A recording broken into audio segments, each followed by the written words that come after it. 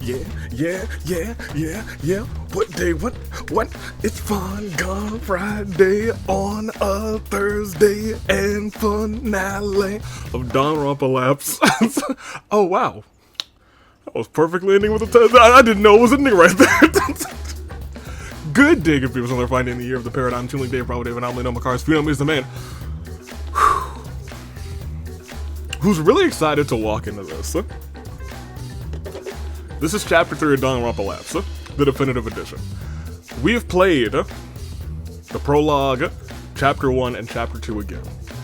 I knew everything that happened in those chapters, except for the bad ending. That one caught me by surprise.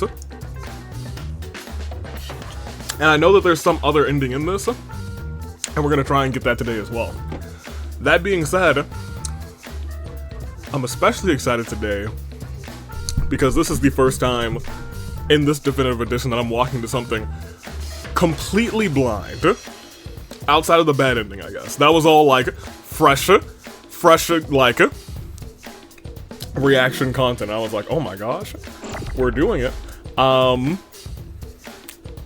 Let's do it. Right there, you guys. Let me pull my chair up.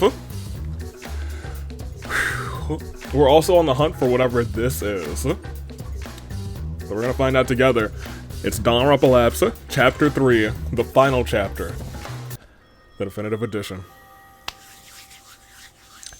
If you have been waiting for this part, first of all, I suggest you actually go back and watch Chapter 2. If you don't want to watch anything else, and I get it, it's time.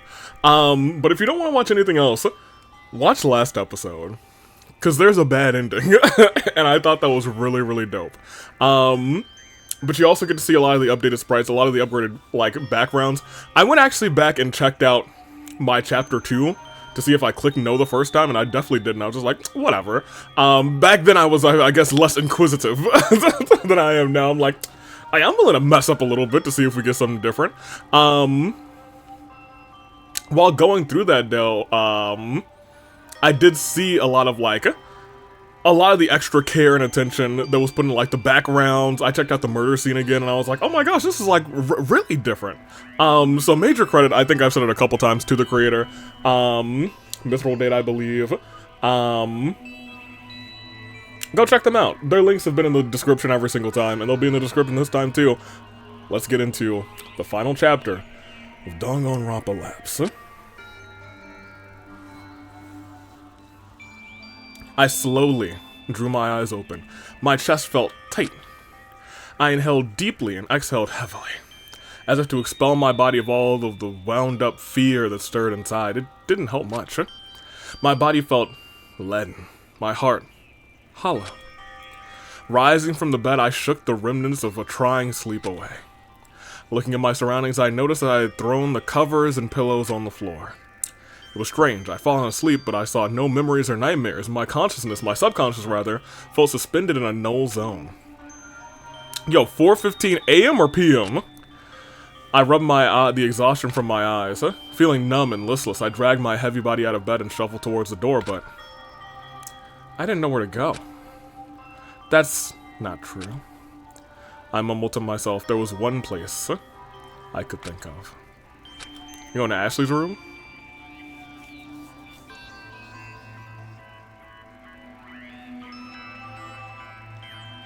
Stepped out of my personal room and saw Lyle down the opposite hall. He just scowled and stomped off. I went on my way. Not Ashley's room, I see. Where are we going? To the murder scene, maybe? The elevator, second floor. I walked through the living quarters, through the foyer, and upstairs to the second floor. Sniff. I saw Sei standing in front of the spa lounge door, weeping gently. Sei? Are you okay? Wow, he cared. Uh-oh. Caught off guard, Sei wiped her eyes.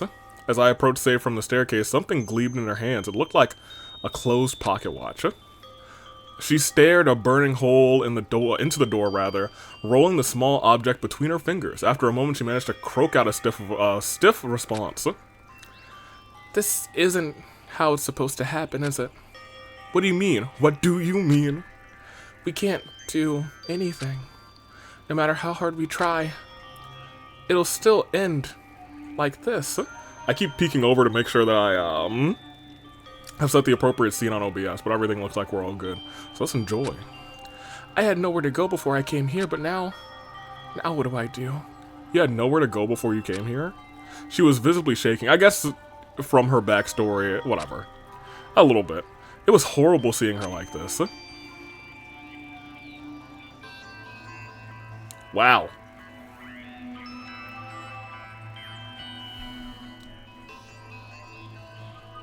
I'm gonna save. Because I feel like, here's the thing. I feel like this might be like the other ending. I feel like one of them's gonna be like the hopeful ending, and one of them is just gonna be like the, wow, Echo. You kind of suck, don't you, ending. I think I want to try and do that one first. Did I actually save? I don't think I did. I sure didn't. We're gonna go right there, though. We're gonna come back. Say nothing, I'm giving up on you. I couldn't say for certain what exactly she was going through. I don't know what to do either. Well, I mean, I guess consoling might have been like a false consoling, too. So I left Say alone. I heard broken sobs fading out as I left. I'm so intrigued. I do what we get, kind of just keep passing people by, and I just keep saying, goodbye. I walk alone inside this pit of danger. Passing through the atrium, I spotted Forte, we are passing people, gazing at the delicate globe centerpiece. He seemed to be humming to himself, but stopped when I approached. Evening, Echo. Hello. Did I interrupt you? No. It's a melancholic tune. I would rather not bother you further with it. Oh. It is a bitter, unfortunate situation we found ourselves in, isn't it? Despite the heavy words, his face read differently. His shoulders remained relaxed as he looked up past the globe at the cool, dark sky. He seemed calm somehow. Tell me, Echo, how are you? Are you alright? Am I alright? No. No, I'm hurt. The killing game and the trials that follow. No, this whole game, it's horrible and I hate it. We're losing people, friends we've just met. And friends we've known. It feels like there's no end in sight. It's perfectly normal to feel devastation as we find ourselves cautiously navigating the life or death situations. The game has instigated those with a spirit inflicted with distress and grief to ends unmentionable and trials heartbreaking. Yes, my soul is stirring, but in my experience on the stage, these sorts of feelings never last for long. We move people to tears with our performances about tragedy, loved and lost. Yet the audience knows the performance will end and thus they'll move on with their lives. I can't help but wonder when, how much longer until the curtain closes on this story. Well, it's the last chapter, Forte. You didn't hear it from me, though. Forgive me for bending your ear with my thoughts. I'll let you be on your way. No, that's okay. It's comforting to know that I'm not alone in this feeling. Indeed, we are never truly alone. I stood in a moment of... Oh! Very good! I stood in a moment of silence as Forte sang his words with clarity. And then I stabbed him in the back.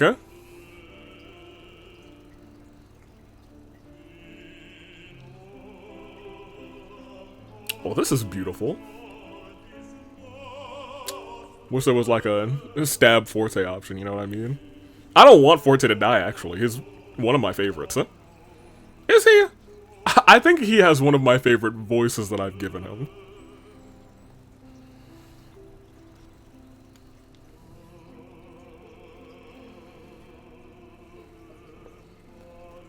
Oh, it's Ave Maria! Oh my gosh! I love Ave Maria, actually!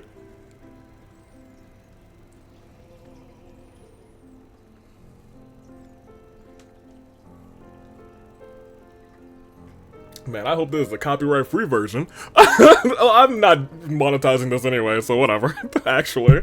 Here, let me... they must want me to do something. Do they? Did they? Oh, okay.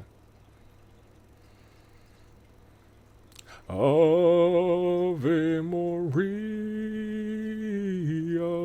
I made my way through the atrium. I love Ave Maria, actually. Up the stairs, arriving on the 3rd floor. I spotted Missy at the marble table in the center of the 3rd floor. She was contemplating something. Oh man, I need to turn this down. I turned it up because I was like, oh man, he's in that Ave Maria. Because I really wanted to hear it. Because I really do love Ave Maria for overall. Continue. Missy? Oh, Echo. Excuse me, I hadn't noticed you. Missy looked unsettled. She might have been put off rather from what I did earlier. I closed the distance between us. What's that? This is... She moved to conceal a small decorated box. What is the other thing? My revolver and a dagger. The 2 weapons shone dully in the dim light of the hallway. I discovered the dagger when Cyrus allowed me to explore the room of my associate. Needless to say, I didn't take it with me, but here it is again, as if it were following me. And the gun? Cleaned and poised for reuse. It looks like it was the only thing to emerge from the wreckage of the smoke lounge. I see. The dangerous tool needed to continue the game were rather returned to the players. I stared at the weapons in her hands. More than anything, I wanted to tear them out of her hands and oh my goodness. And I didn't even know what I would do if I had them. I suppose it's inescapable. Missy snapped me out of my thoughts. Where there is love, grief will be following close behind. Missy seemed to harbor a great concern for whoever this dagger belonged to. Can I ask, who was this person? Missy hesitated. Hey, you ain't got no right. Echo just lost someone very close to them. A former love. Oh. I don't think I need to tell you how important, no, precious she was. So much so that I foolishly endangered everyone. The traces and signs of our friends, they've been placed to provoke us. This dagger is analogous to seeing Silva's helmet. They are items of close regard, and to see them away from their respective owner is distressing. What was your person like if they just had a dagger was like their big thing? I withheld this information because if everyone realized the truth of these items right away, we would all become distraught and lose our bearings in the midst of saving ourselves. But I just don't know anymore. I thought I knew what I was doing, but nothing makes sense. The more time we spend here, rather, the less I know. Morbid curiosity, the desire to delve rather further and further into a dark well for a pinch of hope, it's driven me to no satisfying end. And now I'm making you suffer my consequences. Missy. Another heavy sigh escaped her lips. I've never felt so aimless. So, as a tactician, that's kind of crazy to say. Little ellipses battle. Echo. I don't expect forgiveness rather from you for what I did.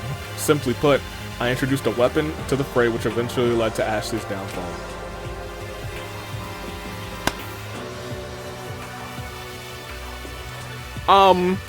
Here's the thing. I would really love to forgive her. But, like, you know, I've already ventured down this, this Echo alone route, so, I am going to blame you. I understood why she did what she did. Leaving the weapon out was a show of belief that would do no harm. I understood in theory, but you say that, but ultimately a weapon was used to cause destruction. How could I not come to the conclusion that you're at fault? Missy's eyes fell. It's easy to want to connect those two damning things together to find a reason within the tragedy, but it's merely not healthy. The truth of this bigger picture is rather Ashley meant to protect the one she cared about. And she truly wanted to remove a threat from our group, having faith that we, remaining students, won't do harm to each other after the fact. Despite that, regardless the risk she took, we're still participating in this seemingly endless game. Well, I mean, there's one way to end it. To schmurder and get away with it. Our predicament doesn't seem black and white, does it? Ugh. I'm sorry, I can't seem to form my thoughts. Missy's composure was fractured.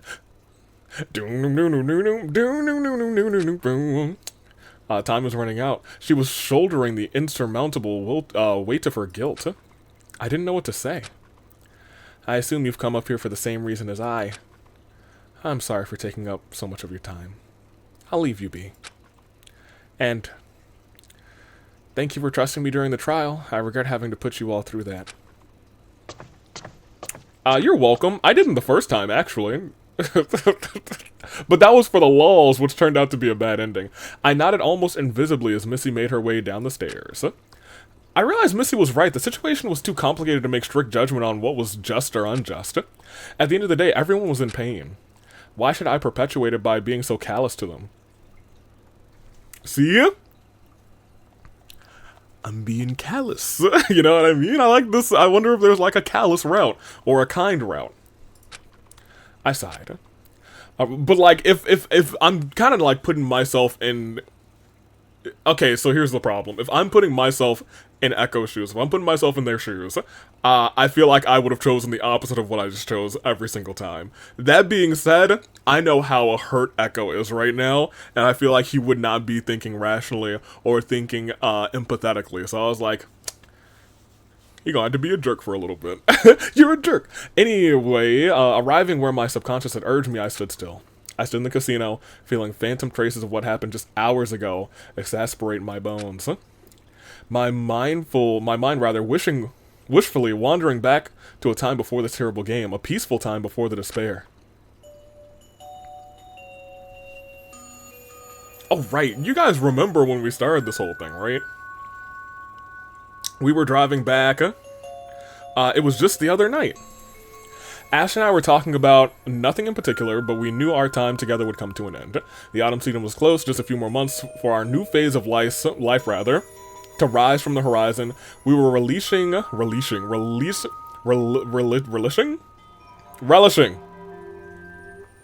Y'all, it's 11:30 p.m. I can't read right now. Anywho, the bright, warm sun of the present before it set to a peerless night. Sitting comfortably, familiar silence, we enjoyed each other's company. It's taking us back to the start of the game. Oh, yo, Ashley is so tall, actually. Have you decided where you want to go? No, not yet.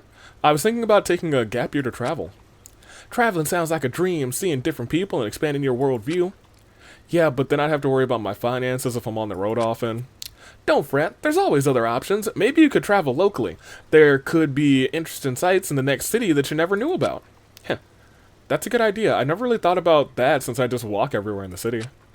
What about you? Any interesting prospects? Well, Papa wants me to help out more on the ranch. The new season's coming up and we're expecting some competitors rather to stop by. Oh yeah, the races. You get pretty busy during those weeks, right? It's hectic, but it's fun. I don't mind helping. I'm glad we get a little bit of Ashley seen here. I think, so I'm like, I joke and say Forte is my favorite. I don't actually think Forte is one of my favorites in terms of the actual character in this game. I just like his design, and I like his voice that we gave him. I think he's actually on the lower end, because nothing really substantial seems to have happened with him yet, which actually should put him at the top of the totem pole for, he is somehow a part of this in a way that we didn't realize. Anywho, and I don't mind helping. In fact, I was still unsure about what I was going to do after school anyway, so it gives me more time to think. And some more time with Hyperion. I'm sure he would miss you if you left. Well, she's left alright, for good. Of course, I would miss him too. We laughed lightly. I don't think you have to worry too much. If anything, you have a future at the ranch with your father. It's a good fallback just in case anything were to happen, right? Yeah, a good fallback. A pondering silence drifted. I think you should travel, though. It would be wonderful to hear all about your journey. Nothing is really keeping you down, no? Not really. The idea is a little daunting. Learning new languages to get around, not to mention finding money to do so, it's a little risky. And we're probably not going to have many chances to see each other. Well, there's always a million reasons not to do something. Yeah. Besides, if you ever get tired of traveling, I'll always be here. Well, not anymore, Ashley. Just don't forget about me, okay? She flashed me that warm smile, that warm, comforting smile of hers. There goes horse girl. Don't forget, I felt my heart swell. Don't forget, I just remembered something. Ultimate memory. No. Apparently, I returned to my room for the first floor rather after some time. Passing through the foyer, I saw Missy and Forte having dinner in the dining hall. Hello again, Echo. Are you well? Yeah, I think I'll be okay. Missy, I'm sorry if I was unresponsive earlier. I just needed some time to sort through my thoughts. I understand. We're all going through a lot right now, but nobody more than him. And maybe Lyle. Yeah. Even though we shared a mutual sentiment, our eyes never met during the exchange. Forte broke the silence. Echo, would you like to join us for dinner? It's been a trying day. You ought to take a moment to unwind. No thank you. I had so many things on my mind, I had no appetite to feed, no appetite to feed the thoughts. Will you be alright? Probably not, but I have a lot to think about. Well, don't push yourself too hard, and don't be a stranger if you do end up wanting to join us. Sure thing. Thanks. I left Missy and Forte to enjoy their meal in peace. I don't know who else is gonna perish is the real question.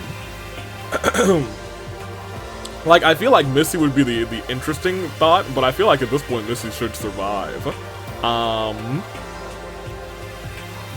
We'll see. I wandered to the middle of the main foyer and paused. That is something about this game. It feels like every character has felt important, and sometimes you don't get that with a game. Sometimes you're like, oh yeah, this is quirky comic relief character. Everyone, it's because it's a smaller cast, and I think that's what I really appreciate about this game. Everyone feels important, except for, I don't want to say except for Forte, because Forte's had like, I don't know, he's had a little bickering moment at the start of the game. But I feel like he is the least important out of all of them, which makes me believe that something is up with him, you know? You know, he's just a perfectly fine, standard character, but he hasn't done anything, unless this is just gonna be his chapter, you know what I mean? Something was bothering me. One concern I had involved someone I hadn't seen all evening, Kanon.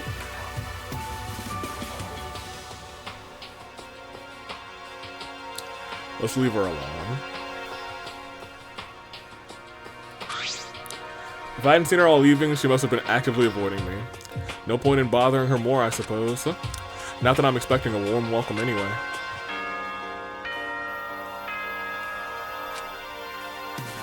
It is now 9 p.m. Morning time will begin at 10 p.m. Facilities are closed until 7 in the morning.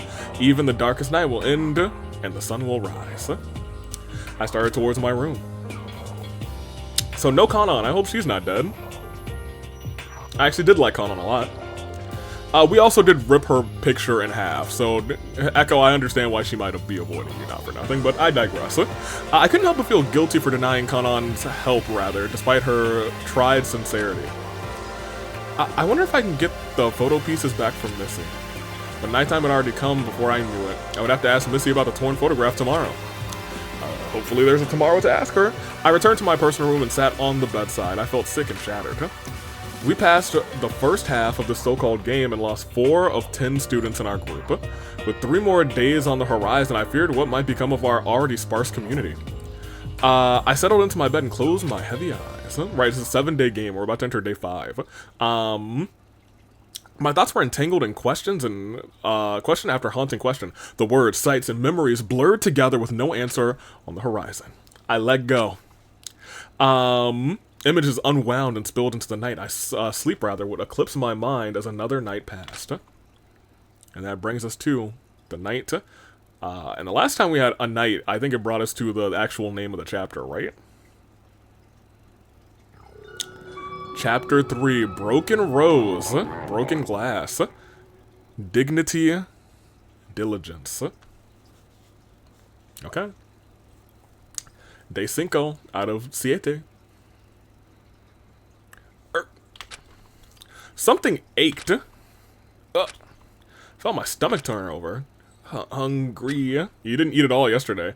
I slipped out of bed and went to the sink, splashing another Fitful night's sleep from my eyes with a crisp water. Alert from the chill, I got properly dressed. It was disturbing how quickly I acclimated to the morning routine. 7 a.m.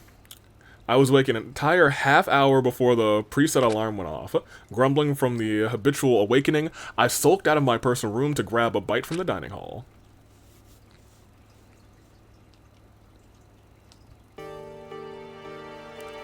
The halls were quiet. Nothing but my soft footsteps upon the carpet kept me company. I crossed the dimly lit foyer and sat myself down at the end of the dining hall table. I laid my eyes directly on the basket of pastries that still sat in the center of the table. 2 pastries remained. It's crazy because, like, in my brain, I'm like, oh my gosh, those pastries gotta be stale at this point. But I was like, I guess it's only been, like, 2 days since she's died. If they were, like, wrapped up, they're probably fine. I helped myself to the lemon square, the delicate bite of sweet and sour zest filling me with a flavorful vigor. As much as I enjoyed the pastry, I couldn't help but remember the melancholic feeling of Pandora's life being cut short. I finished off the lemon square, leaving the jam Danish in the basket by its lonesome. There it is. I placed the. I wonder if like these Danishes or pastries are supposed to be symbolic. Anywho, I placed the snack rather in a folded napkin and stuck it in my pocket. Maybe I can give it to Kanan. It's not much, but I didn't really know what I was going to do with it. I would give it as a peace offering. I don't think she would accept it as a peace offering per se, but it would be a shame to waste it. I tried to recall whether or not Kanan had even tried one of Pandora's. Think you're doing? Oh, dang, that really cut me off there. My thoughts were interrupted by a sharp exclamation. I think, and I've seen this with a couple of games recently, especially games that you're like clicking through the dialogue. This is really effective to me, especially when you're reading it out loud. If you're doing like a Let's Play or you're like actually just reading it, or you're not just like skipping dialogue, just skimming.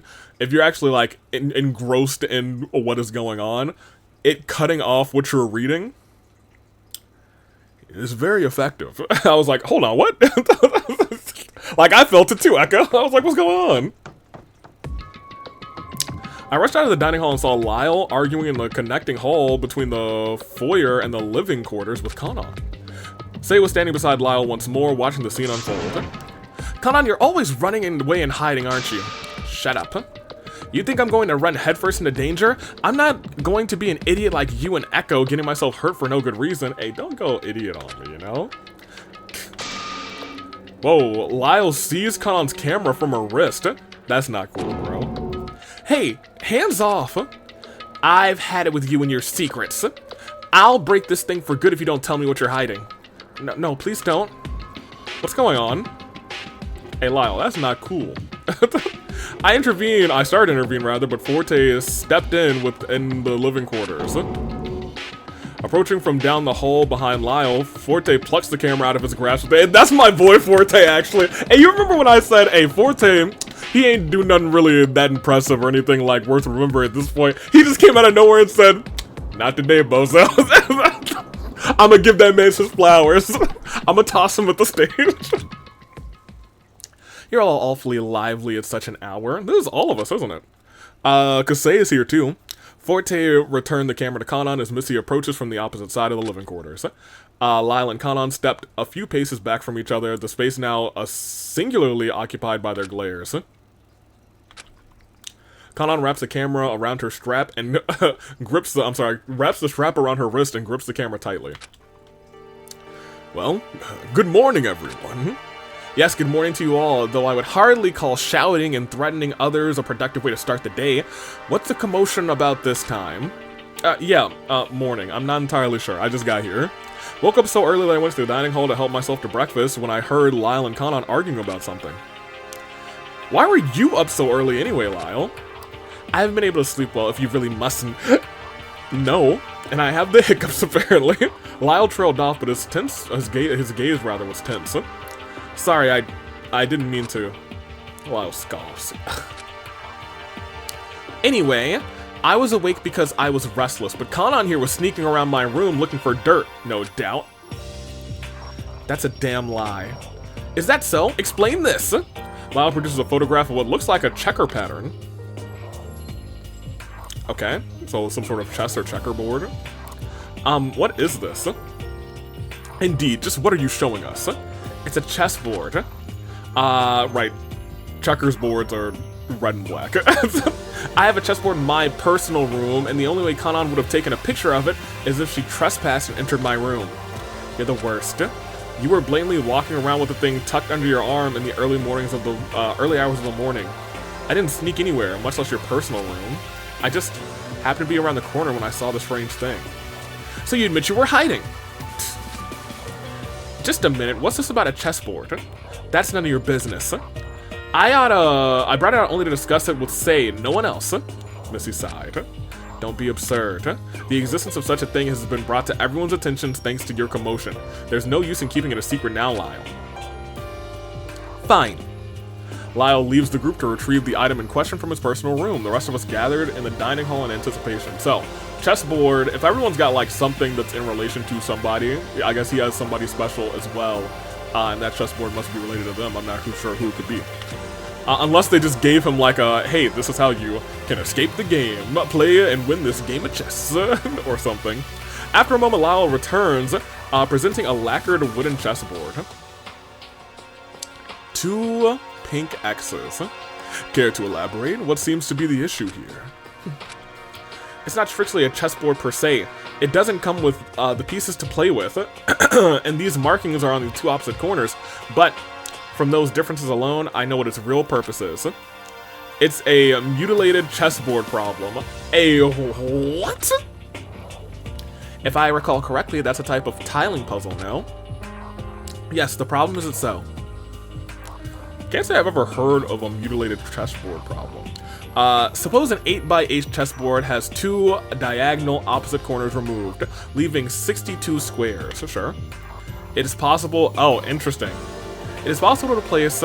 Is it rather possible to place a 32 2x1 dominoes in such a way along the ranked surfiles that all squares are covered?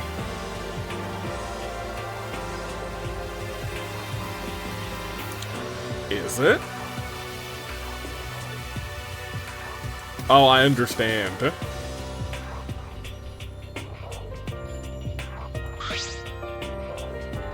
Numerically, sure, but it would be a matter of, like, can you fit them all there? From the numbers alone, you would think mathematically it's possible. After all, 31 is easily half of 62, right? However, the problem is impossible to complete. Yeah, I was gonna say, just because of the 8x8, you're gonna have a diagonal, probably. By removing the 2 diagonals of the opposite corners, you're taking out either 2 black or 2 white squares. Whichever is removed, you're left with the real estate of 32 of one type and 30 of the other. This is an issue, since the dominoes will always cover 1 black and 1 white. If the 2 remaining squares are uneven like that, we'll be left with 1 domino and 2 uncovered squares. At a diagonal. Or not necessarily at a diagonal, but they will be, you know. You get it. At the end of the day, puzzles like this are pointless. They're not problems, they're hoaxes meant to frustrate. In that case, do you believe we were expected to solve it, given you are the ultimate puzzle master? I doubt it. It came with neither instructions or dominoes, just the board itself. 2 marked corners were in my room. Even if it were given to me to solve, whoever gave it to me must have known that I would see through the problem straight away towards the impossible nature of it anyway. So Lyle had this complicated thing in his room as well. Huh, hang on. This moment felt oddly familiar, hearing someone had a strange thing in their room. What do you mean oddly familiar? I wonder if it was a coincidence or... Hey, Forte, can I ask you something? What is it? Oh wait, what is it? When I was shocked on the first day, you took me to your personal room to keep an eye on me. I remember you had sheet music. What was it of? Oh, that. The sheets were actually select parts for a libretto for a opera I have some disdain for. Also, it's something that frustrates them in everybody's room, it seems. Indeed, the story of a man that, despite his success, makes a deal with dark spirits to get what he truly wants. I don't care much for the moral of it. I see. His choice of words were rather nonplussed. His brow furrowed deeply at the mention of the opera. So it sounds like maybe he did something similar, perhaps. But continue. Could these things be indicative of something more? In their respective rooms, Lau had a frustrating puzzle, Forte had sheet music that turned out to be a story he didn't like. Interesting. I wondered then if my revolver in my room presented in a similar fashion. To test myself with a precarious game within a game itself. What could that mean? Don't you think it has something to do with your talent as well? Perhaps.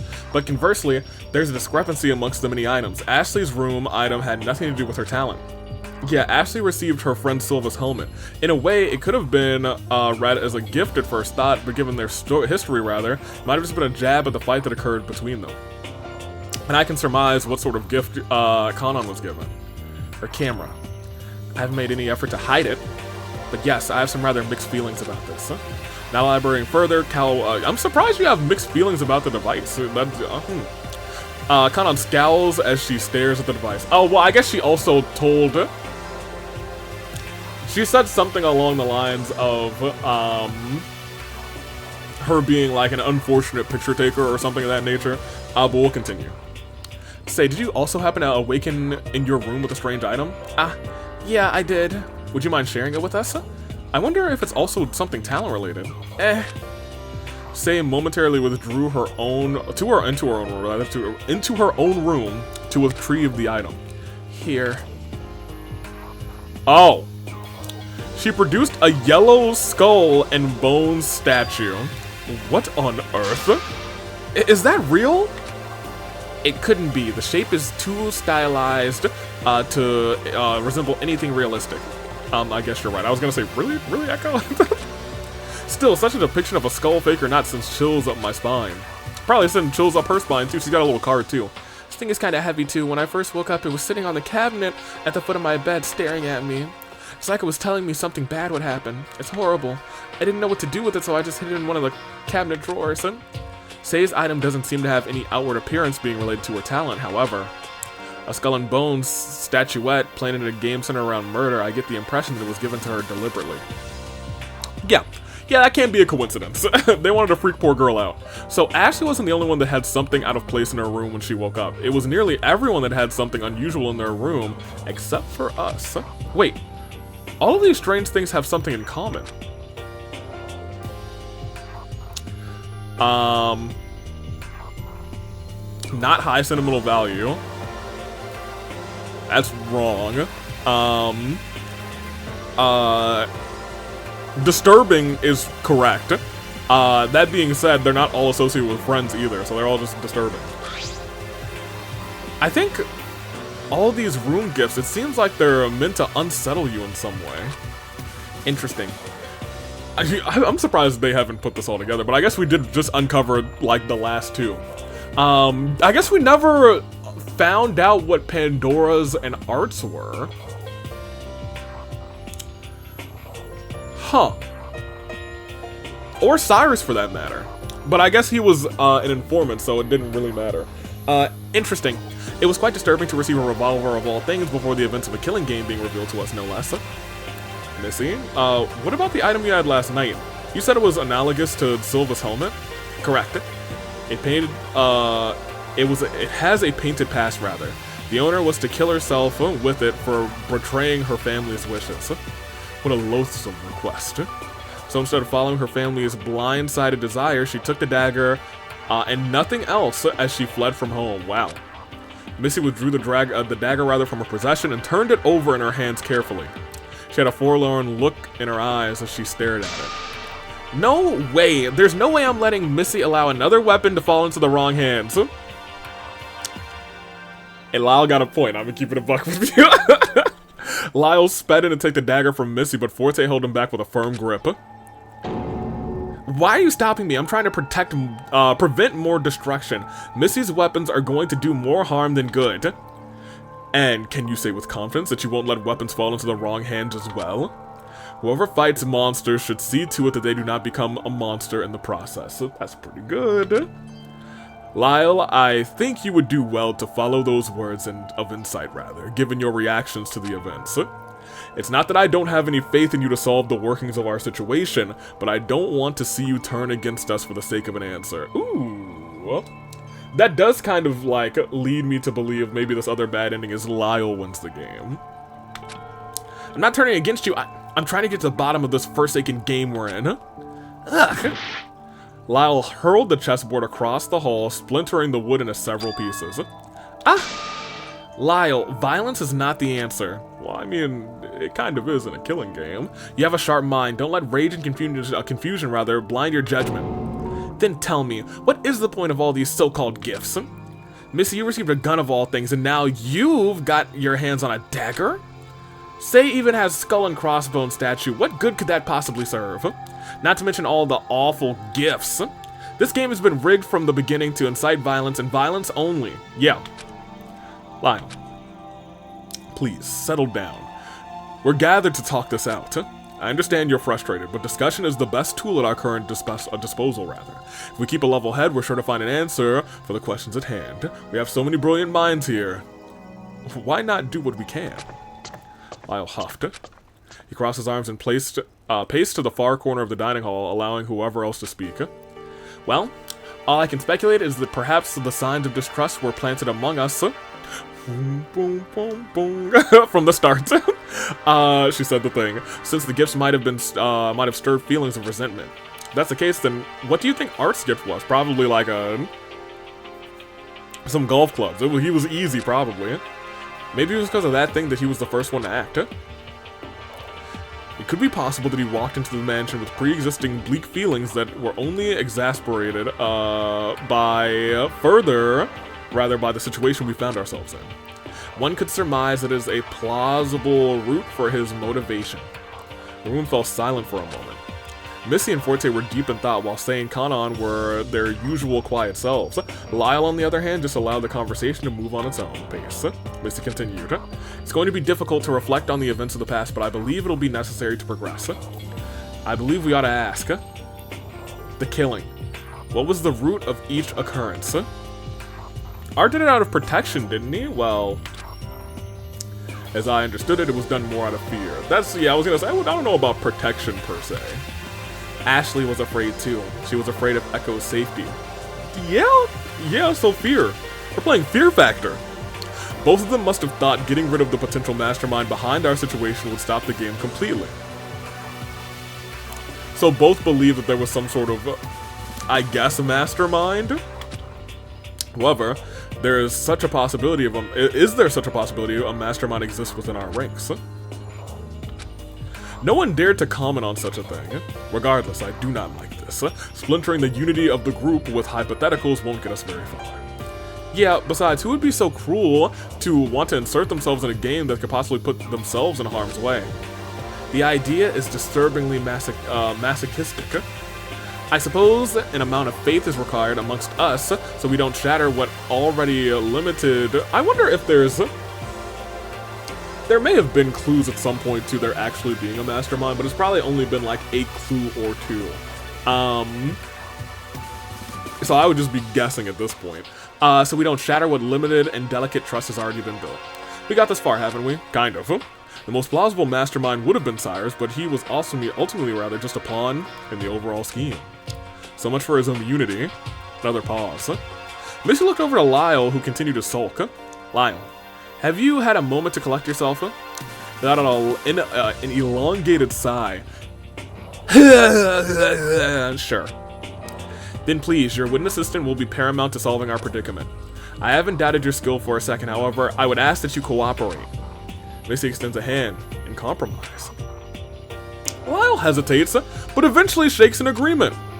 Make no mistake, I'm suspicious of everyone here, especially Missy. Don't think, dang, I clicked the button. Don't think I'll forgive you for the hoops we had to go through to figure out what happened to Cyrus. Yeah, that is 100% on her. I don't expect you all to accept any of my excuses, so long as we're understood to have the same goal, to escape our predicament. Whatever. Let's just get on with figuring out this damn killing game. If we think about it, the working goal was supposedly meant to be committing to such horrible acts for is to earn something called the ultimate prize, which is what? The prize meant to be received at the end of 7 days of captivity. In that case, couldn't we just wait till the 7th day? Was pursuing the so-called prize even on anyone's mind the whole time? Consider this. What could possibly be so desirable, rather, yet completely unspecified that we are provoked to fight to the death? We ought to solely focus on pursuing escape and resisting any pressure to act on killing. That's the only answer I can foresee. But as we've seen, Zero has deployed a number of things throughout the day to apply stress. Regarding the force motive question, just the act of choosing whether or not to discuss it has already had its suspicious implications, doesn't it? And it didn't happen in Cyrus's case since the killing occurred in the early afternoon. But if we didn't do anything like we did on the second day, something would have been employed later in the day to ensure we would act. Case in point, the disturbing music. Then, indeed, waiting out, but even the disturbing music wasn't the cause of, Art acting, you know what I mean? Because Art never heard the music until after he did the murder, you know what I mean? Or is that not true? No, that's true. That is true. That's true. Then indeed, waiting out wasn't going to be an option to begin with. As far as we could tell, nothing made any sense. Missy furrowed her brow.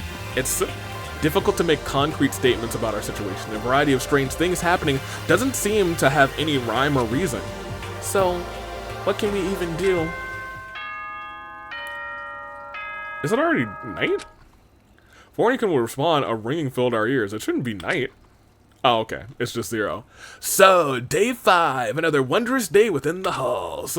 Today's force motive question is, do you believe in strength in numbers? That's a real head-scratcher, huh? Nah, not really. It seems pretty obvious, right? Unless we have any lone wolves out there.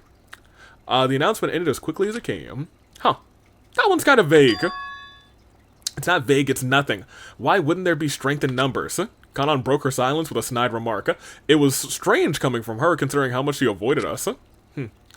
I'm inclined to agree that the answer seems pretty straightforward. I concur, especially since we've been finding ourselves in this very situation where it's beneficial that we all be present to discuss the game. Okay, so we all agreed that that was completely pointless. That's really funny, actually. Back to what we were talking about.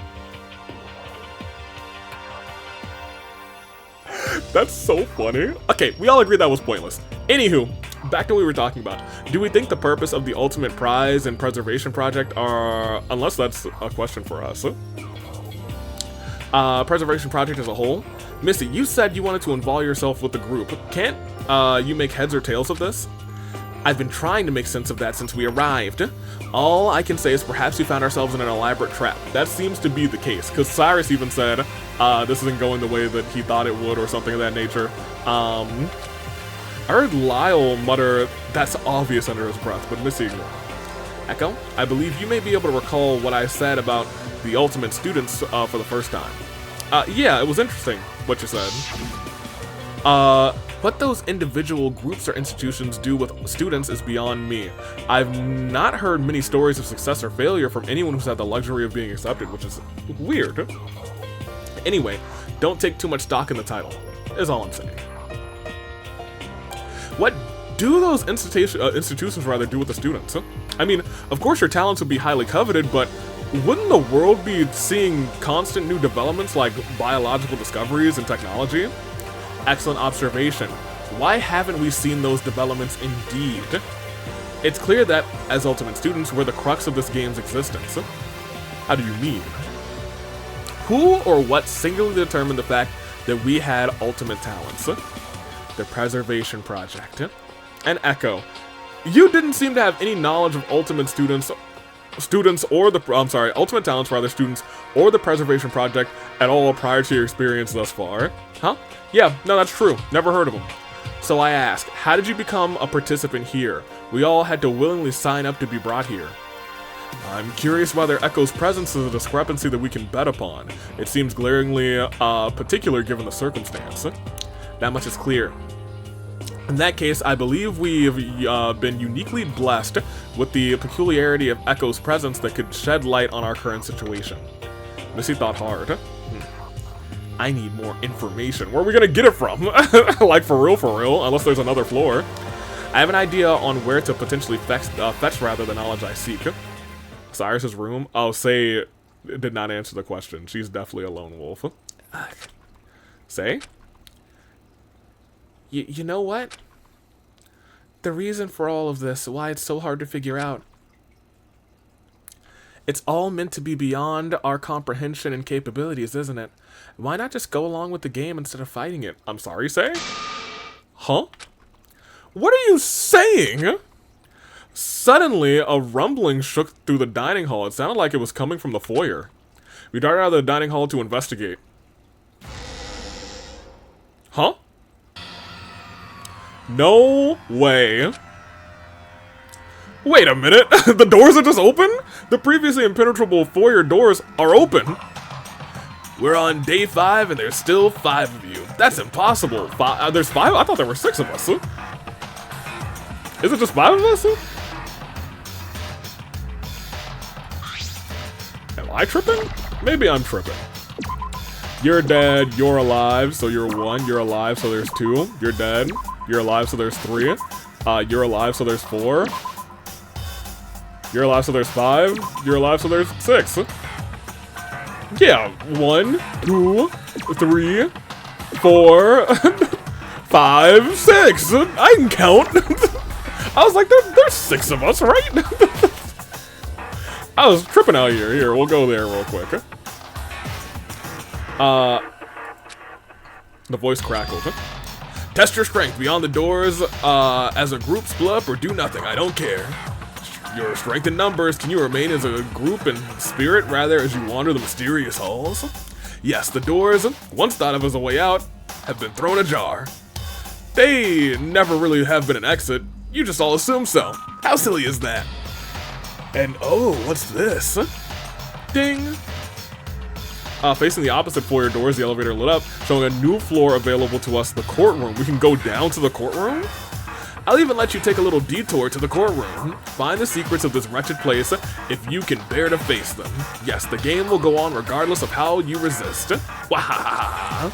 Everyone's so astonished. They're all fixated on the gaping dark hole that lay beyond the previously dangerous door, the shocking door, the electro door. Zero is challenging us to uncover the secrets of our captivity. So be it. I will be infiltrating Cyrus's room. That's what I was talking about. I was like, you want to go to Cyrus's room, don't you? He had information of mine and Ashley's connections. He likely has access to much more information. What? But the door that mysteriously kept us in has opened up. There could be information further in the building, too. Lyle pulled out the secret note that he's been holding on to since discovering it on the second day. This note has to mean something. It's clear that Zero represents one of the symbols and has shown himself in the courtroom. The same has to be said of Eve's symbol, too.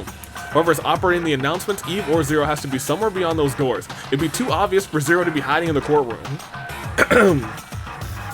What if it's simply an artificial intelligence behind the two personalities? Then what? Searching for something rather intangible and scripted from the game won't relieve the overall secrets behind the walls. Cyrus knew things about a project as a whole, the kind of information that can't be denied at a time like this. Lyle, Missy, please. Arguing again isn't going to solve anything. Agreed. I hate to suggest it, but let's split up. Oh. Perhaps this is an opportunity, this opportunity, rather, is the force motive question presenting itself as a testable way.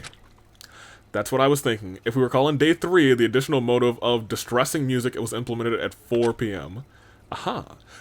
We can split up and investigate until 4, where we then rendezvous and exchange information, all while bracing ourselves for whatever Zero has in store for us. In that case, I'll venture into the unknown. If anything goes wrong here, you can bet that I'll be the one to puzzle the truth together in the aftermath.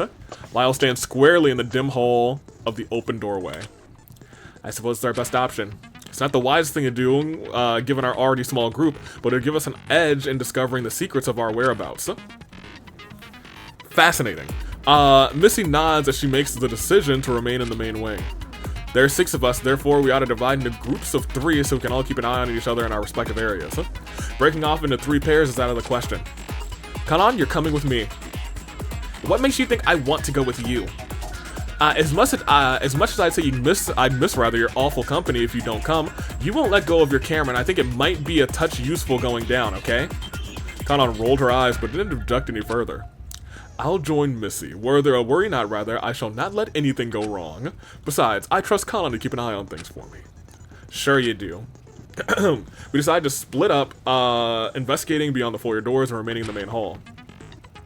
With only myself and Sei remaining, I looked to her to see what group she would go with. Sei remained still. I guess she was waiting for me to make my choice first. Ooh. I wonder if I'm gonna actually have a choice, and then I will get, like, different information based on it. Here. I was wondering what everyone else was expecting to find from this. Forte, what are you feeling, my dude? What do you think we'll find? Who can say?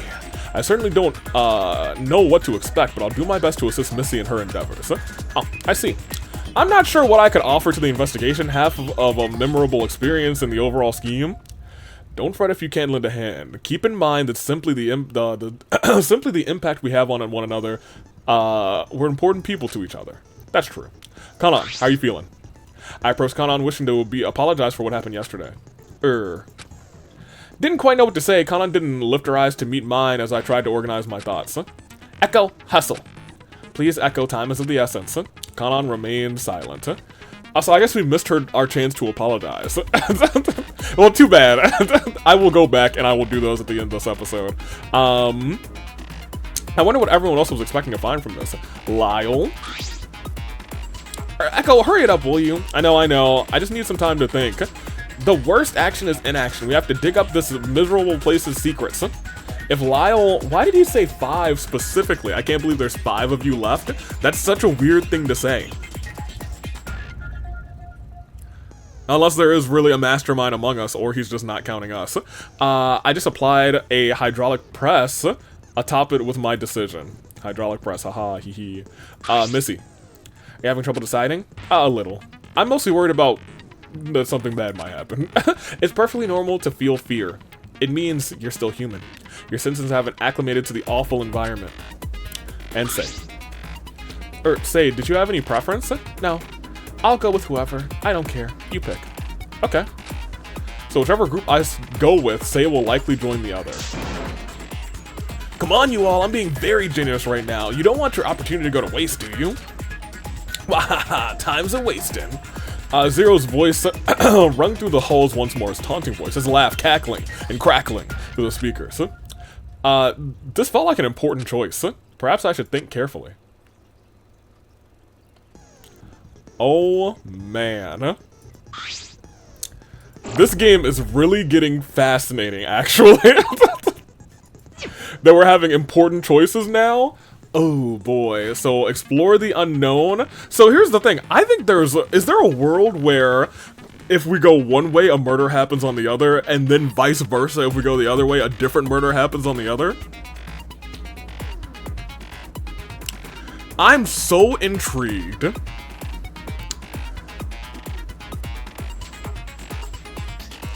And it's interesting because I think this is really split up really nicely too. Like I could see myself saying like it's kind of a matter of like who you vibe with at this point. Because these two groups are two very different vibes. You know what? I said this entire time, Forte, you haven't had your big break, your big moment. I'm gonna go with this group. Yep, we're searching the rooms. I think that's fascinating. I'll go with Missy and Forte. Man, this might be it. Dude, everybody get like 2 episodes out of this? I don't know, dude. I got no idea. It was decided. I joined Missy and Forte on the opposite side of the door, the side of the center glass table, rather. Sei joined Lyle and Kanan near the foyer doors. Then that's it. We'll each investigate to our fullest abilities and rendezvous here before 4 p.m. Is that alright with you, Lyle? Yes, ma'am. Lyle already began walking past the doors before she asked. Kanan silently matched his pace, rather, and Sei scurried up to catch up. As the three, I don't know if I like Lyle and Sei together and Kanan all alone, you know what I mean? As the three faded out of sight, I immediately began to feel uneasy. Is this okay? Splitting up? Come now, Echo, a choice has been made. The general consensus... Yo, I don't like this, actually. Yo, what if, like, Sei dies either way? And it's a matter of who killed, or Sei is the killer either way, and it's a matter of who dies. I'm very intrigued. Come now, Echo, choice has been made. The general consensus is was that we were to split up evenly if we wanted to comb the building in a timely manner. Yeah, sorry. I'm just a little worried. I couldn't shake the remnant hostility between Lyle and Kanan's argument this morning. That's true. And we left them together. Oh no. There was a crackle of static before Zero started to speak again. So you all decided to split up, huh? That's alright, no sweat off my back, figuratively speaking, of course. Thanks to your fancy bracelets, I can still locate where you are. There's no escaping for you quite yet. Anyway, I have a very special big motive for you all later, but for now, how about some fun little gifts? Not for everyone, mind you. These will be for Kanan and Missy, respectively, near the kiosk. Grab it if you want, or leave it for someone else to stumble upon. I don't care. At this point, whatever you do is meaningless anyway. Huh? I wasn't sure if it was just me, but it felt like Zero's energy was different. I'll check back in with you folks later. Enjoy your investigation. The announcement ended. Missy went over to the foyer as directed. Similar to a victim report, the kiosk printed out a small sheet, blank face up. What is it? Don't feel any pressure to share it if it's unpleasant. To be frank, I'm only expecting unpleasant. Missy tore the small sheet from the paper feed and flipped it around rather. As if being beholden to her vexing gift wasn't enough, I have this to remind me of this game's treachery. Was that her? She showed us the face of the sheet, a photograph of Darling drenched in blood. A mocking picture of her death. Missy spat the words at Forte, and I took a quick look before turning my gaze away from the horrific sight. Truly despicable. Missy stared at it a little longer before stowing the picture in her inner coat pocket. We all must get to the bottom of this treachery. I'm revolted by how condescendingly this game treats lives. Missy turned down the living quarters towards Cyrus's room. I wish I could grab Kanan's too. Because it was for the two of them, like, particularly. It didn't occur to me until we arrived at that door. We don't have a way in, do we? What do you mean? Isn't the door locked? Desperate times, rather, call for desperate measures, don't you think?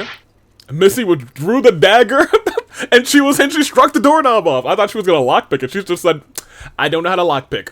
Thwack! I don't exactly have Cyrus's ID bracelet now, do I? I guess not.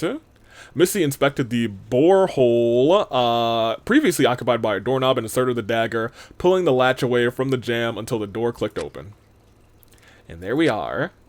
Do you think this would be against the rules? It wasn't explicitly stated. However, if it were, I'll deal with the fallout in the courtroom.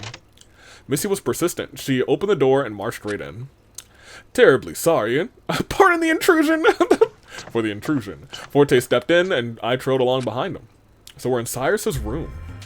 Ooh, and this music is playing. There's a little something I can already see over there next to the text box, to the right of it. Cyrus's room had little defining feature in it. Similar to mine, Forte's and Ashley's in design, the only thing apart from it was a set of manila folder files on a bedside table. Aha. It was only a hunch, but it seems I was right about presuming Cyrus had information about us. Missy fanned through the folders across the bed and began her search. Here, grab a folder, see if you can find anything interesting about our situation.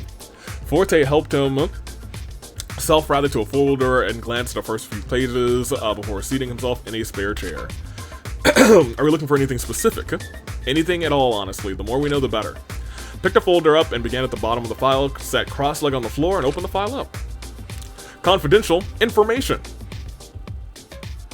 I found floor plans of the building. Oh, that's super useful. There were some general blueprint diagrams, nothing I could really make sense of, not that they looked much different from the maps displayed on the kiosk. Okay, so whatever.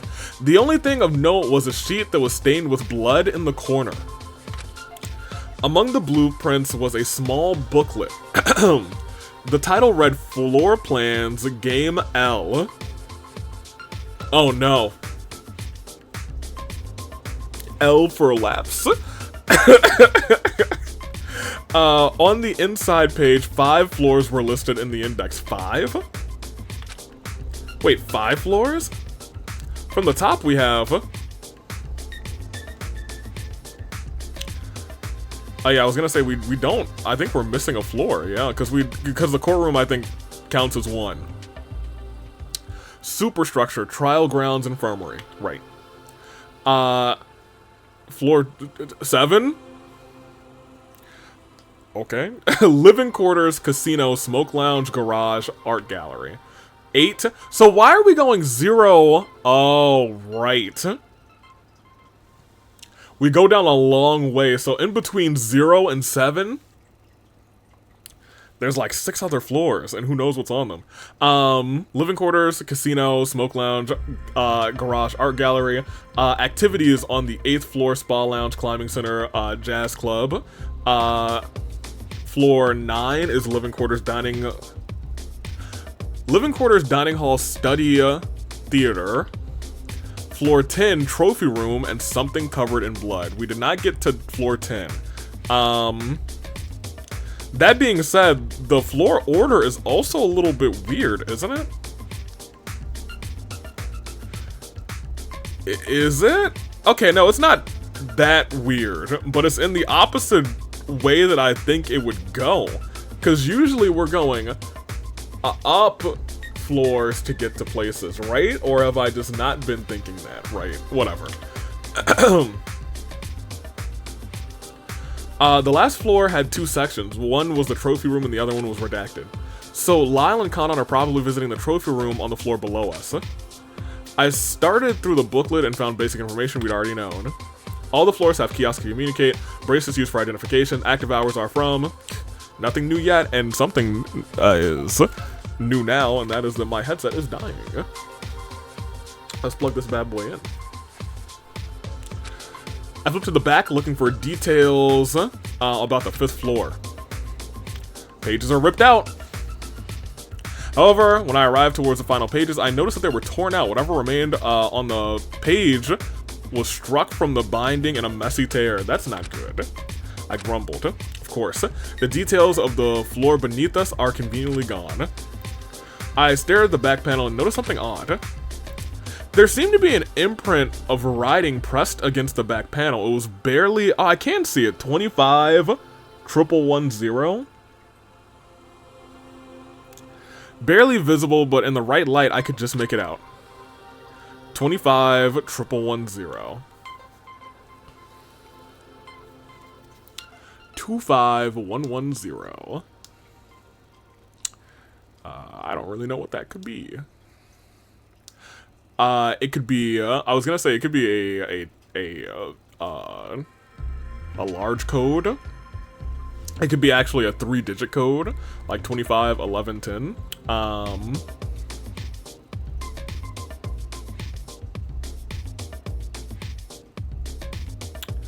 don't know. I can't think of anything exactly.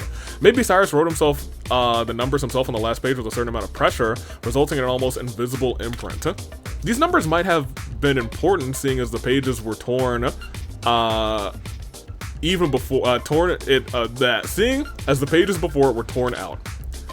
Or they could have been a mistake, and that's why the pages were removed.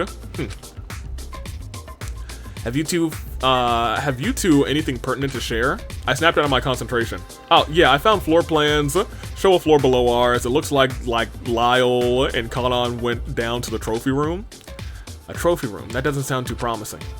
Well, there's another room too, but it was crossed out and I can't figure out what else is down there, so. Take a look at this though. There's some numbers that are barely visible here. I showed Miss the impression rather of the numbers on the back panel. Here's the problem. I feel like, what if there's a world where they need those numbers? You know what I mean? What do you suppose? You know what I think? I think there's a world where there's an ending, and I think this would be kind of neat as one of the secret endings. I don't think it is. It might be actually. If you need those numbers, and the only way to get them is to go through the other route. So it would be like, you didn't just guess these numbers, you know them. You know what I mean? It's like our time jumpy route, but whatever. A code, perhaps. I don't recall encountering any sort of code locked door in the immediate facility, and it's likely the code is meant for something in the area where the 3 of them went. Right. That said, let's finish our investigation before we visit them. When we rejoin them, we'll see what discoveries they have to report and whether or not the code will be of use after all. I nodded rather, and made a point to memorize the numbers before setting the book to the side. Forte, did you find anything of note? I came across our class's dossier, namely student profiles for each of us. Student profiles? Did you find anything about me? I was still wondering why exactly I was involved in this game, since I didn't explicitly have an ultimate talent. I've exhausted the files while they're on hand, and I didn't see your name anywhere. Oh, I see. I'm terribly sorry. I understand it's been bothersome to be here as an unexplained outlier. It's not your fault, Forte. I guess it's coincidence. There's no coincidences in this game, although I did come across something useful. These student profiles have an immense amount of background details, important figures, significant others, fears, and miscellany. Other miscellany. Other than Cyrus, no one present has any background involvement with the game. So all of us present are just victims of coincidence. It seems statistically improbable given our talent expertise. Yes and no. How shall I explain it? To start, as we are aware, the minimum requirement to come here was to be an ultimate student that received a letter of recognition from the Preservation Project. Should they have accepted the offer for protection, there is a period of time between sending the letter back and I suppose being whisked away in secret to this location. It seems at that period of time, there was another sorting method to creating the class. Classes were to be comprised of pairs of ultimate students. These pairs of ultimate students would have to be two people who were insignificantly involved in one way or another. For example, the folks we did see from day one, Art and Lyle, were apparently considered to be close enough for pairing off. Although it appears this roster would have included a few other students that would have formed pairs rather, but aren't present, one can only assume that Cyrus crossed out the students that are absent. However, there are two students that aren't crossed out, which may require further inspection, and well, it would be best rather if you saw it for yourselves. Who's not crossed out? Forte revealed a roster with the students' names and talents.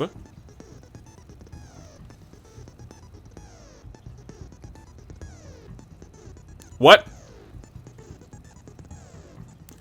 Oh, that's bad.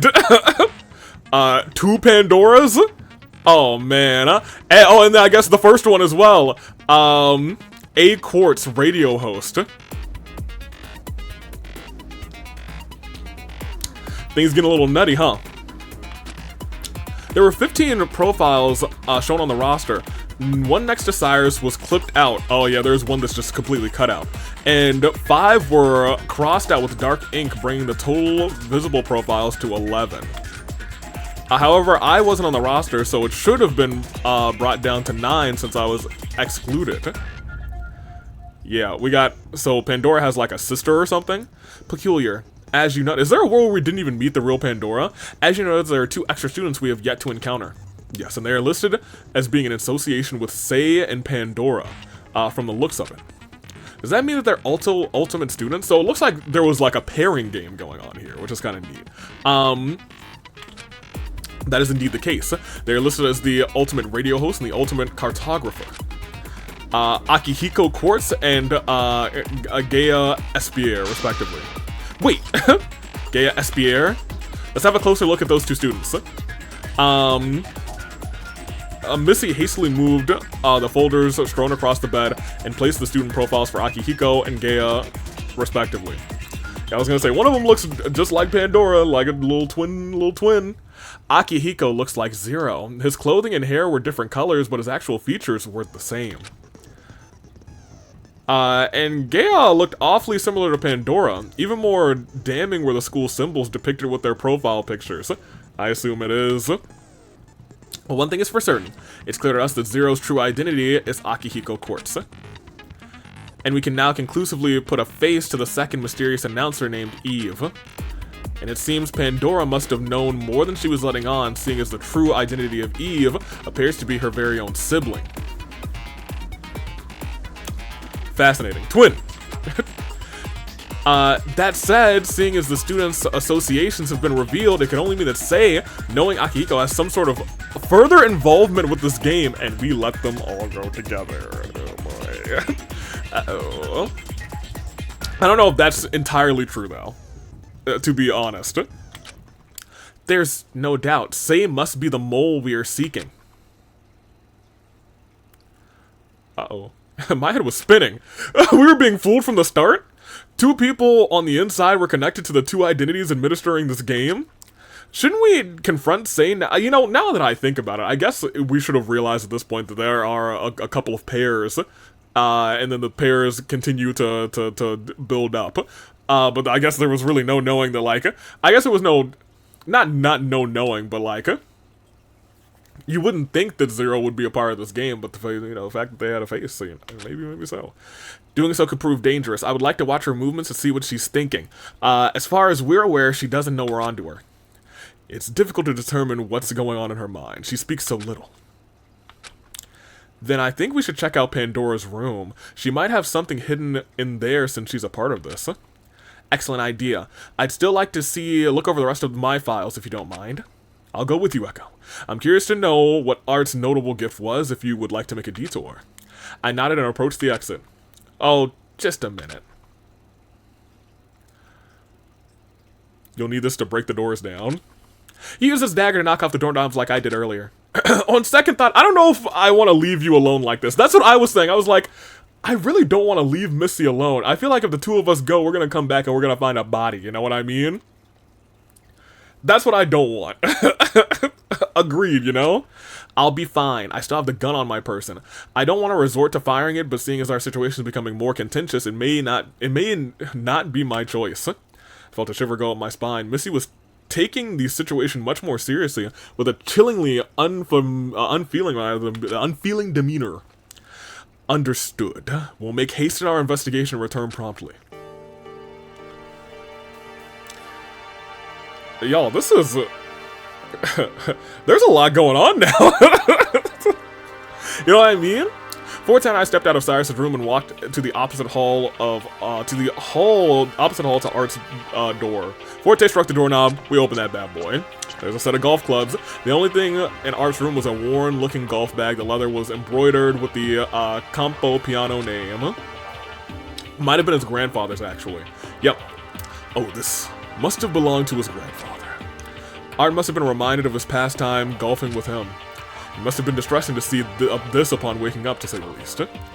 Forte let out a heavy sigh. It's unfortunate, but it explains his reaction to Pandora's question. Now knowing that she might be involved, do you think she goaded him onto? That would be quite masochistic, wouldn't it? And to what benefit, after all, she fell by his hand. That's true. Forte paused. Do you believe that the flap of a butterfly's wings rather could cause a hurricane? The butterfly effect! We talked about this last time! He's got the butterfly effect butterfly on him, you know what I mean? We'll talk, Forte. Huh? You mean like a little butterfly creating a disaster? Sounds improbable. It's a theory. Minute occurrences within similar initial starting conditions can lead to drastically different outcomes. This situation could very well be one of those drastic outcomes. Are you speculating that Pandora set this entire scenario off by purposefully inciting the first murder? Who can say that was her intention? Besides, her interactions were never of ill will, were they? She was kind to everyone, so who's to say perhaps the flaps of the butterfly's wings caused the storm that would eventually give way to the shining rainbow that will grace our skies.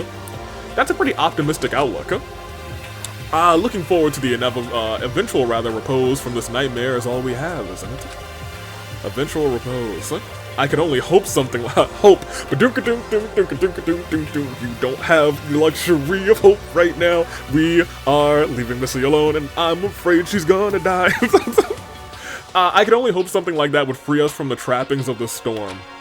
Though, why should rather we wait for something minuscule and out of our control, like the wings, to dictate our fate? I'm keen on taking such matters into my own hands if need be. I'm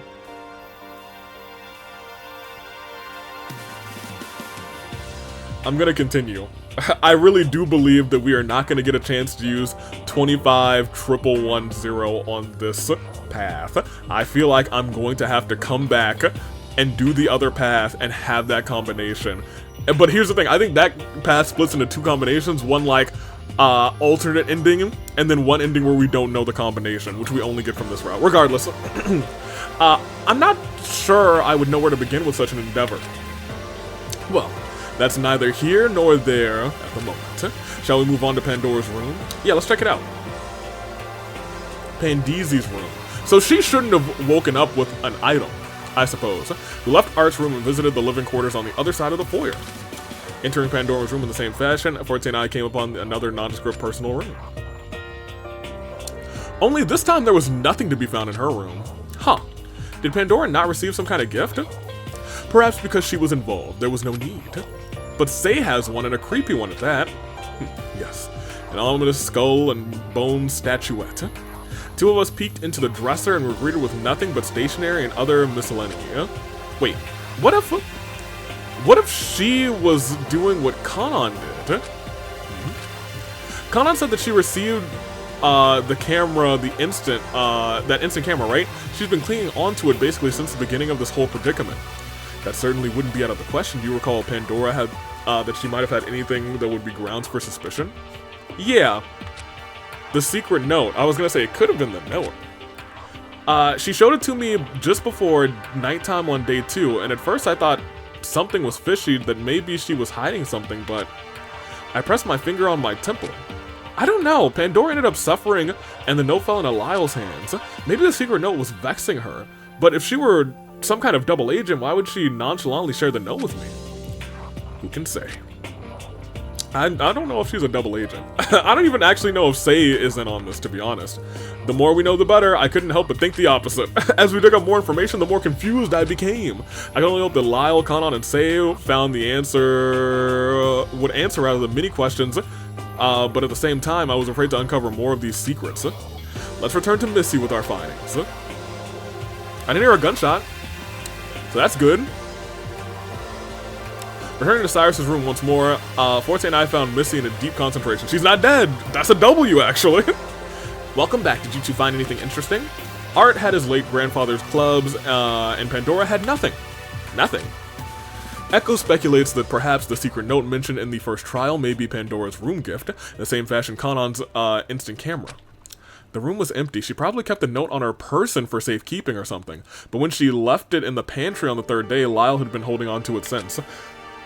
We'll have to take a closer look at it when we rendezvous with Lyle. Missy returned her intense glower to the mess of documents. Anything new here? Ooh, a disturbing amount of news, yes, okay. Hey, Missy, lock us down with the lore, okay? Take a seat. But hold on to the edge of it. Forte and I sat in the spare chairs and gave Missy our full attention. She sat in a momentary silence, a fierce gaze transfixed on the folders. I've been reading through a history of involvement. The involvement of ultimate students in killing games just like this one. Huh? Killing games plural, as in multiple? Yes. Killing game L is what we're a part of, you know what I mean? I know it's startling to say the least. In that case, that reminds me. In the folder I looked at, our killing game was labeled as L. What do you think L means in terms of these multiple games? Oh my gosh, L is 50? Yeah, I guess, you know what? I should have realized, you know, Roman numerals. This has been a thing before. I believe in the context, L is the Roman numeral for 50, so our game would be the 50th game. 50 games? Oh. A definitive number would help to enumerate how long this has been occurring. Let's see. If 49 games have taken place over the span of approximately 7 days at most, with no break in between each game, that's 343 days. That's almost a year's worth of this hell. I don't understand. There's no way that there's no breaks in between any of these games, you know what I mean? I believe that tracks. I remember hearing about the project sometime in my late junior year. Oh, they have been doing this endlessly? Why so many games, you may ask? These games were implemented with the ultimate students in mind. Ultimate students would be the best prime subjects for rigorous tests and scenarios involving battling to the best of their abilities, to overcome other ultimate students and come out on top to be the best of the best. These experiments were used to determine who would carry the future. The preservation project and this killing game, they're one and the same. It seems we aren't just a 1 in a million occurrence. But why? I'll get to that. My voice cracked. So this place, it's just some kind of petri dish for creating an ultimate student that has no moral regard for what they're doing? The Preservation Project has washed their hands of their concerns with morality. It's clear in this documented history. Well, what if it's fabricated? All fake only to stoke fear, rather. That's very possible. Fear is a powerful tactic. Cyrus himself, after knowing all this, had very little room to operate. He was under a considerable amount of pressure. And eventually collapsed. I was shaking. Comprehension of the situation was the last thing on my mind. Fear chilled me to the bone. Missy, aren't you afraid at all? I'm mortified. However, knowing the darkness that lurks behind malicious people's intention is nothing new to me. That's true. You are a tactician and you deal with politics. Calling the individual person simply constituent to strip humanity in the amassing voting numbers. It's nothing but numbers. We play with live ammo. A game toying with the livelihood of wildly talented students, enabling a maddening battle royale to create a singular, albeit misdirected, towering ultimate student? Missy exhaled sharply. This must end now. Are they just trying to create echo? Missy stormed out of the room. Missy! Forte and I chased after her. But by the time we caught up, she was dead. Missy stood, arms crossed at the elevator. She was embroiled in thought, her brow knit, her posture imposing. Are you in full possession of your faculties, rather? You are not the one to charge forward like so. I hate to say it, but I hate to say that I only have a hunch. I've little to rely on but gut feeling lately, and have nothing but instinct to justify acting upon them. I have nothing except... Uh-oh. Goodness gracious. She held up the photograph and pinned it to the wall with the dagger. Nothing but a vengeance. Oh, that's crazy. For bringing this establishment to the ground into a burning hell for all the suffering it's put us through. I was so misguided. Hey, Missy! Missy actually might be my favorite character. If I'm ranking all these characters, I think Missy is actually my favorite. So blindsided for thinking I was wanted to be a part of the Preservation Project, I've been played a fool. Okay, well, bloody dagger on the back is actually a great little detail. Missy, none of us could have known this would be our fate. It's possible that two conspirators must have known something from the start. Rather than confront the one remaining, we must attack the source. The elevator chimed and Missy stepped in. We're going to the courtroom. We're going to the courtroom. Hey, I know, I'm locked in, Missy. I was like, we're going to the courtroom? We're going to the courtroom. Yeah, man. Only the monotonous elevator hum filled our ears as we traveled to the courtroom floor. We entered the dark circular room once more, this time without explicit orders to determine a culprit. It was quiet. Too quiet. The windows were pitch black and Zero was nowhere to be found. Missy swept in, looking for any indication of the announcer's holographic representation. Forte and I filtered into the empty room aimlessly. I can't see a thing through these windows. It should be early afternoon about now, shouldn't it? Yeah, I was gonna say, they usually have a sky above us, so I figured it was like real sky, but it must not be. Actually. Perhaps there are shutters covering the windows. If I recall correctly, they close after a trial. Forte ran his hands along the wall, feeling the creases that outline the foundation seams running in miscellaneous ranks and files, rather. Forte tried prying one of the sides open to no avail. He knocked on the wall, resulting in an echo, resulting in a me bouncing beyond the barrier. There's an empty space beyond this wall. It probably only opens when a student is being executed. You think Zero's operator is hiding where the executions take place? I gulped. It was not a sight I wanted to think about. Maybe. I guess it would be too easy to visit the courtroom after Zero encouraged us to investigate this area. Missy stepped out of the elevator again. Why? The infirmary has nothing to note. Oh, okay. Right, because they're double connected. Has nothing to note either. Missy circled the courtroom, stands once again before settling at her indicated place. She leaned back and crossed her arms, a tense expression painted on her face. Even if we found Zero, how are we going to get any information out of him? He must have known We've broken a size of the room, so we might be even more cautious. If I can get him to start talking, we're over halfway there. It's about running a conversation long enough to allow us an opening, whether it be a contradiction or unknown fact. The more he talks, the faster his options will diminish. That said, we've entered the most damning areas with little to show for. I feel as though we've hit a dead end.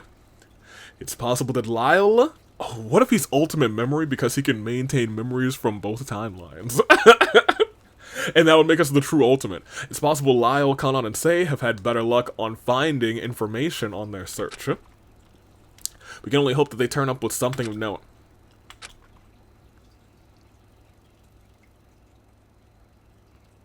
The three of us were steeped in a long, contemplative silence.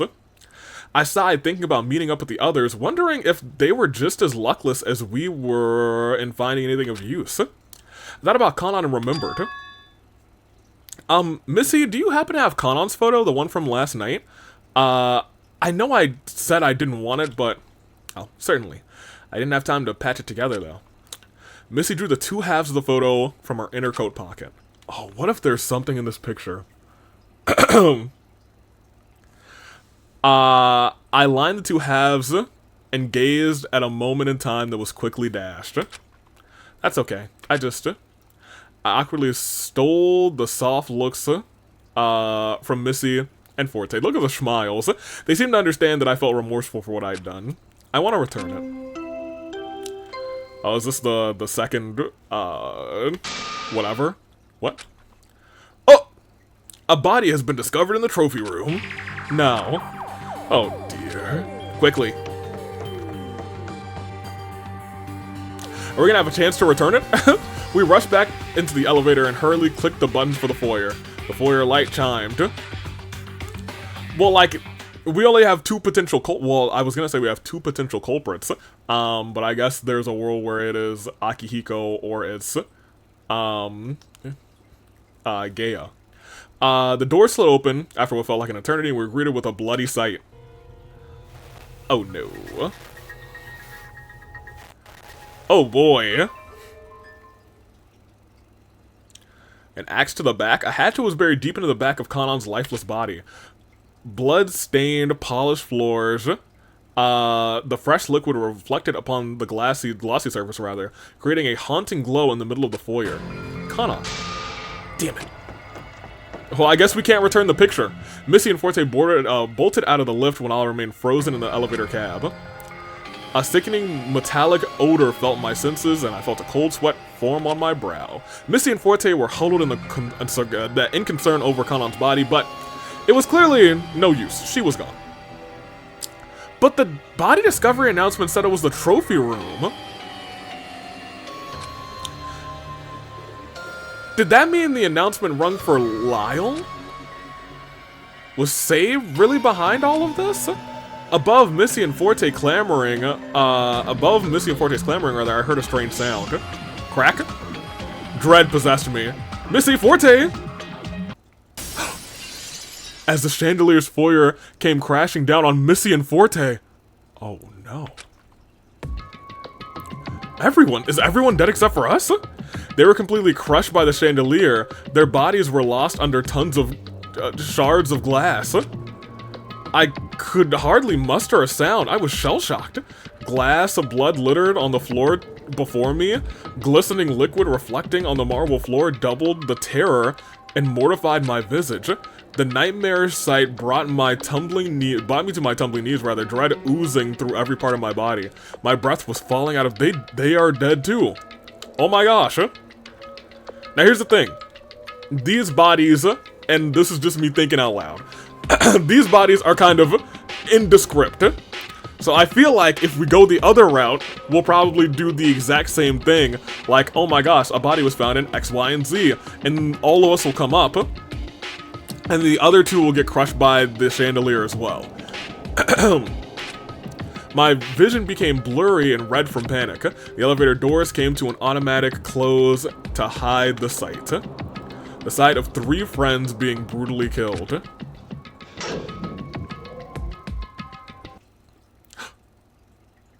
Oh my gosh, that's terrifying. A hand stopped the doors. Ah! I felt a sharp pain impact. Yo, this is crazy! I felt a sharp pain impact compromise my bone. She did say, oh, maybe we should just give in and embrace the killing game or something. I felt a sharp pain compromise my bone. Cracks creaked through my system into the blazing pain. Yo, having the door stop the hand, that was chilling. Something was sticking out of my shoulder. It looked like a bolt. The heat from the pain, the chill from the terror. I felt heavy and weak. I couldn't lift my eyes to see who had attacked me. My whole body crumpled without a fight. My head knocked into the floor, causing me to see stars and...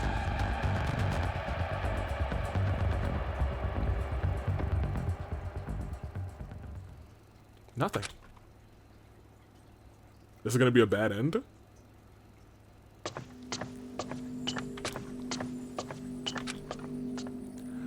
I did it, right? That voice.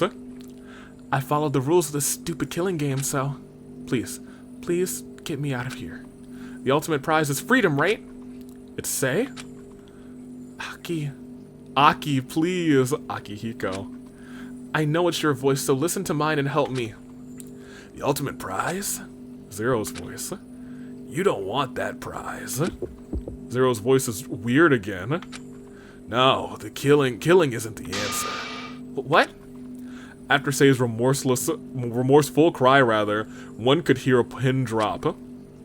I could feel my heart rather struggling as my adrenaline rose. Killing isn't the answer, then what are we doing here? This is wrong. It's all wrong. Bad end? We're going back, huh? We're going all the way back, huh? What was that? Aw, dude, I'm locked in! An important choice.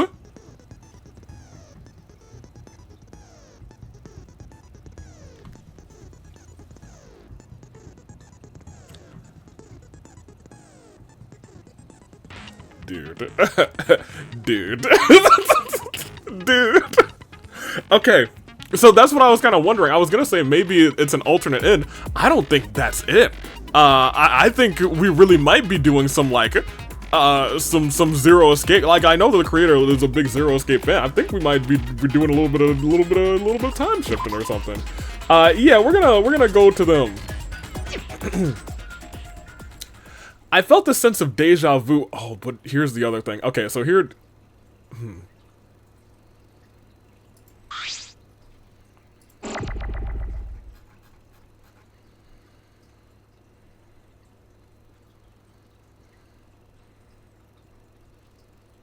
I'm gonna save our actual playthrough here.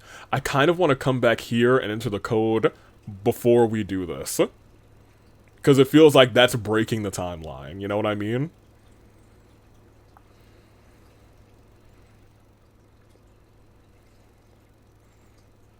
Let's do what we're intended to do first, which is sense of deja vu. The morning announcement, I feel like we're gonna still have the same effect on this route. We're gonna have to come back here and there will be a third option. This is crazy. That was like, the announcement urging us to split up.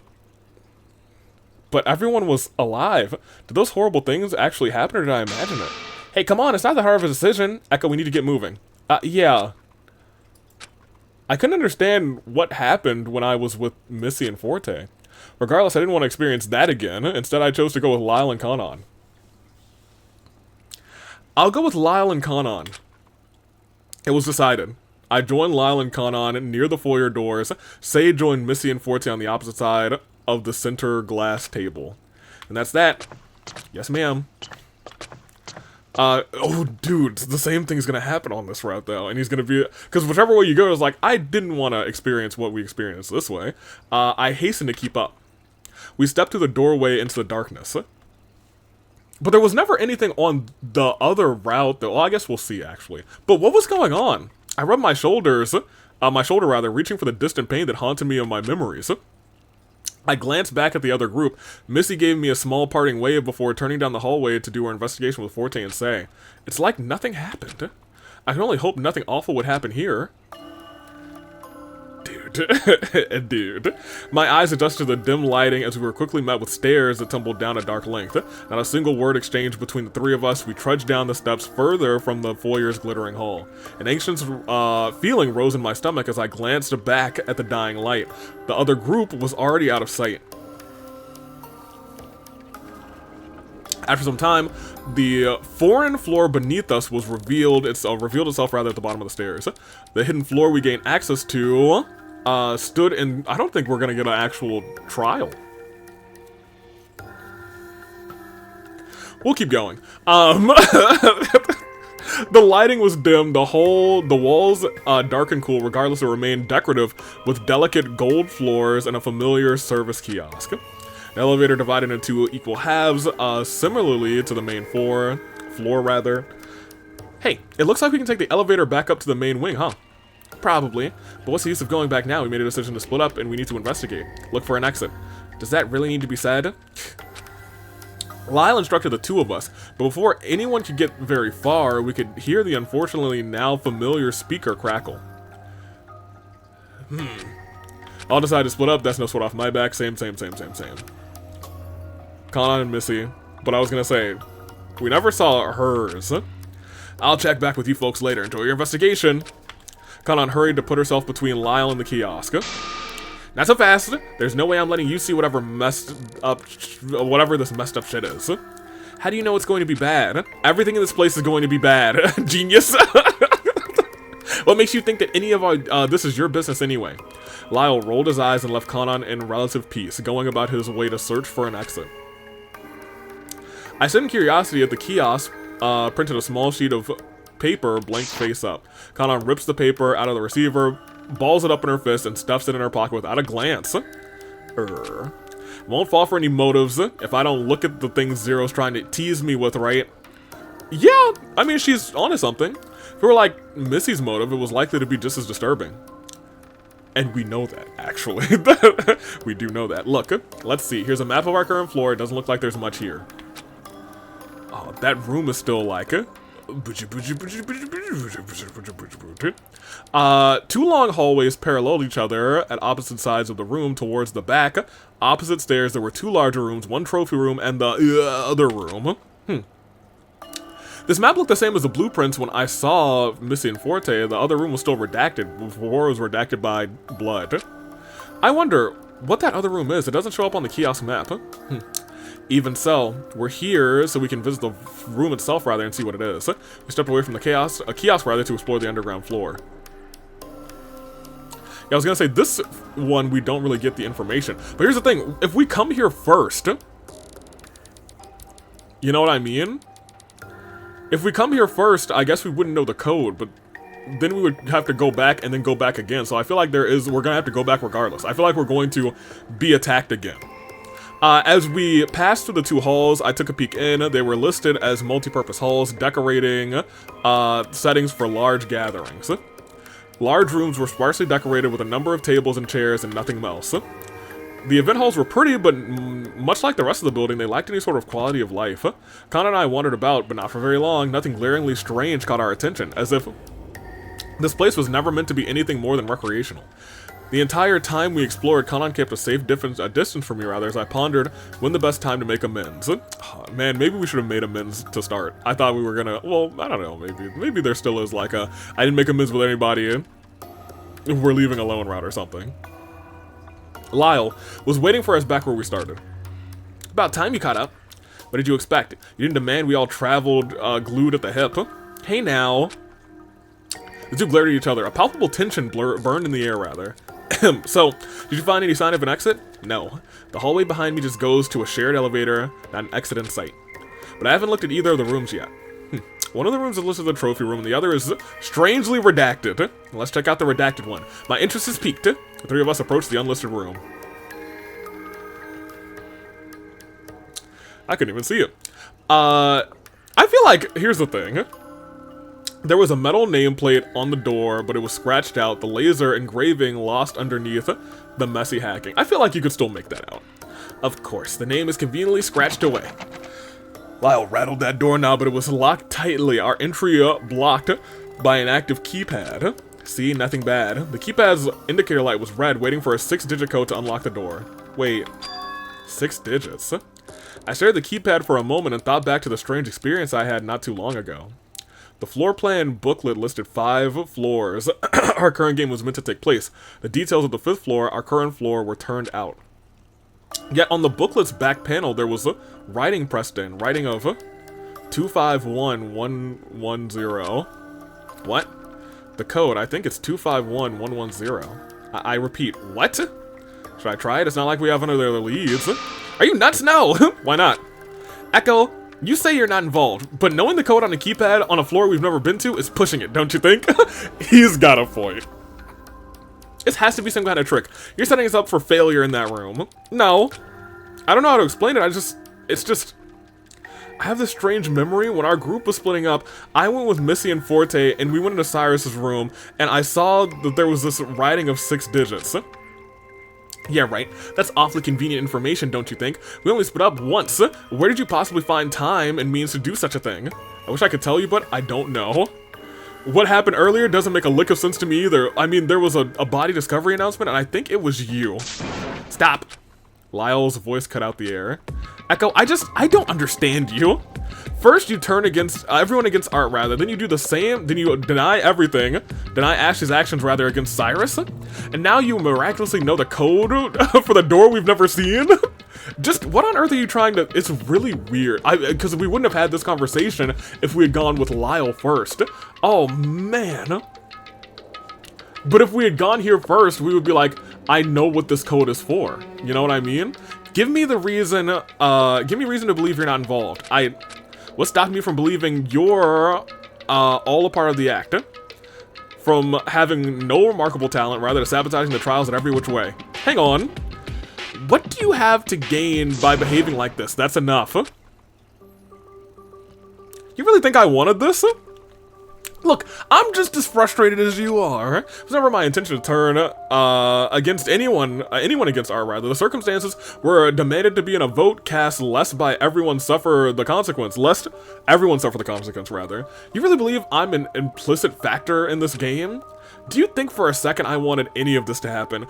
I'm still at a complete loss for how I'm even here to begin with. You really think I wanted my best friend to go through the emotional turmoil she went through when she found out I was in the game?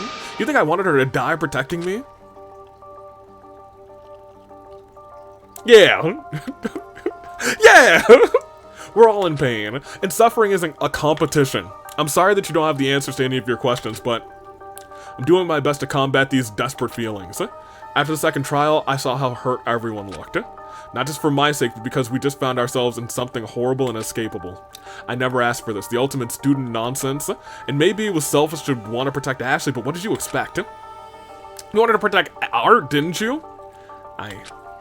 Arguing like this isn't going to solve anything. I don't even know if the code will work, much less what's in the room to begin with. I don't expect you to trust me with it, but it's the only thing we have at the moment. Lyle let out a defeated sigh. I'm sorry too. I'm just trying to find a reason why the person who gave me the time of day had to leave so quickly. Ugh. His voice dropped to a low whisper. I feel like I let Art down. Messed up big time. Like the rush. He was misled by me, thinking Pandora was suspicious. It's my fault, huh? Well, no. Pandora is suspicious.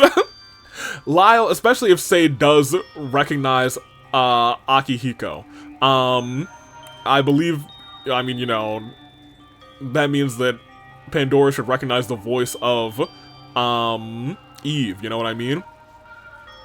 Lyle was no different from me. He was trapped with the impression that his friend's downfall was a direct consequence of his actions. No, it's not as simple as that. No one is singularly at fault.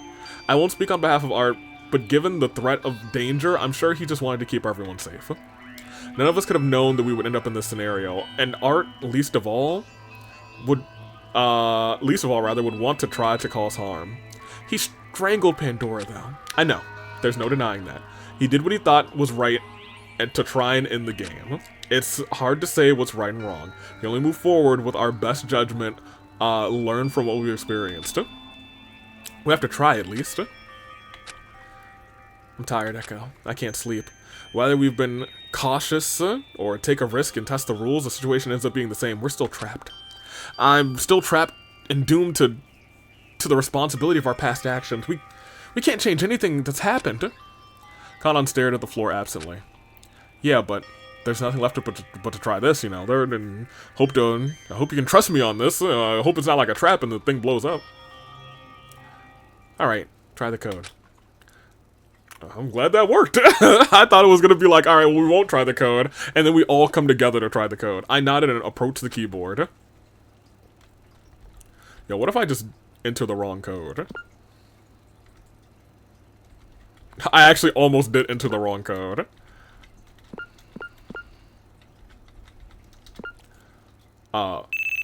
Okay, I was gonna say, is there an enter button? The keypad accepted the code, and the sound of a latch being released clicked out. It worked. Another crackling in the air interrupted me as I grasped the handle, rather. Shoot, did Zero catch us in the act? My heart racing. Did I actually set something off? I paused, and the three of us stood with bated breath. Hey, just checking in on you all, having fun exploring the new digs, I bet you are.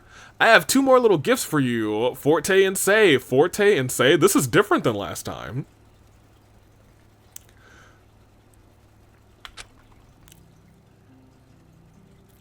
Dear solemn song for the former, and for the latter, nothing, you're kind of insignificant, so such gifts suits the person, yeah? Wahaha, enjoy this weird tune. It's all in German, so it's nonsense to me. What if Forte's a sleeper agent? And this music turns him into a murderous fiend. Zero's voice dropped out and the tune carried on, a gentle, haunting piano accompanying the droning soft vocals. I couldn't comprehend what was being said, but the atmosphere of the song created was unnerving. Oh. Zero didn't say anything about us entering this room. That aside, neither Lyle or I were recipients of Zero's gift. That's a good thing. Come on, Echo. Let's see what's in there already. Oh, right. Shaking the thought, I pushed the door open with a slow creak. And we were all murdered, imagine. Pods? Oh my gosh, what is this game, dude? What's going on now? Upon shutting the door, the ominous song ceased rather, and it's crooning within the room, so it's the soundproof room. Find ourselves in a hexagonal, eerie room filled with what the heck is going on, dude?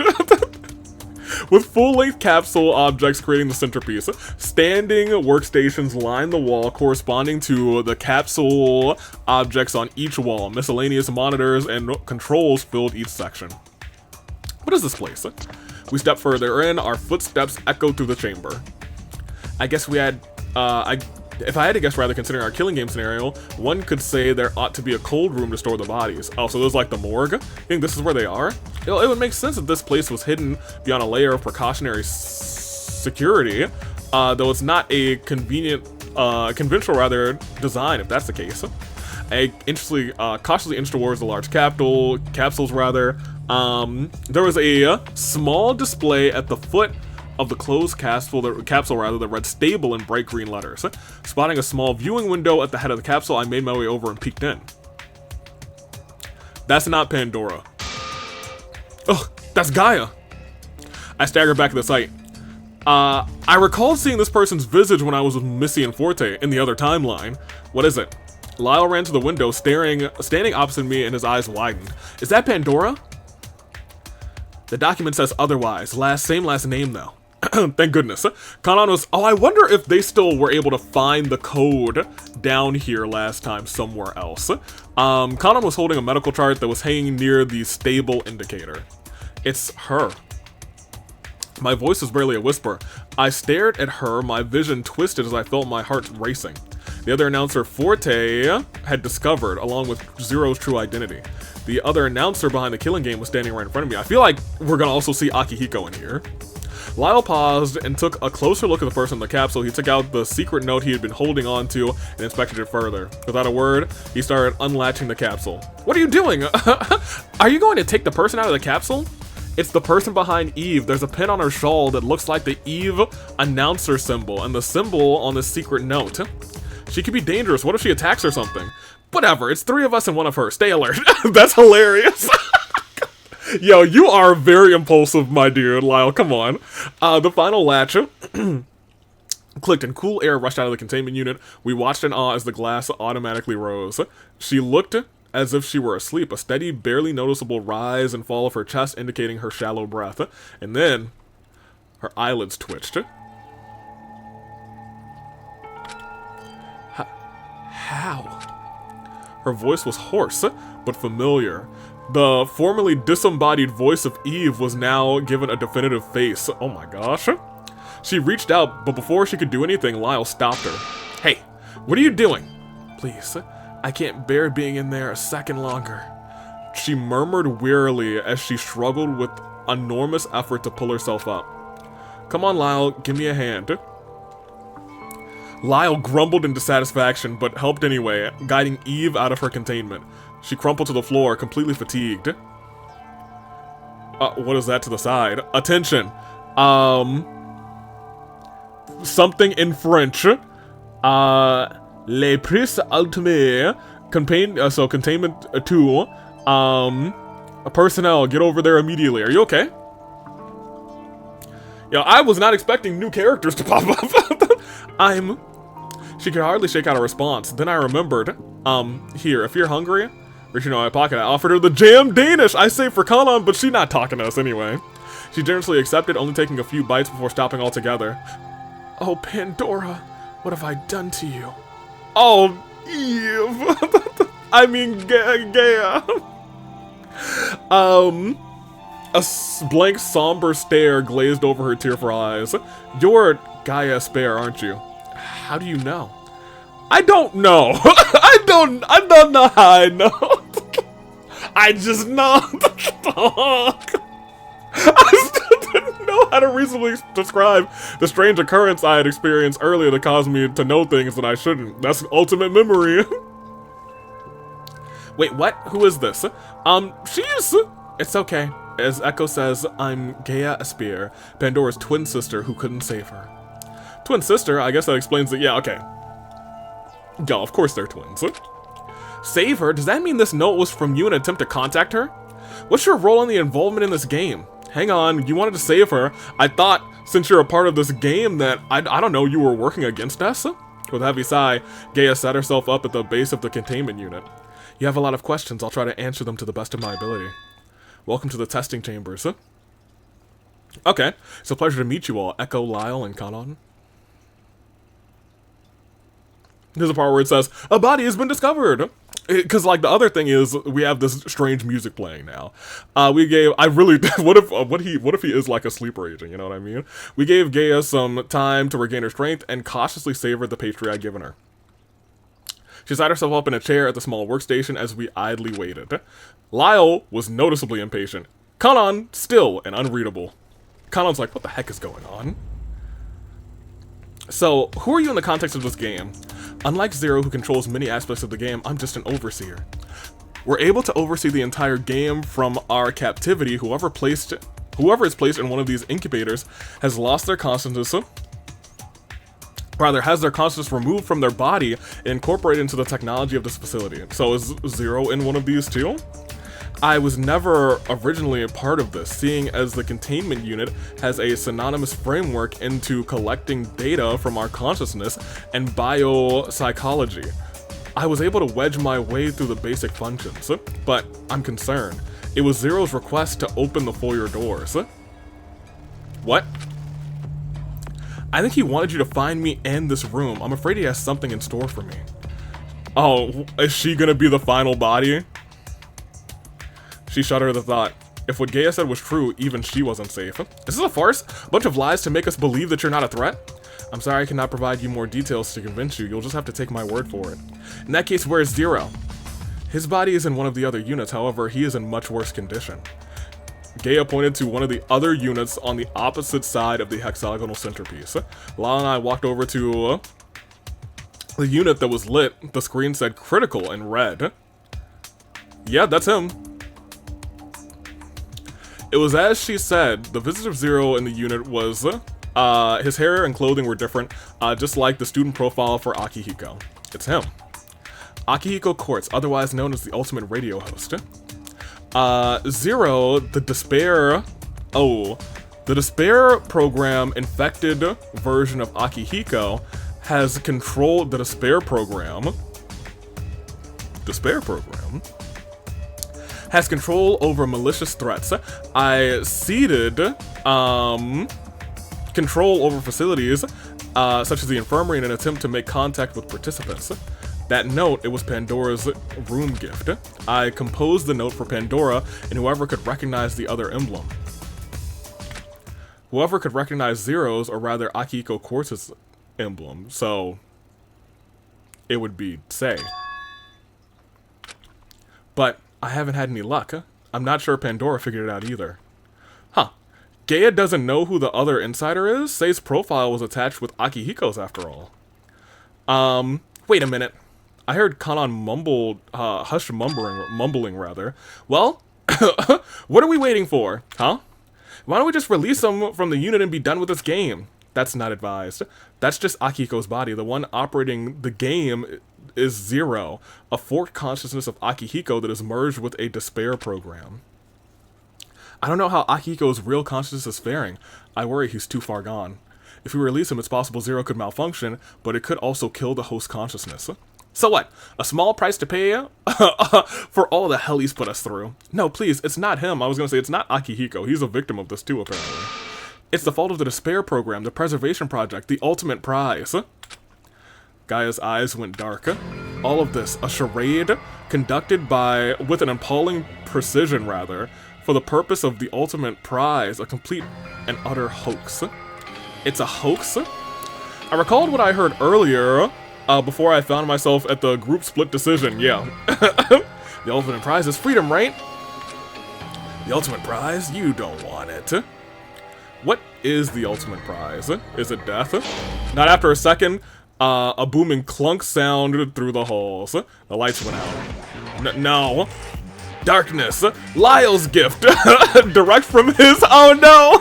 He's afraid of the dark! That's not funny. Zero, you suck. Only murder will lift the darkness. The ominously short announcement cut out and we were left to wallow in the void. The room was blanketed in the black velvet and I couldn't even see my own hand in front of my face. What? How is anyone meant to see anything in this darkness, let alone do something as calculated as murder? Calm yourselves, he wouldn't cut all the power if his former body was still in the containment unit. Are you sure? Wait, that aside, Lyle, Kanan, are you okay? There was no response from either of them, however I heard sharp, haggard breaths beside me, rather. Sounded like he was having a fit, his voice was tight. Lyle, are you okay? It's dark. I can't. Hang in there. A flash briefly bled through the darkness. My eyes adjusted to the brightness and I could see the silhouette of Gaia standing some feet from me holding the light. This should help. A flashlight and an emergency kit below my capsule. Yes, thank you. Took the flashlight and directed the beam towards the wall, allowing the light to bounce and disperse itself for a little illumination. Come on, deep breaths. His breaths were broken, but he was making an effort to control his breathing. Tried to comfort him, rubbed his back, trembling back rather, he tried to steady himself. As Guy and I gave Lyle time to regroup, I noticed something strange. Wait, where's Kanan? Kanan! Called out to her, but I got no response. Did she get lost? Damn it. She has to be up to no good. I feel like she might be... I don't want Kanan to die again. As much as I guess if she dies again... Oh man, if Kanan dies again...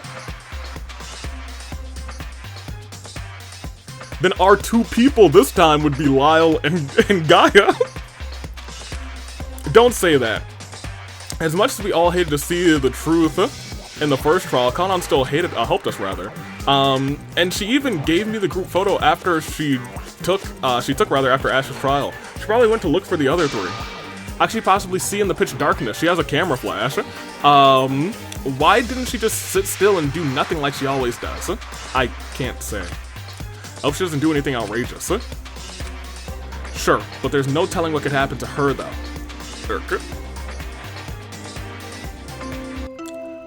Oh no. A body has been discovered on the trial grounds.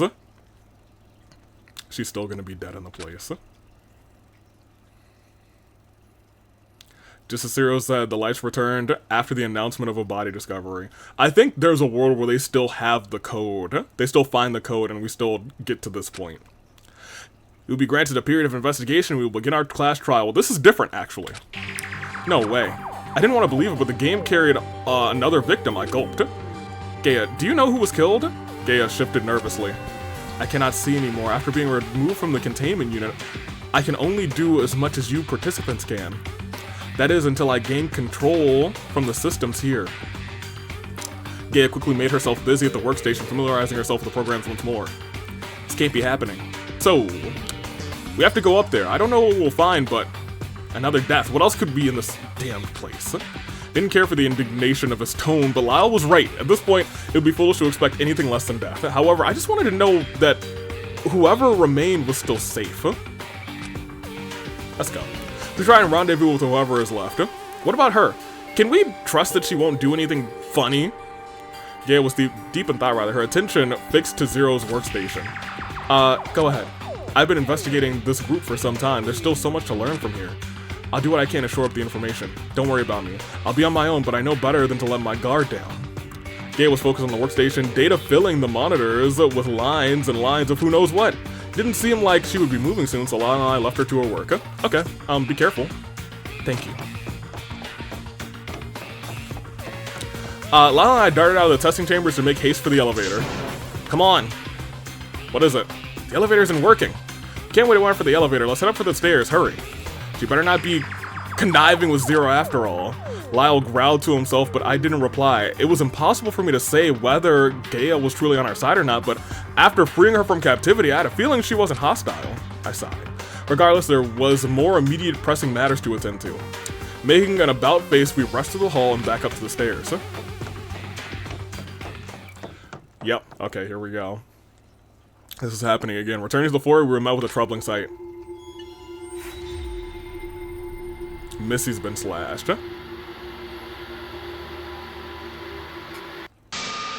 Missy? As we closed in on her, the first thing I noticed was the large slash cut into her chest. Dang, Missy. I was just like, you know what, she might be my favorite. And now, she's not alive. Her drooping body was held upright against the elevator door, jammed between the elevator cab and foyer, preventing the doors from shutting. Shit. I rushed to her side, all while maintaining a cautious distance from her unmoving body. I reached for her glasses and noticed her bracelet.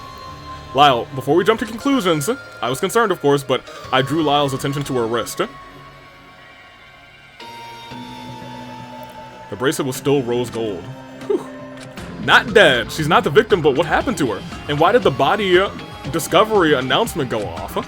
She's alive, right? Get her up and let's find out. Lyle kneeled down, trying to wake her from her daze she was in, and I returned her glasses.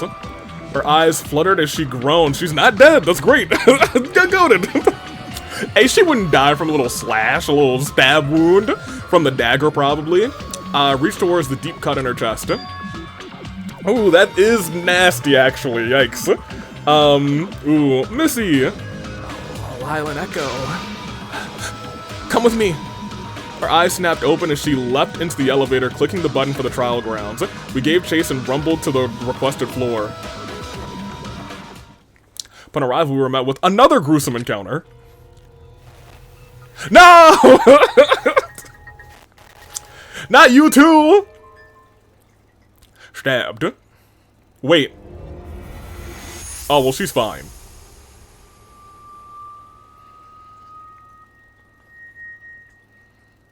Forte's body was covered in blood and stained with red liquid as well. She was sitting on the floor in an emotionless daze, staring at him. She said nothing as the three of us surround Forte's body. Her bracelet, his bracelet rather, tinged with the sickening bright pink colors that indicated his death status, as if pools of blood didn't indicate it clearly enough. What the hell happened? What the hell happened when we split up? Astonishment painted Missy's face as she took in the scenery. We whipped around to glare at the most damning person, the one drenched in blood. What? Say's detached expression told us nothing, or perhaps everything? I'm sorry, I have no idea what happened. You better not be lying. I'm not. You're literally bleeding from her chest. I don't think she's lying. Missy flinched tenderly and tried to cover her wound. Investigate as you wish. I won't stop you. I need to clean this up. Missy tottered through the elevator and into the infirmary on the other side. On the other side, did she reach the other side? Most excellent. So, care to share anything, Say? Didn't think so. This is a mess. Yeah, no kidding. Is it really up to us to investigate? It's literally just the two of us, actually. Where's Kanan? We were just about the furthest away from the crime. How could we begin to infer what occurred 4 floors above us? Kanan also disappeared. It's only up to us. Does it look like either Missy or Say are gonna fess up? They're covered in blood. Yeah, you're right about that. At the very least, we were together with Gaia, so that solidifies our alibi somewhat. Having said that, Kanan was nowhere to be found. Could it be? Then let's get to it.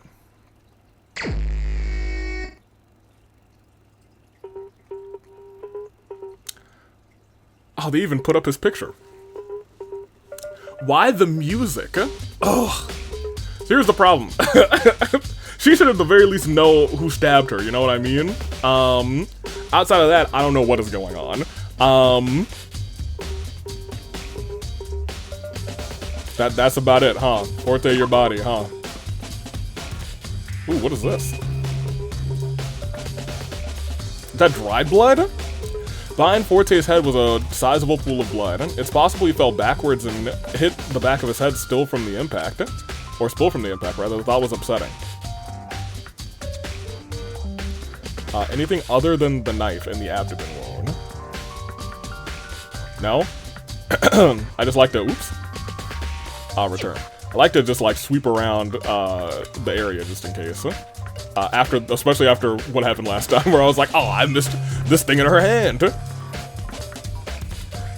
Forte's body was lying face up with a familiar dagger stuck in his abdomen. That's Darling's dagger. If this scenario was anything like the scenario I went with Missy to investigate, I can only assume the dagger came from her possession. But why did Missy herself suffer such a huge slash? Fascinating. Anywho, abdomen wound.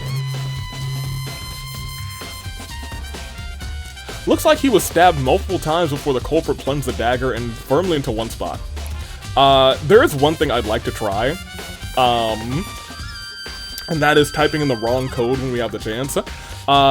Surrounding the dagger stuck in his body, Forte had several tears in his shirt, exposing the lacerations in his abdomen underneath. The lacerations were barely noticeable, clustered around the abdominal area.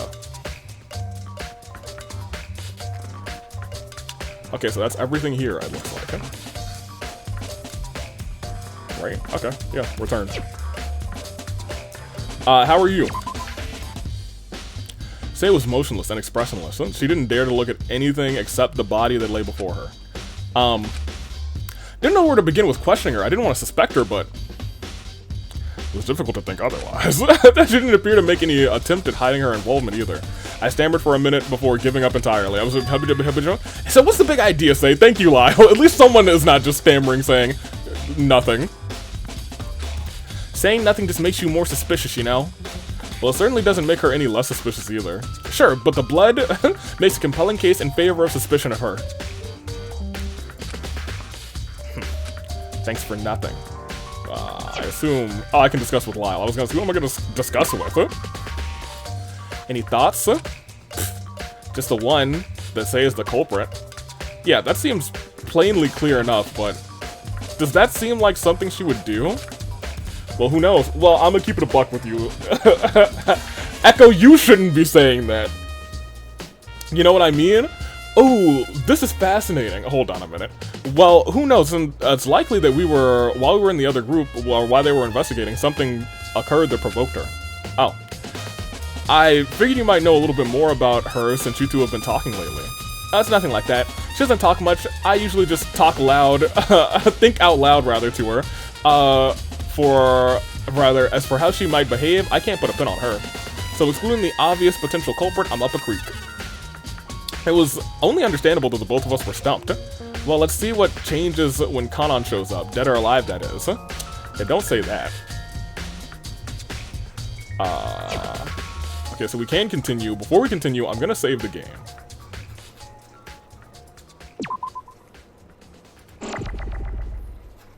I'm gonna load this one. I don't know if they want me to, though, because it might spoil the ending.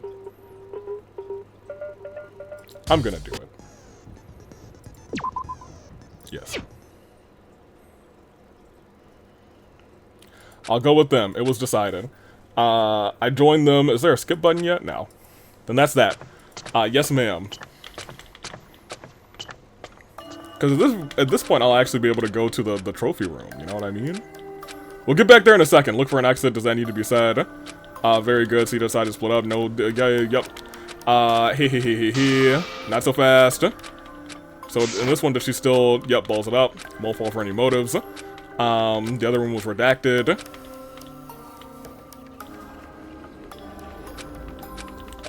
Nothing. Lao's waiting for us for back where we started. Same difference. No signs of an exit. Let's go to the redacted one first. There was a metal nameplate on the door, but it was scratched out. The laser engraving lost underneath the messy hacking. Of course, name is conveniently scratched away. See, nothing bad. It's the keypad. Well, you disabled the trap from the main foyer's door, didn't you? That's because there was a hidden panel on the wall in the main foyer. I just turned it off. Nothing fancy. Is this any different? The keypad is plenty different. There's an incorrect... If we put in an incorrect code, it'll likely shut us out permanently. Lyle shrugged dejectedly. Once we find a code, I suggest we leave this door until we're certain something works. Okay, so never mind. In this one, we don't even get a chance to. Lyle grumbled as he started to go to the trophy room. I highly doubt it would be convenient to find the... that convenient to find the code, rather. There's nothing left to lose. I mean, I kind of want to see what's in the trophy room, too. Oh, this is where she got the bolt. And the axe. Upon entering the trophy room, we were greeted with... Is that a bear? It's not alive. It's a taxidermy bear. I nearly toppled backwards at the sight of the... So we never would have seen this, you know? That's why I kind of wanted to peek in here real quick. Nearly toppled back at the sight. The room was filled with unmoving animals, posed in the most intimidating predatory state. Lyle and Kanan drifted in. I gulped in, silent. Inside, there were displays of smaller animals, foxes, rabbits, squirrels even. Towards the back of the room, there were hunting weapons, crossbows, rifles, and hatchets. I'm glad this room was hidden from the start. Yeah, I was gonna say, this is a bunch of murder weapons. There's shotguns, for real. I muttered the observation to myself, but it didn't give much comfort. Even though the large selection of weapons was inaccessible, danger still managed to find its way through. I sighed and continued my search for the code or signs of an exit. What felt like an eternity passed. We turned the room upside down looking for hints or clues for the keypad otherwise, but it all came up empty-handed. Sat down in one of the lounge chairs and took a beat. Searching and searching to no avail, only to prove more exhaustion to my already tense shoulders. What now? Moment to myself as Lyle and Kanan were just as aimlessly idling the trophy room. Crackle of static. We found ourselves reminded that we're in the, hey, just checking in. Two more, okay, so in this version we do still hear this.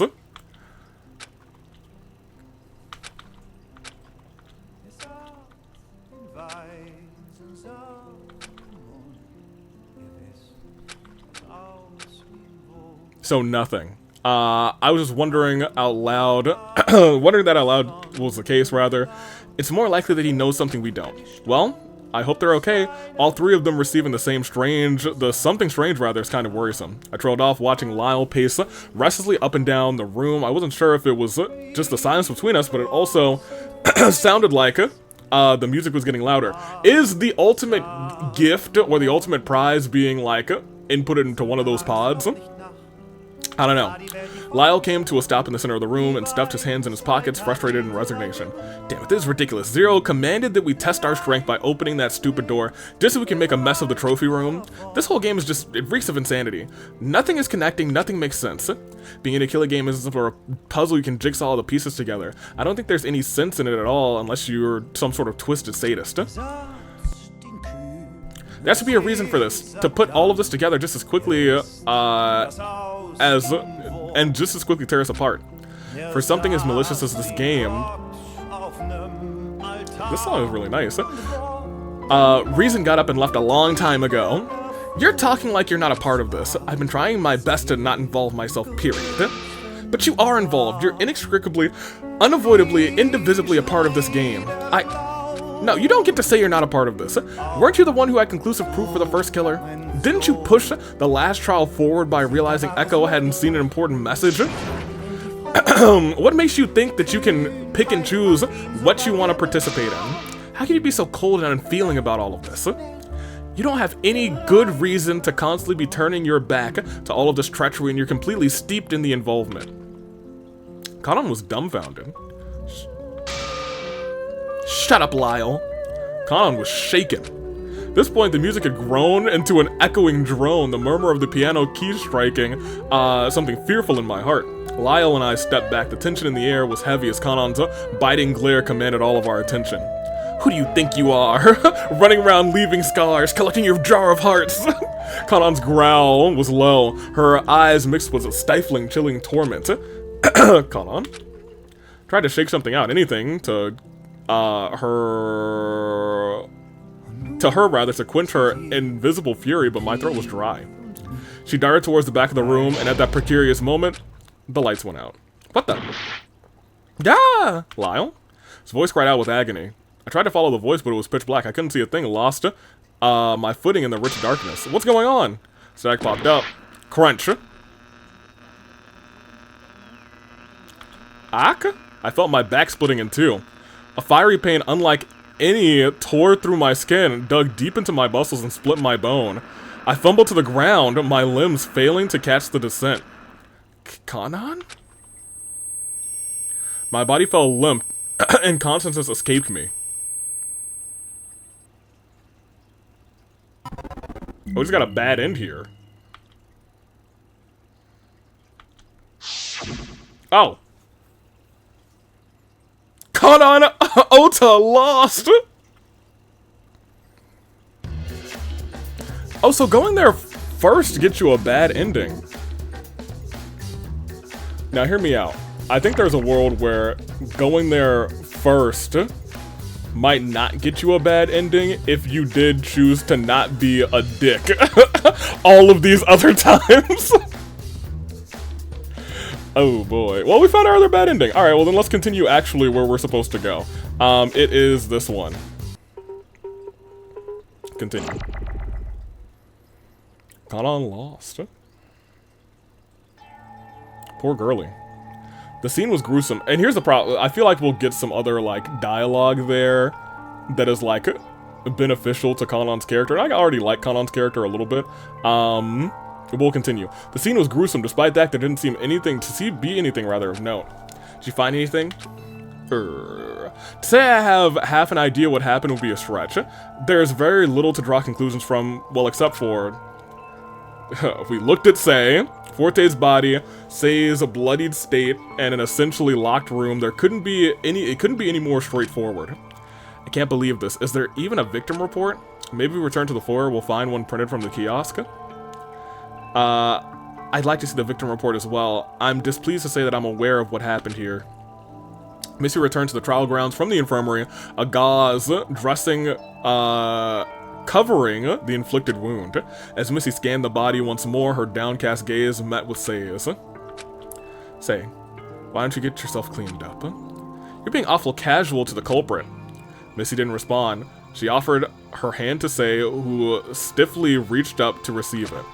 The two of them left the crime scene without a word. Were we supposed to stop them? Well, it's not like they'd get far. I don't even know where to start on how strange this all is.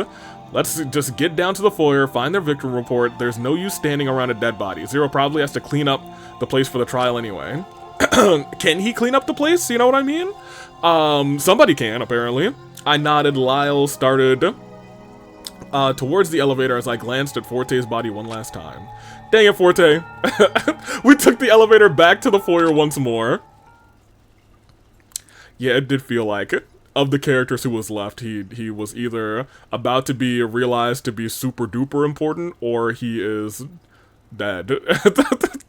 Unfortunately, it was the latter. Arriving at the foyer, Lyle went straight for the main kiosk. I stepped out to follow, but stopped at a familiar sight. A photo of Darling was on the floor. It had a small puncture at the top of it. Huh? I've seen this before. It's the same photograph Missy received for a special gift, but this time I wasn't with her when she received it, so you shouldn't have yelled out, huh, I've seen this before. However, I noticed that the wall near the elevator had similarly puncture that matched the photograph. Could it be the two punctures in the wall and the photograph could be indicative of when Missy pinned the photo on the wall with Darling's dagger like last time? But if the photo is on the floor and the puncture is in the wall, and the dagger is in a body, someone must have taken the dagger out of the wall. What did it mean, if it meant anything at all? Hey, Echo, the victim report is here. Sorry, my bad. We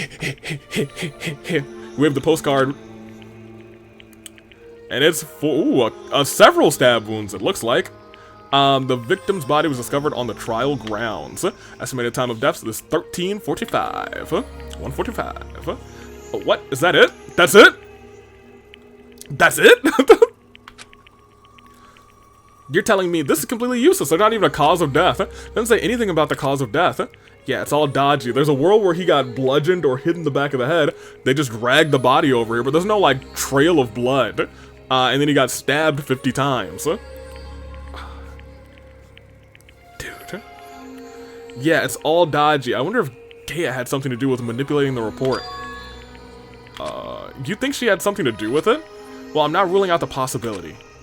While Gaia had allegedly lost her overseer visibility, it might be possible she had the capability of manipulating the report from the workstation. I grumbled at the thought of another suspicious act.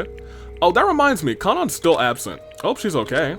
She must be. If she were dead, another victim report would have turned up. That's not very comforting. After our brief discussion about the victim report, Missy and Sei emerged from the living quarters, meeting us in the foyer. Sei's expression had remained as somber as before. Missy's eyes were shifting with unease. The two of them might have cleaned up the mess of the scene before, but whatever was going through their minds continued to darken their faces. I think there really may be, like, maybe that music made him lose control. The trial might start any minute now, so let's use our time wisely to get information out of these two. Okay? Let's start with Missy, because Sei is not going to be helpful. Missy, are you alright? I'll survive. Fortunately, the cut wasn't too deep. That's a relief. It looked terrible. What happened? To be honest, I haven't the foggiest. I can hardly recall how I ended up where I did. So from the top, rather, what did your group do when we split up? We visited Cyrus's room to gather information. I used the dagger pommel to knock the door off of the doorknob off and unlatch the lock. Inside, we found files about the preservation project, a class dossier detailing our backgrounds, and some floor plans of the area you visited. After exhausting the files of information, we visited the trial grounds, thinking we could confront the one administering this game. However, Zero was nowhere to be found. We hit a dead end. Figures. Ooh, wait a minute. Who found the profiles last time? Was it Forte? Or was it Sei? We'll go on. Because they should have pieced together the same information. Unless Sei is the one who had the documents on people. Whoa. Missy's story lined up strikingly similar to what she did when I explored the main floor with her and Forte. If this was true, it's likely she knew what information was detailed thanks to the strange occurrence I experienced. While we were idling in the trial grounds, the motives directed at Forte and Sei came into play. Forte had a bit of a sorrowful look about him when he heard the song, and Sei, she got nothing. We hit a dead end, we searched the most damning places we could in our area, and still, nothing cropped up. That said, I decided to employ what I learned about Sei from the file. She has some connection to Zero. Okay. There we go. That's something. Oh, but you were the one who found that, and then you shared that information. But you never had a chance to share that information, I don't think. Say no Zero? Yeah, the only ones who knew about Zero and Say were the ones who stayed in the foyer and investigated Cyrus's confidential information. Yes, I pleaded with her to share what she knew, that she should admit it for the sake of escaping our enclosure. But rather than assisting, it appears she snuck the dagger from my possession and lashed out at me. Say attacked you? I'm afraid so. I must have said something wrong to provoke her. At that point, all I can do recall rather is toppling back from the sudden offense as Forte put himself between me and Say. She made a threat to harm herself. Oh, directing the dagger at herself, which Forte made a move to take the dagger, but seeing as she's unharmed, it was a false alarm. Probably hit my head or something, because I must have blacked out until you two came. Missy trailed off. It was discomforting seeing her so unsure. As far as your admission goes, Say was the last one wielding the dagger, the very same one that is planted in the body of Forte right now. That's correct. There doesn't seem to be any conclusion here, is there? There's essentially a locked room murder with only one possible culprit. It would be difficult to contest otherwise. I just wouldn't be able to sit with myself if I really did cause her to spiral this far. Her voice cracked with remorse. I wanted to reassure her that it wasn't her fault, but I didn't want to lie and let anyone down. The situation was going to get more and more bleak by the minute. By the way, where's Kanan? I don't know. Looks like you didn't see her crawling up around here either. She disappeared while we were investigating beyond the foyer doors, rather. I can't say where she ran off to, though. I see. Her absence during all of this is quite disconcerting. Not to mention, I don't seem to have the revolver in my possession anymore. Well, that's so bad. We probably should have been nicer to Kanan earlier, but we were a dick to everybody. Whatever. Missy reached into her inner coat pocket and came up short. You have got to be kidding me. So the revolver was missing, Kanan's absence, everything's concerning. What did you two learn in the sequestered floor beneath us? Well, the rooms below us are the trophy room and the testing chambers. We didn't explore the trophy room, but from the looks of it, it's just a display area for hunting game. However, we found the physical bodies of Zero and Eve, or Akihiko Quartz and Gaia Asper in the testing chambers. Oh, so you learned their identities as well. Yeah, you don't seem surprised. Those students' profiles were in the class dossier. Why were they included when they aren't participants is beyond me. You'd think that kind of information would be hidden better. Other than that, we didn't find much else to note. I see. None of you were near the crime scene at all? No. When the blackout occurred, rather, we were immobilized, stuck in the testing chamber until the lights returned. There was a blackout? I had no idea. Oh! Oh yeah, you were knocked out. It must have hit when I was in my daze. Ugh. I can't help but think that I caused a snowball effect with Say, resulting in Forte's death. Missy grumbled under her breath. She was visibly trying to wrap her head around what we learned. After learning about the details of Missy's side of events, things were getting more and more tangled up. Alright, Say. What you got, girlie? Also, I definitely should take a break after we do Say's dialogue here, and then I'll finish up in another recording session. Say, are you okay? Did you get hurt or anything? No, I'm fine. You're fine? It's good to hear. Why do you care? Well, you're safe. That's always good news. She came out of that mess completely unscathed. Unlike Missy, who has a nasty scar, and unlike Kanan, who's completely missing. What's going on? Do you have anything to say about being at the crime scene? No. It should be crystal clear what happened there. You say that, but... Say closed her eyes and turned away, ending the conversation promptly. I couldn't bring myself to believe it, but... But what? Wait a minute. But what? There's nothing more to be said about this, is there? Did we say that out loud? I couldn't bring myself to believe it. We didn't say but. Oh, you say that but is the last thing we actually said out loud. Okay, never mind. This makes sense. Thought he was reading minds. She's asking for this. There shouldn't even be a trial for something as clear as this. I just don't want to jump to any hasty conclusions, okay? We might suffer the consequences of a poor decision if we go with the most obvious. We had to be careful. The trial was our only chance of clearing the confusion, even if it did look as clear as day. Echo a word.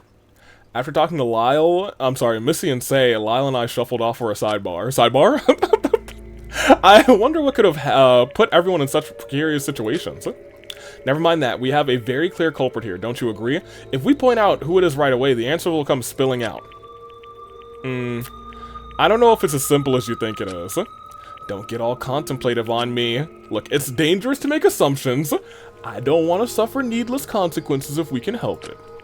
I get that, but don't discount a healthy suspicion. There's no use blindly following someone's word and word alone. Especially when one's adrenaline starts messing with their perception of the situation. Facts can get muddled up. Agreed. We've experienced it personally.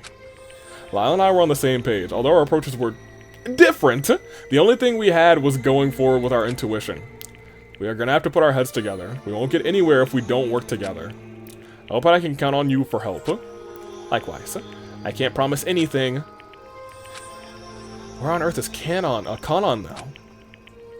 Last I recall, she has been acting a little worrisome since last night. And I don't think it helped her frustrations that Chu tried to take her camera. Lyle shot me a dark look for a second before casting his gaze under heavy eyelids. She's not the most trustworthy, okay? Running around doing who knows what, though I shouldn't stir the pot, I suppose. Aside. I couldn't disagree with Lyle's stance, but Kanon did make an attempt to cheer me up somewhat. I couldn't flat out accuse Lyle. I couldn't help but think that her behavior was a result of me rejecting her photograph. Dang. It's that time, folks. Class trial time. The elevator will take you all to the courtroom once everyone has entered. Not that there's much left of you. Yeah, I was gonna say there's like 5 of us now.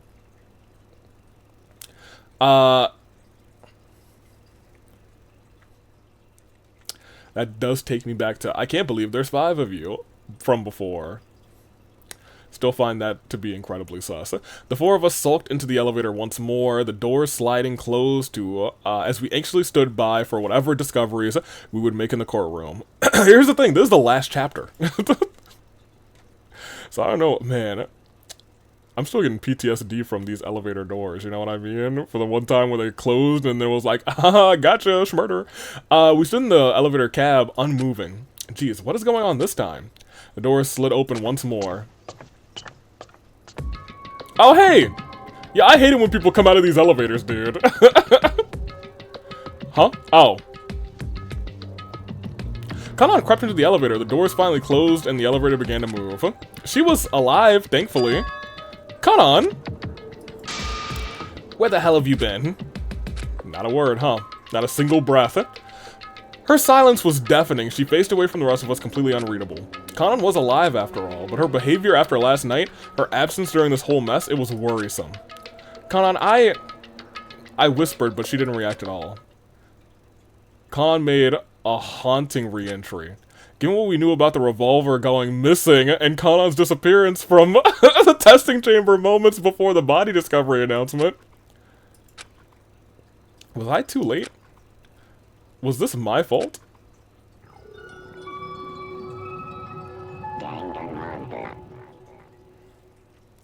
Y'all, maybe we should have talked to Kanon. Yeah, I have a feeling that it still would have ended up the same way, but you know, I think she would have not wanted to speak to us.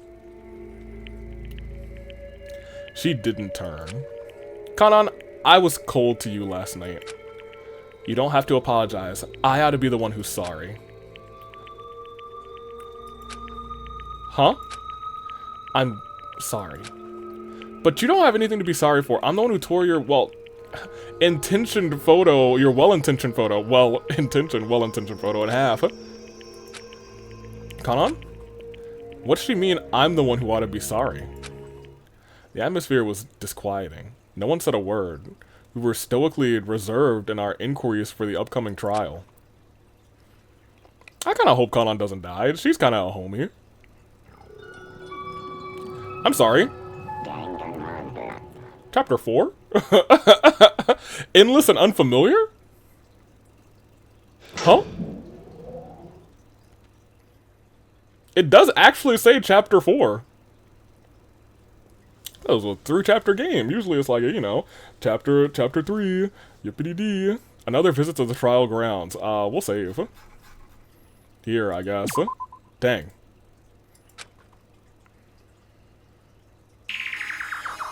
Every trace of the crime scene had been removed, as if nothing ever happened. However, I saw the faint phantom image of blood paintings, burn the back of my eyes. The five of us stepped warily, footsteps echoing in the chamber. We habitually navigated to our respective stands in silence. Another trial. It was two of us on this page. We split up. Our groups discovered a slew of information that attempted to explain our captivity. Now, hold on a minute.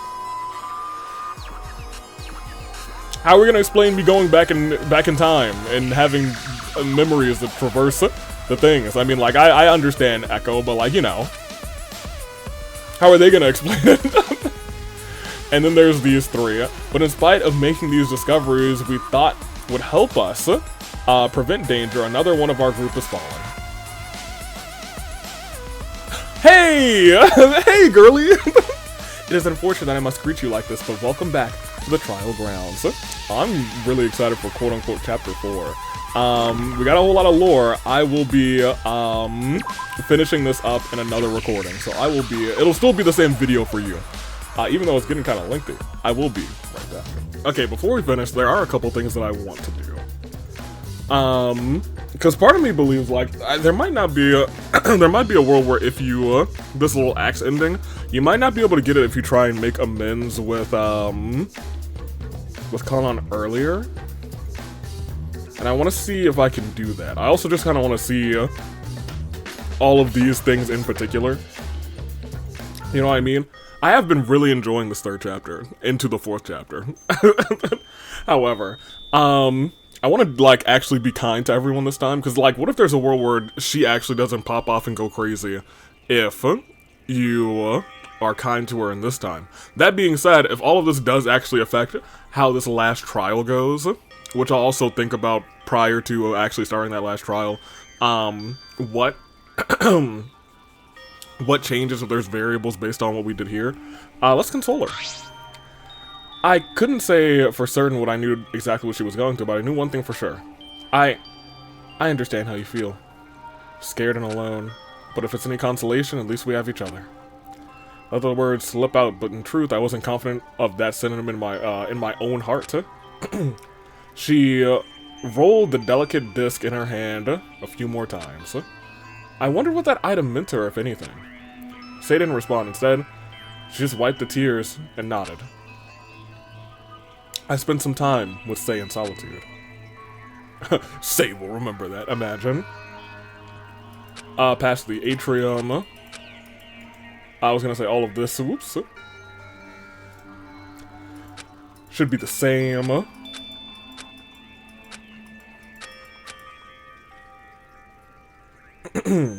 Yeah, I'm fine. Yeah, I'm fine. Forte noticed my hesitation but didn't pry. Said he continued to hum at a low volume once more. Interesting, we get less out of him that time if we just say yes. Which I think is kind of fascinating. Because before we got a whole little song from him, not for nothing. Let's continue. Yeah, they just keep giving her weapons, which is kind of crazy. What if she's just the mastermind? For real, actually. This game hasn't even had any, like, hints of a mastermind, though, which is kind of interesting. So there really might not be one. It does seem like it's this so-called despair virus, but maybe something. This is like the 50th game, so maybe not.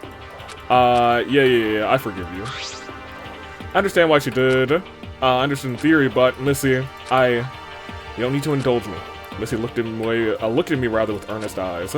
It's easy to want to connect those two damning things together to find a reason with the tragedy, but it's not, it's merely not healthy, rather.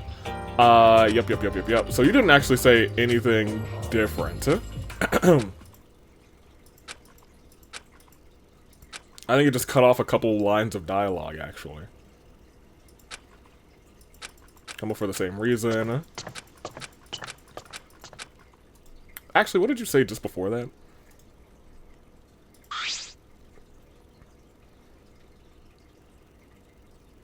Okay.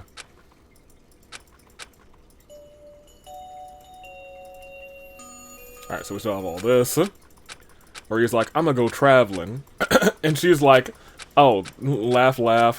And she was like, yeah, good fallback. That's it's kind of crazy because it's not a fallback for her. It's her everything now that she's been labeled as an ultimate. Don't forget. Hello, howdy.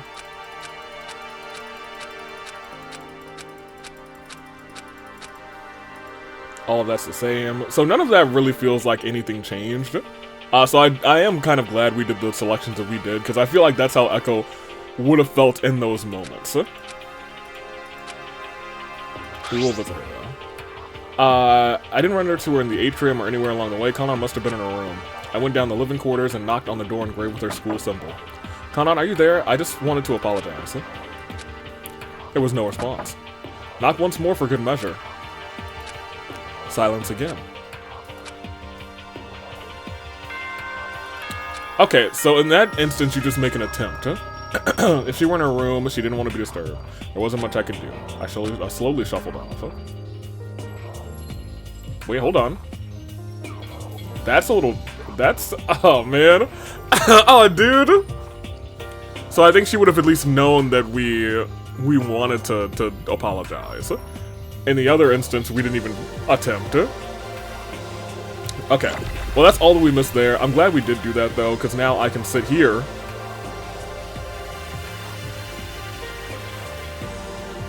This one. This one? This one. Yes. We're the trial grounds. Huh? So let's talk about everything that we have here, as I take a sip of my brain juice, aka Autumn Time Apple Cider. And let's think.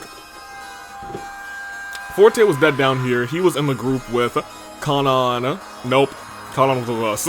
He was in the group with Sei and Misty. Misty was found stabbed on the elevator, or at least slashed on the elevator. Bloody hands were Sei, and Kanan had disappeared from us, and she was on the other end of the building. Downstairs, actually, not on the other end of the building. Kanan said something at the start of this like she was the culprit. I'm not entirely sure. This is... I feel like this is the least sure I've been for anything, because the only two cleared people are Echo themselves and Lyle, low-key. Misty had gone up the... So here's the thing, can we really buy Misty's explanation, to be honest? Misty went up the elevator, and she was sliced and knocked out, which, you know what, I might give her the benefit of the doubt. But, you know what happens when you give someone the benefit of a doubt in the Danganronpa games? You have to redoubt them later. Sometimes it's like, you've eliminated the impossible, whatever remains, however improbable, must be the truth. We'll just set her to the side for right now. In terms of everybody else,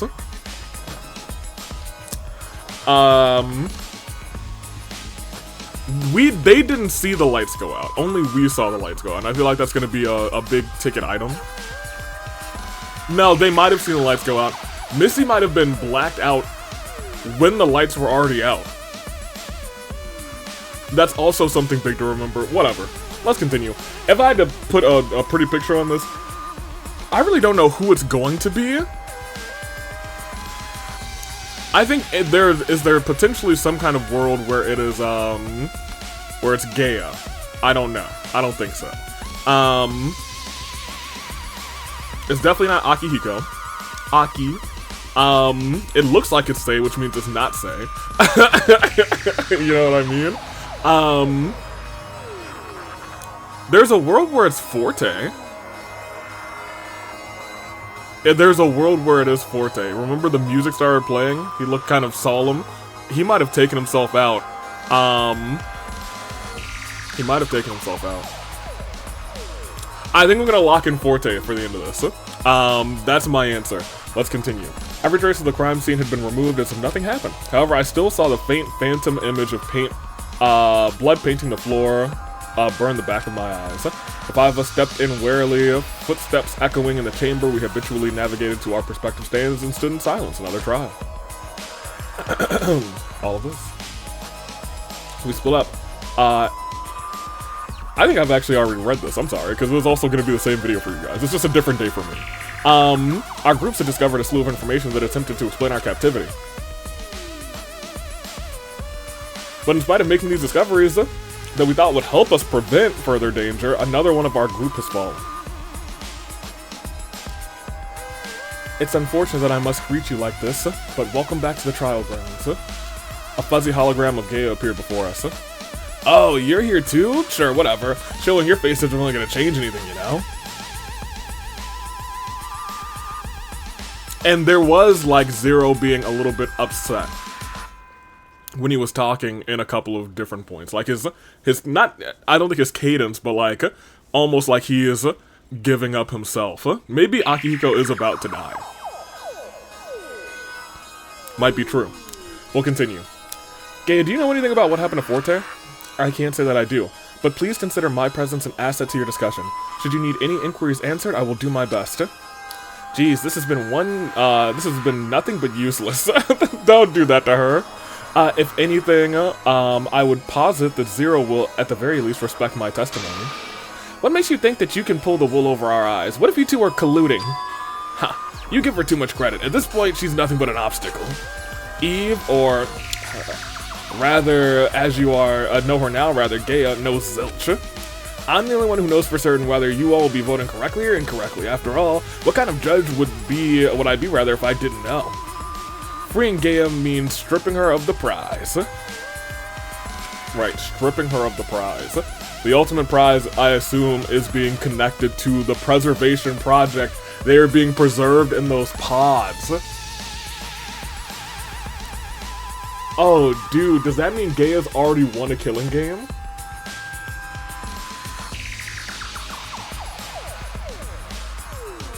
Is that what's going on?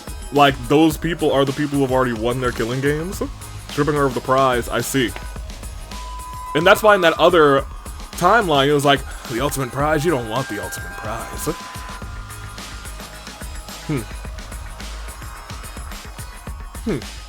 Well, why are they preserving them like this, is the real question, I think. But whatever. But we're not here to talk about that. So, let's get the show on the road. All rise. Last trial, baby, I think. Should be. Let's go over the rules, shall we? You're all on trial to figure out who the culprit is of today's heinous crime. The rules are as follows. Discuss, discover, and determine who the culprit among you is. Majority vote will seal the fate of the individual, and we'll see what happens from there, yeah? One of few outcomes. Yep, vote incorrectly, the whole class is executed. Vote correctly, and the culprit alone will receive proper retribution and perish at the hands of the group. Whew! Our victim today is Forte Solo, the ultimate opera singer.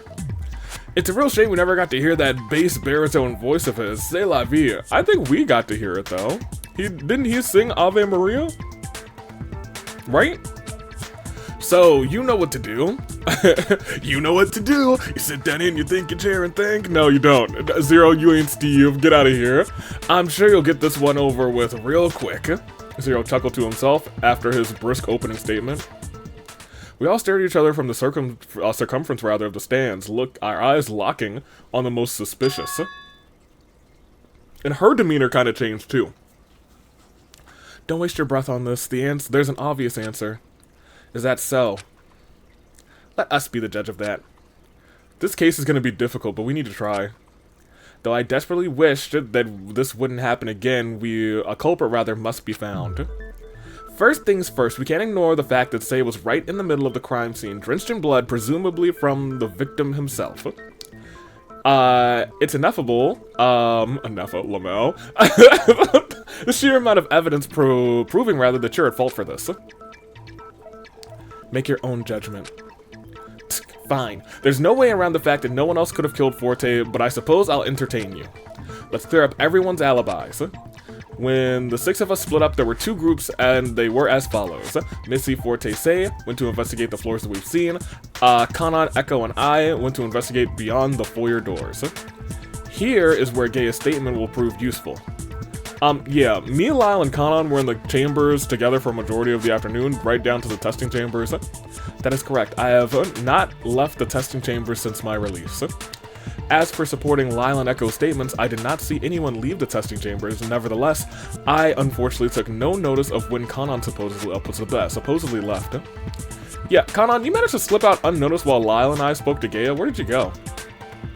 I had to step out.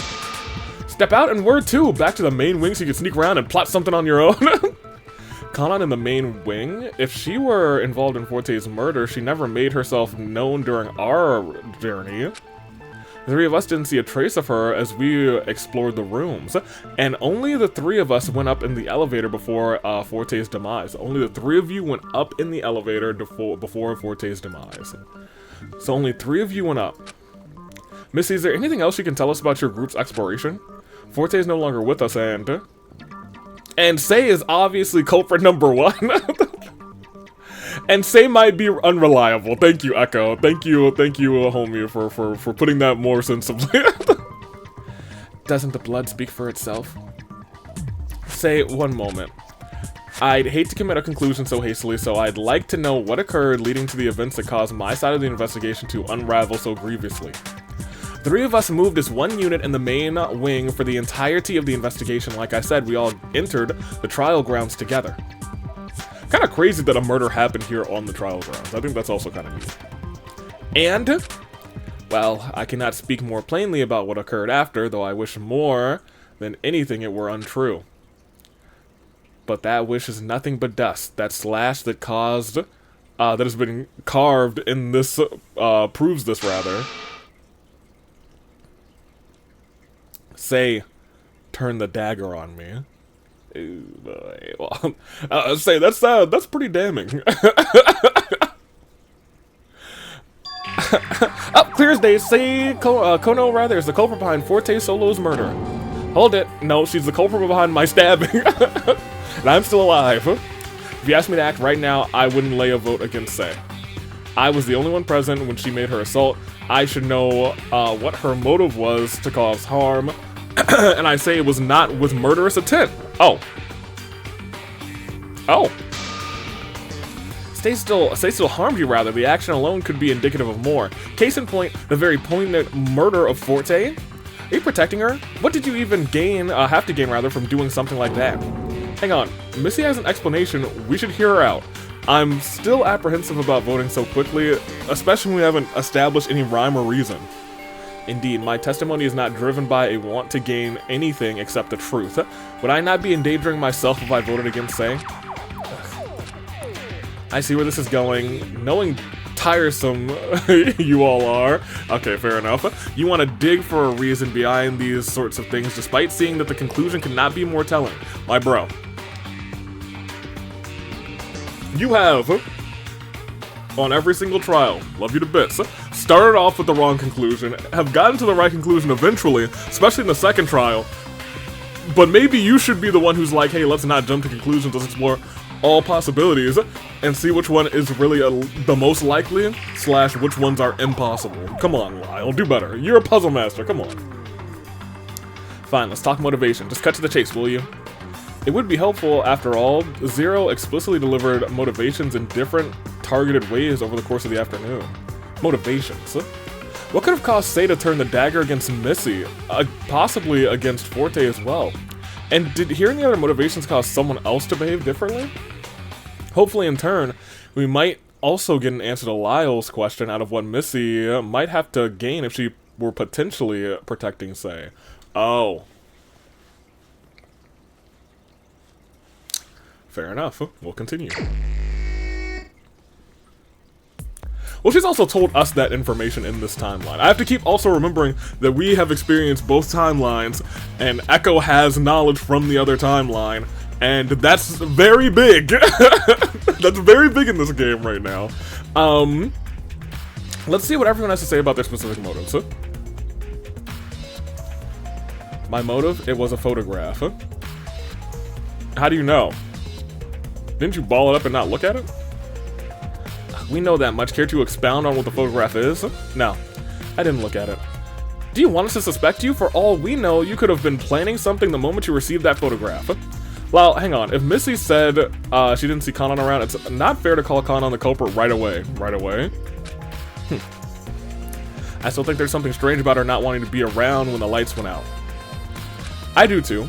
Though she claimed that she didn't look at the photograph, Kanon's absence during a majority of the afternoon was concerning. Because she didn't show back up until right before the trial started.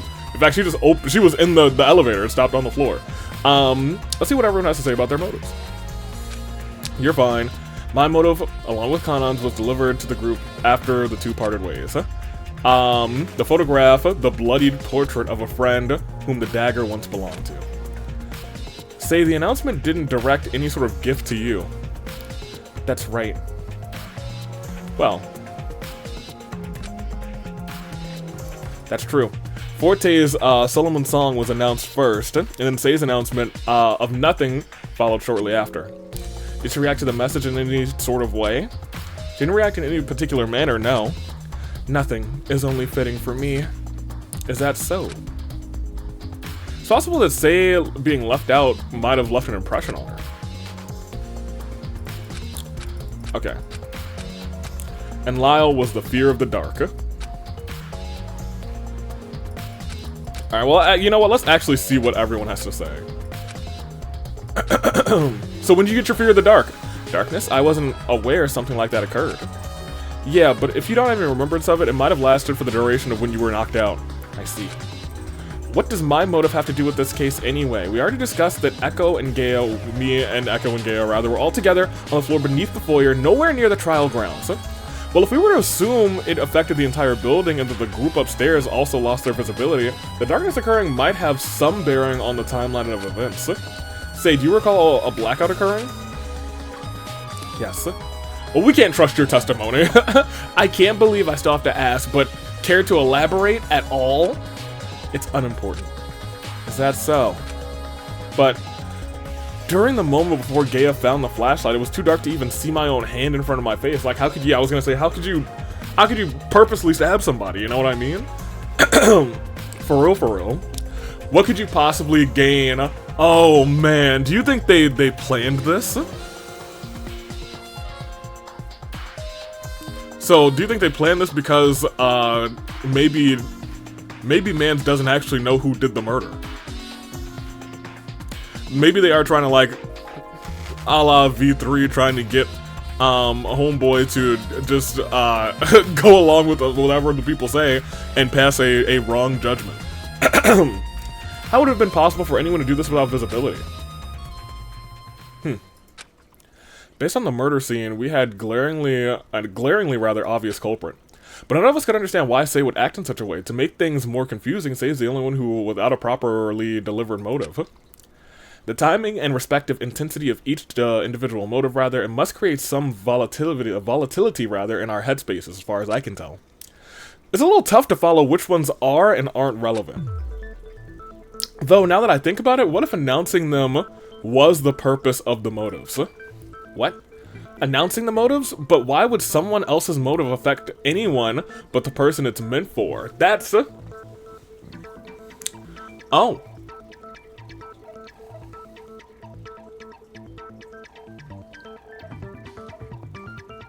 Oh. We'll continue. That's an interesting train of thought. Well, I was just thinking, I didn't receive a personalized motive either, but to hear everyone else got something that would try to provoke them to murder, wouldn't it be frightening? To hear who has motives and a reason to kill, to be tormented that others could turn on you. That's all I can think of. Say received her motive last, at least before Lyle's blackout. In that case, we're back to square one. Say's the culprit. You just explained a reason why she would be motivated to kill, despite not receiving a personalized motive herself. She heard all of the motives previous to hers and must have been shaken by the potential of everyone turning on her. Deadlock. Well, it's possible, but no buts. You need more proof, let's move on. With the advent of Missy's claim of Say's attack in mind, the next topic should be obvious. That is, the state of Forte's body. Yeah, it was not specific. And it might be not specific because Zero doesn't know. Could be. Vague on purpose, most likely. There were an innumerable amount of stab wounds in his abdomen, likely from the dagger before it was finally stuck in the body. Stabbed? I thought... I see. He was stabbed afterwards. They did say that there was like a something on the back of his, or like a spot on the back of his head, like he was bleeding from the back of the head. Something you want to share? Oh, that's right. Kanan, you didn't even see the body, did you? No, I didn't see the body. But then why did you have that reaction, girly? Then is something wrong? No, nothing's wrong. Then why are you so shocked that Forte was stabbed? You clearly know something. Lyle, ease back. But please, Kanan, if you notice something odd, we do need your help. Something odd. My help? It's... I... What? Huh? I shot Forte.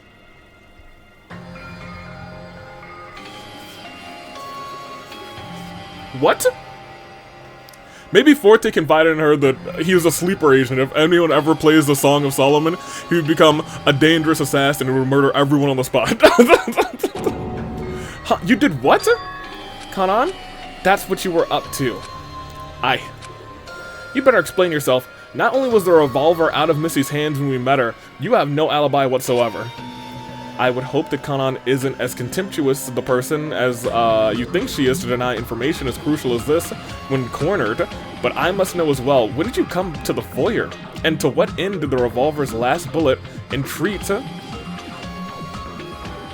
Is there a chance that she thought she shot him? And then the lights went out and she actually shot a blank? The revolver's last bullet entreat to have finally been spent. Kanan freely admitted that she caused harm to Forte, but but to know why she meant to do such a thing caused an anticipation to rise in my chest. I've been suspicious of Sei for a while. Oh, did you accidentally shoot Forte? I had a strange intuition, or just another strain of bad luck led me on. What made me finally act was seeing the mystery announcement in the testing chamber. Mystery announcer in the testing chamber, rather. Echo and Lyle discovered Gaia, the voice behind Eve, so naturally, the other encapsulated person must be Sei's connection. What made you suspect Zero and Sei had a connection to begin with? I noticed her reaction to the first Killing Game announcement. She was transfixed on the voice, as if she'd heard it before. It's a small detail, but I couldn't shake it. From day one, I've only been suspicious of her. That's crazy, actually. So she clocked in immediately. By laying low, she was playing the long game. But that plan had to backfire eventually, right? So I slipped out while Gaia, Lyle, and Echo were talking. I had to investigate my apprehensions about her. Returning to the foyer, I moved warily. But I didn't find any trace of them on the first floor. The only thing I found was a photo on the floor with a puncture mark on the wall near the elevator. I just missed them. I noticed the elevator was on the trial grounds. I called for the elevator to follow after.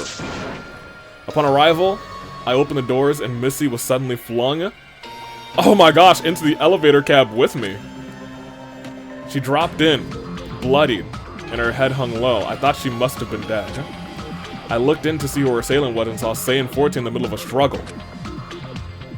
Oh my gosh! Even though Forte had a dagger in his hands, look at this dude.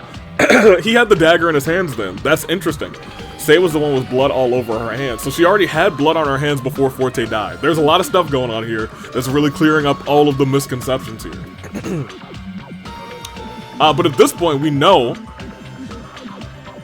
that it wasn't Missy. I think she's cleared. Maybe. Unless she can't see the blood dripping from the back of his head right now. He must have pulled the weapon away from her just after her attack. My suspicions about Sei were confirmed. She was under our noses rather the entire time, waiting for the right moment to strike. Missy's revolver had fallen out of her coat jacket. I grabbed it and didn't think twice. I fired towards Sei.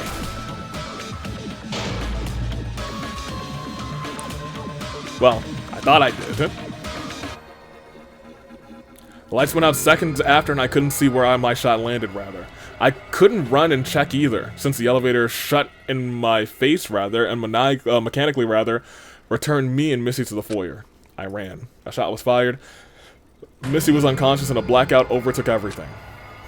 Does that statement help? Yeah, it helps a lot. I don't know if... I really don't... You still don't know what happened. To be honest, we'll continue, though. There we have it, a confession. Wait, what? Wait for what? Is there any reason for us not to accept this as the truth? Well, no, but Kana said she fired the revolver. A gun wound? Where? That doesn't explain the lacerations. We can't ignore one thing the Monokuma file detailed for us. There has to be some relevance. It's within reason for me to doubt that fact, aren't I? I'm within reason, rather. It's within reason for me to doubt that fact, aren't I? Oh. I can explain them. What? How? Because I stabbed him in the abdomen after he was shot. What? Why? There's no use hiding it since she confessed. Truthfully, I couldn't believe it at first, but seeing how desperate she was, I ultimately wanted to help Kanon escape. Huh? After I witnessed Kanon shoot Forte from the elevator, he fell quickly. And after I saw his bracelet turn pink, I realized that because she wasn't with Lyle or Echo, Kanon would most likely be implicated as the culprit. So I did what I had to do. I stabbed Forte's body several times near the gunshot wound to conceal it, making it look like he had died of blood loss from lacerations rather than the shot. Now here's the problem. She could also be covering for herself. And since I was the only one on the trial grounds, the blame would be redirected to me. After all, Kanon just wants to leave just as much as the rest of us. Why not give her the advantage? No way. So Kanon became the culprit without even seeing the victim fall? Is that it? I can't argue with that. I didn't even see whether or not he died. But you're just gonna accept it? All I know is that I fired a shot and someone ended up dead. What else is there to say? There's a lot to say, actually. And unfortunately, as far as we know, the surrounding conditions of Forte's death are indisputable. And Sei is the only witness. But is that really all there is to it? Given that I ultimately wound up in the foyer, it stands to reason that Kanon is indeed visited the trial grounds, causing the elevator cab to go back up and bring me down after the assault. And you witnessed that I did not find the revolver on my person after I was awoke. I can't argue with that, but listen to you. It's all been laid out on the table. Not hiding anything this time. You want to keep going with this discussion because the truth is hard to swallow? Is that it? I have news for you. These trials are full of impossible to accept facts. I'm sorry for continuing this vicious cycle, so you won't allow me to leave with whatever dignity is left? Just let me receive my punishment already. No, that's not it at all. If there's something bothering you, just spit it out already. I couldn't help but think that there was something missing. I was racking my head for an answer for something. The story just feels off to me. I don't know why. Everything is out in the open. What else is there to deliberate? Nothing. Don't be a coward and just vote me off already. There's no proof of another culprit. If there's no proof of another culprit, then you're just endangering yourself with an incorrect vote. Well, it could be Sei covering for herself too, but I also don't think that's the answer. At this point, I don't know what the answer is. I feel like I think we're gonna have to have another shenanigans moment here. I'm sure there's something else we can talk about that can save you. Kanon, don't you care that you could be executed? Of course I care. But who am I to argue with these facts? They're impossible to dispute. It's my punishment, isn't it? It's only fair that I get what I deserve. I can't fight it. Well, now I'm pretty sure you didn't do it. I don't know what to think. None of us had an inkling of what truly occurred on the trial grounds. Kanon admitted that she shot Forte. Sei claims that shot was what killed him. Sei masked the gun wound by stabbing Forte several times, allowing Kanon a clean getaway. But since Kanon unexpectedly confessed, there was no reason for Sei to keep secret the fact that she disturbed the crime scene, making it appear the way that it did. All I could do was take her word as truth, right? Nah, go back in time, boy. Kanon and Sei's testimonies were the only things we had to work with. Yet I couldn't help but feel there was much more to this. I was struggling to find the truth in this trial, but would it lead me to a dead end? A dead end? Oh. Misa said something like that when I went with her and Forte the first time. We ran into a dead end of sorts while we were investigating the courtroom. We couldn't find Zero or any other hints. And then, we were all killed one by one shortly after. But something inexplicable occurred as my consciousness faded. I returned to the time before we split into two groups. This time I was with Lao's group. I had information I could never have known if I didn't go with Missy's group first. I knew the testing chamber code somehow, and the Pandora's incubated sister, Gaia, was the ultimate the ultimate cartographer. Was it possible that I needed to pursue this dead end? I grit my teeth. I had an absurd idea. Are you gonna kill yourself? This discussion is over. There's nothing wrong. Kanan is the culprit. I looked over at my classmates who all had the same painted, startled expression at the finale of my decision. All of them were shocked except for Sei. That's right. Nothing is wrong. Zero silently obliged, calling forward the vote screens for the other students. Everyone was dumbfounded, with no other option laid before them. Only one vote was to be made. So is it Sei then? I don't feel like it's even Sei. I feel like there's even more to this. Class trial adjourned.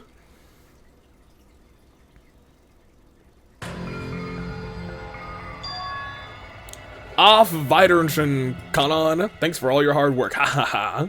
The room shook as the walls behind Kanan opened to reveal its dark depths. Kanan herself simply turned from her place at the stands and walked into the shadow. This is it. I fled from my stand, my feet pounding rather, as they carried me towards the hallway beyond the walls. What on earth are you doing? I paid no attention to Gaia's call, rather. I was pursuing that dead end. I slipped in, Gaia's startled exclamation along with the others' shocked cries, echoing through the halls, just before the walls shut. My head was thrashing from fear. Each breath I took was heavier than the last. I threw myself into an execution, which is crazy.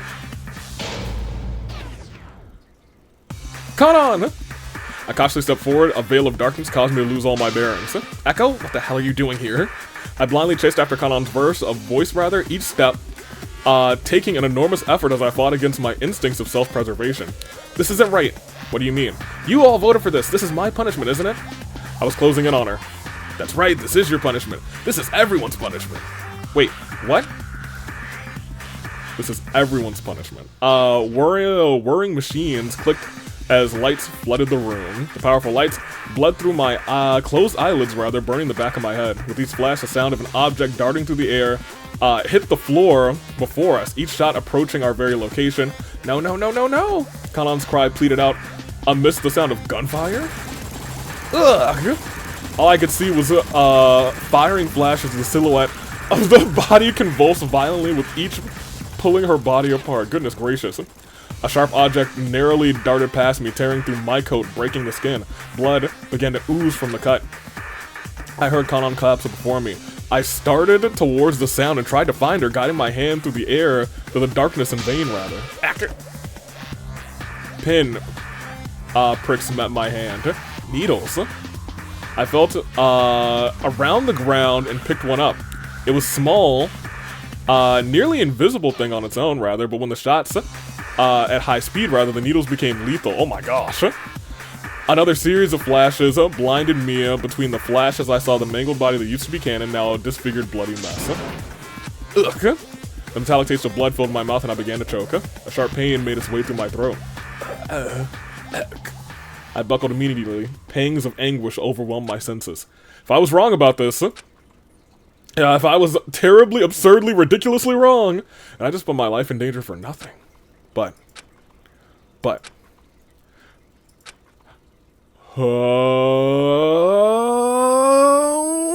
following this dead end, there had to be something strange. Are we gonna go back in time? I lost my grip on the situation. I only felt pain. This terrible sensation sank into my blood, and an inflaming ache rushed through every inch of my body. And then... oh, and then he went back in time. Doom, doom. Gasp. I grasped at my throat. My skin wait, this is hilarious. Is he just gonna go through every single person? Oh man. My skin undamaged. The only startling phantom of pain. Yo, this is actually kind of crazy. A needle that pierced my throat remained. I wiped the sweat from my brow, and met the gaze of concerned faces staring back from my exclamation. Kanan, alive once more. This is crazy. Rivaled my panic gaze with her own stoic expression just a few feet away from me. She was still waiting for our vote. Are you okay? Swallowing hard, I finally realized the purpose of these harrowing strange occurrences. They gave me a glimpse of everything that could go wrong. Somehow, I managed to escape death twice. Why was I able to experience an alternate history like that? I couldn't fathom an explanation. I was trembling, my heart hammering in my chest. But if this was anything like the moment before entering the testing chambers, I studied my breath. There had to be something useful in that moment of time between coming to a consensus on the culprit and being executed. This is all of your executions. If I gather what I learned from the two occurrences ending in death, perhaps I can put together a picture of what could have happened. As far as the group was aware, the only clues we had to work with were found on the crime scene, and there weren't that many to begin with. Forte's body had multiple lacerations clustered in one area, due to Sei hiding the gunshot wound inflicted by Kanan. He also had a small pool of blood near the back of his head. However, the other source of blood near the back of his head was what bothered me. Nothing clearly visible caused the injury. I didn't know how to explain the life-saving phenomena I just experienced, but I knew I had to take this opportunity it gave me to find the truth. Look, I still don't have the full picture. Please, I can't vote for Kanan. So you're implicating Sei as well? Not exactly, but her presence is important. If you think something's missing, just shout it out. We won't know what's going on in that head of yours if you keep stopping the trial for no reason. We'll give him time to think, Lyle. Come on. That's the problem. I don't know where to start. I couldn't sway the group with the absurd notion that Kanan would be wrongfully executed, rather. I mean, you could be like, I'm a time traveler. I came from another timeline. This is wrong. That would be the most cheap ultimate talent of all time. I would first of all love to be in an ultimate trial. I guess you would just want to kill that person, huh? Who's to say that they don't come back from the dead saying, this person killed me, lock him up. Go on, Akko. Talk to him. I think we ought to continue deliberating the details. There's something bothering me. If you could just entertain me with this, I'd like to further address the lacerations. While Kanan admitted she shot Forte, she didn't know whether or not it was the shot that killed him for certain. I saw her shoot him. Yeah, but, you know, we don't trust you. And let's say that the shot itself didn't kill him right away. As far as I could tell, the stab wound and the subsequent hidden gun wound, weren't near his vitals. They were in his lower abdomen. Well, I mean, you would not die instantly from a shot there. I suppose that's correct. And remember, the conditions for lifting the darkness was to kill. Kanan, when did the lights go out? Oh, that's true. That's true! They went out seconds after I fired and just before the elevator doors closed on me. The elevator was still working though, I couldn't see a thing, but I felt the cab move, bringing me up to the foyer without a hitch. After I arrived on the foyer level, I waited out the darkness in the elevator cab before running off to the atrium. She waited out the darkness, and the darkness fell seconds after she fired. Lyle, we were just as immobilized in the testing chamber as Kanan was in the elevator cab. We had to wait out the darkness as well, so that means Forte wasn't killed instantly. Sei must have taken advantage of his injured state, taken the dagger from him with little resistance, and retaliated. He must have fallen weak from Kanan's chance shot when the lights went out and Sei stabbed him, finishing him off to lift the darkness. I don't know if that's entirely true either. In that case, what you said about covering for Kanan was a lie. So you really stabbed Forte to death? Missy knows it. Kanan saw it too. I saw? I turned the dagger on Missy first. She has a scar to prove it. Forte would be next. What are you talking about? I only saw Forte with the dagger facing off against you. Then when did Sei acquire the dagger? That's a really good question. If Forte didn't push Missy away in time, she would have fallen instead. No, you can't mean that. And why not? I planned the attack after I saw you pin the dagger into the wall. I took it. If you're planning to attack me, why didn't you do so sooner? You had a perfectly opportune time when we were all in the elevator going to the trial grounds. You're asking why I didn't attack sooner? What was stopping you from... Okay, well, hold on. That double tapped apparently. What was stopping you from doing so every private opportunity, rather? I'm challenging you to convince me of your malicious intent. It's not something I wish to hear, but this doesn't make sense. Okay, everybody's just yelling. Hey, stop. Echo's like, hold on a minute, y'all. I'm the protagonist. This is my time to shine. We're not going anywhere like this. But this discussion it's impossible to make heads or tails of it. We had a culprit pinned from the start, say. We drew out the trial only for Colin to take ownership of a hidden gun wound, and now we really are back at square one. Say met the requirements for lifting the darkness and hid the gun so we would vote wrong. Neither me nor Missy nor Echo were at the scene, so basing our conjecture on the testimonies of two suspicious people is it's impossible. Damn it. How can we possibly find the truth based on their word and word alone?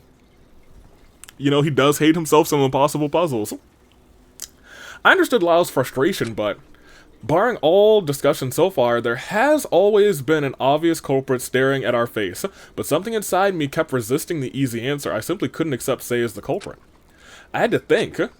Those strange occurrences ending in death, I learned something I normally would not have.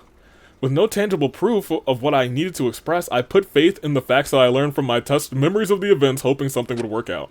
I put my faith in believing no one here could kill. Not after what happened twice already. Dude, do you remember what happened with Say in the other timeline that you experienced? Or, I guess you don't remember the time that Kanan stabbed you in the back with an axe. So, you know, it is what it is. We'll continue. Just why did I experience those strange occurrences? In the two scenarios, my life was gravely threatened. And yet, I stood here with those memories of those events. After all, they had to have happened for a reason, right? It was far-fetched, like the Pokemon. But I had to utilize what I learned with the hopes that the facts learned would guide me in the right direction. Uh-oh. I have to think about what I've come to know. The information we visited Cyrus's room about the killing game. There was an experiment to see who would survive and win to overcome the ultimate students. In the game's participants, there were people paired off, close to people to create friction between relationships. It's a pair game. The game was set up to sow seeds of chaos and disorder. Sei was listed alongside the former student Akihiko, now known to us as Zero.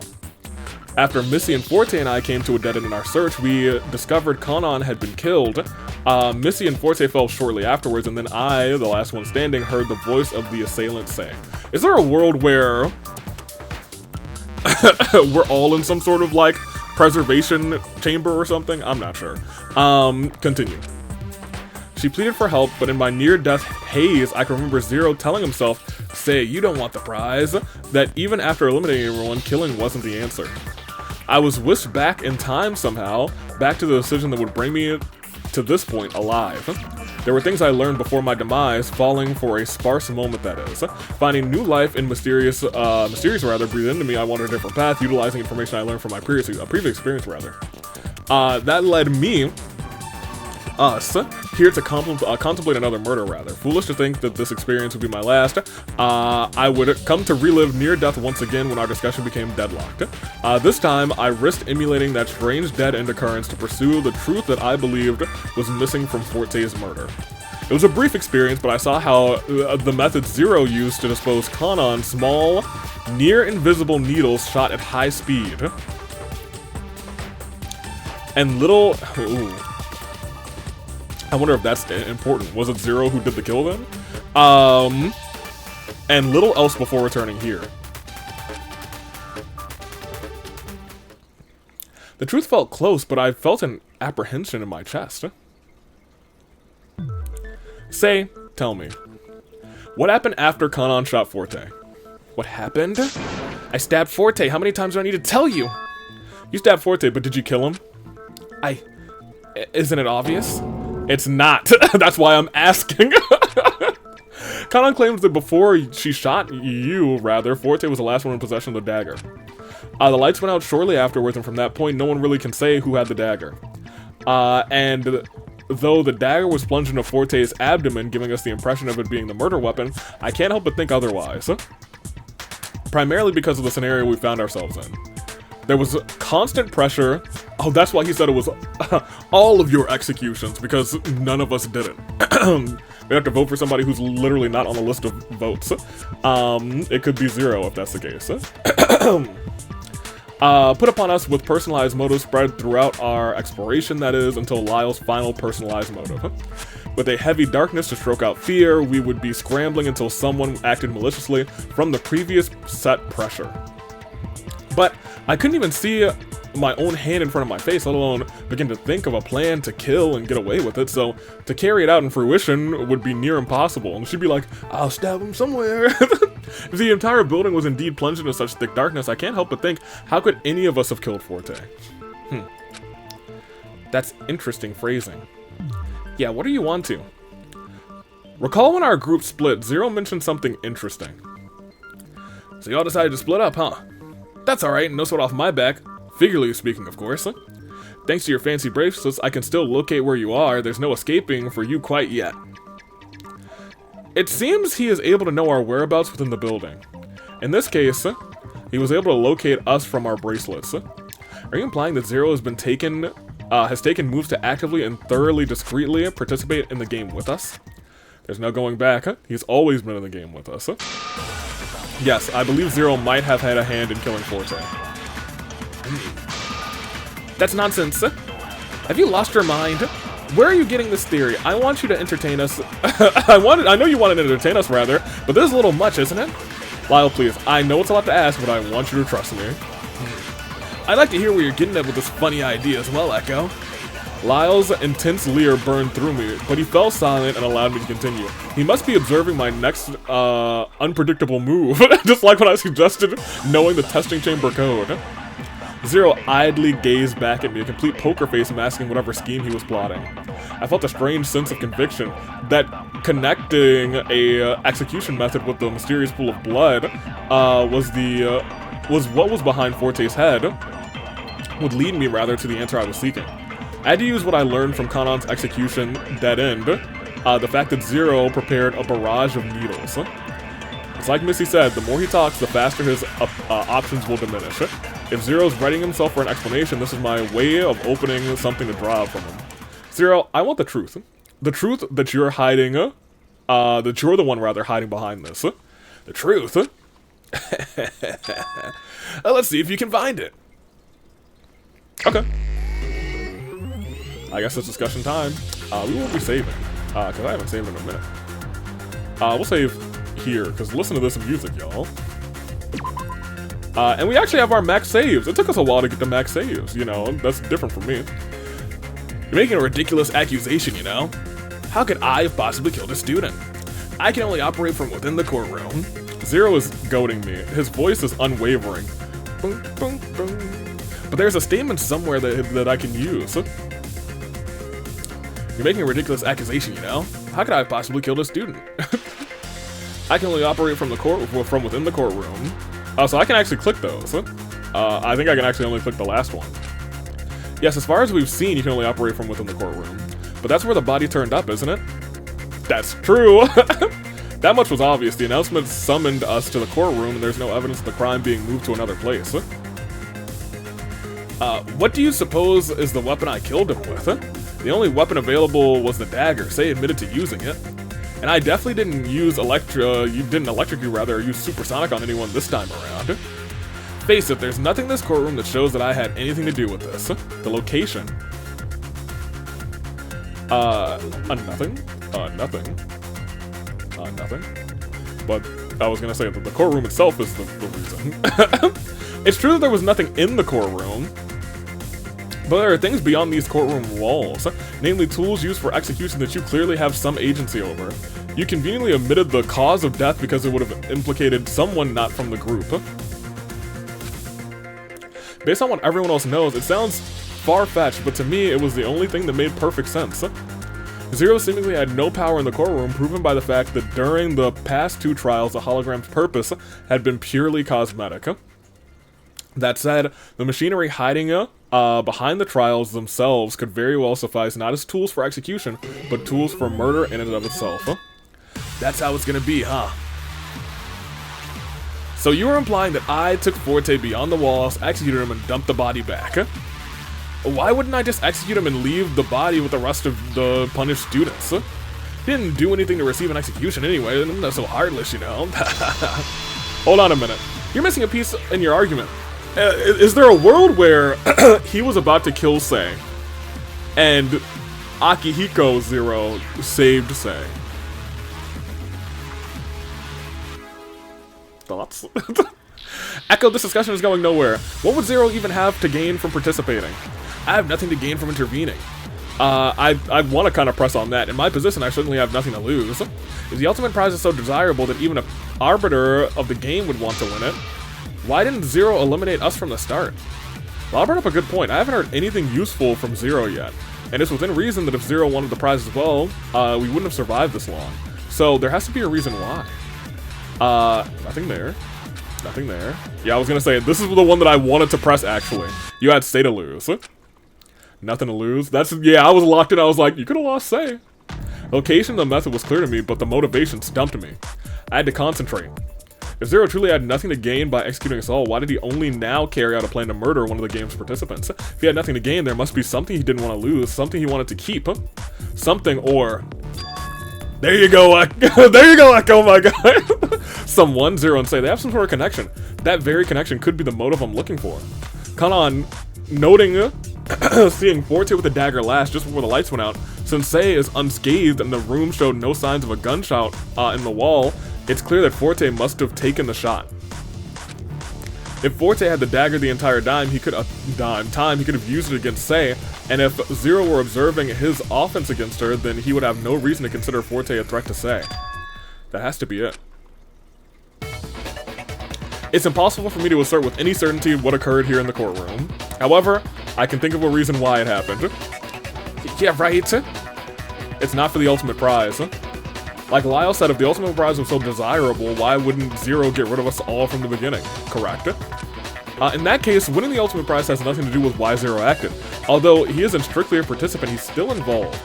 That involvement, there's something connecting us as the participants to him as an overseer.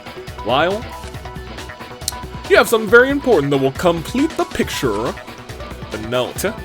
It reads, if you recognize one of these symbols depicted, then you have finally found me and are safe. Please do not speak of the note's existence. Trust no one but yourself. Lyle discovered this note in the pantry after seeing Sei duck in there for a brief moment. Sei must have known something. Oh, there's a mosquito.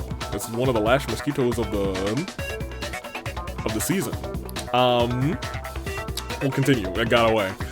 Zero's emblem was shown on the second day. So like Kanan said, when the Killing Game announcement came on, Sei must have been clued in on the person behind it. She's known this all this time rather and played us for fools by ducking out of confrontation. Sei is the other insider.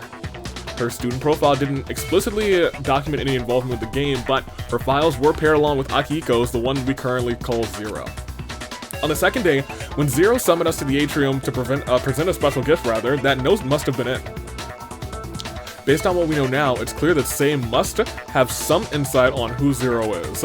However, instead of thinking Sei was a spy within our ranks, conniving with Zero to plot against us, Zero's the one trying to bridge the gap between participant and arbiter to intervene with Sei's safety. Huh? Wait. But even if that's the case, why would Sei go out of her way to direct the attention of implicating herself as the culprit to save Akihiko? Isn't that action in diametric opposition of what you're implying? No. Well, yes. I guess it would save Akihiko? Question mark? Because she would still die. No. I killed Forte. He deserved it after all. No, shut up. She would be forsaking her own safety by placing the blame on herself, the false culprit, causing us to vote incorrectly and inevitably causing us all to die. Zero has nothing to do with it. What Sei did to Forte during this trial was her own volition, shattering the connection between her and Zero. If he killed her to keep her safe, then she completely threw the sentiment out of the window. I'm the only culprit. Vote for me! Well, Zero, what do you have to say about all of this? You'll never know the answer if you don't vote. If Sei confessed, what's stopping you from accepting her judgment as truth? You want to believe your friend, don't you? What's stopping me? I want to believe that she could never do something like that. Ha. That's it? Just like your completely out of this world conjecture about me interfering, you have no tangible basis to trust her either. Trust. Trust has been a big theme in this game too, especially in Chapter 2. Such irresponsible thinking could lead to an execution, you know? Zero wasn't going to be shaken so easily, but the fact that his arguments are lofty and just as intangible gave me some solace that I could turn this trial around. I could do so by forcing the subject of his motivation. Say, I'm not going to vote for you. You're the only one who knows what happened for certain. So please tell us why. Why are you trying so hard to make us vote incorrectly? You can't possibly want us all to get executed, do you? Is it better than receiving the ultimate prize? That's exactly what I want. Complete execution. Ma'am? Bang, bang, bang, bang! Even though Kana admitted to something she didn't do. What?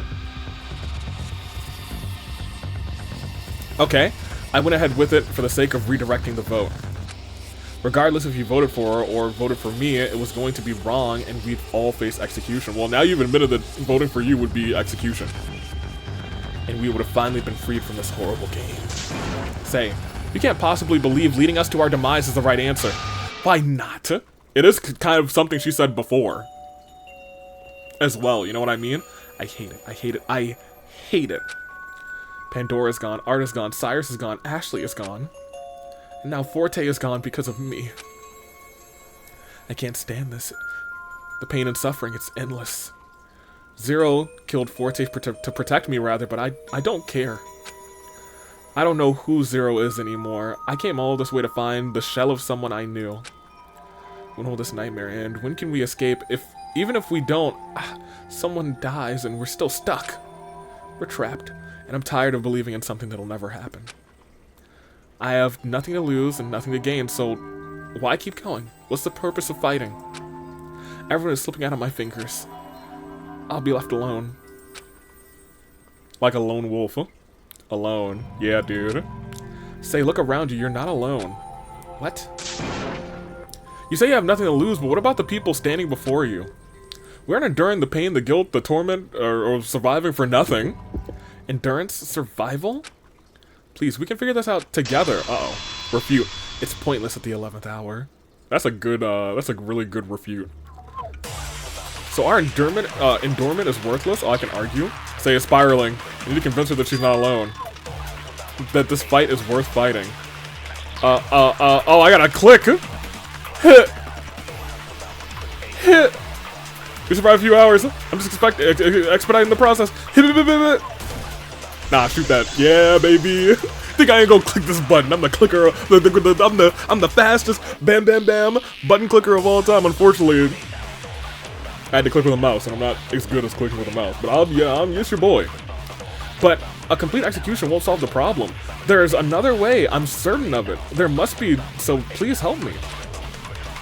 No, I can't. Can't see it anymore. It's all so awful. Nightmare. If you don't go all the way, thank you. Whew. She dodged that?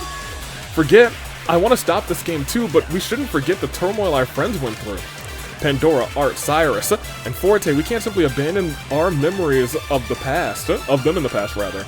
I'm going to stop this game by voting. I'm not going to stop this game, rather, by voting for you. I'm not going to abandon, rather, my memory of you either. Oh my gosh, this one is tough.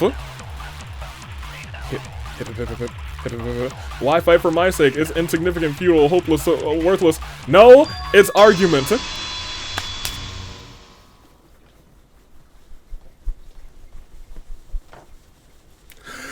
Telemecho!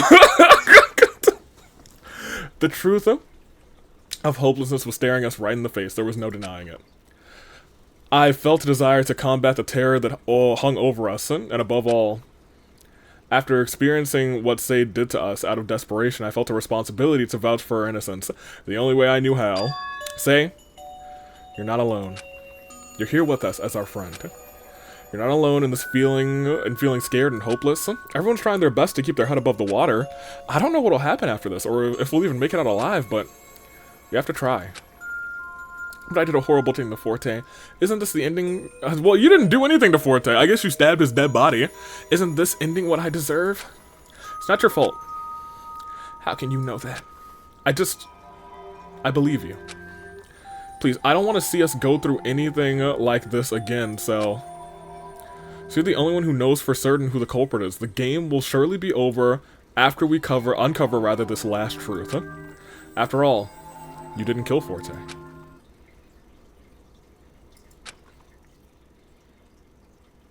How could I? Of course I didn't kill him.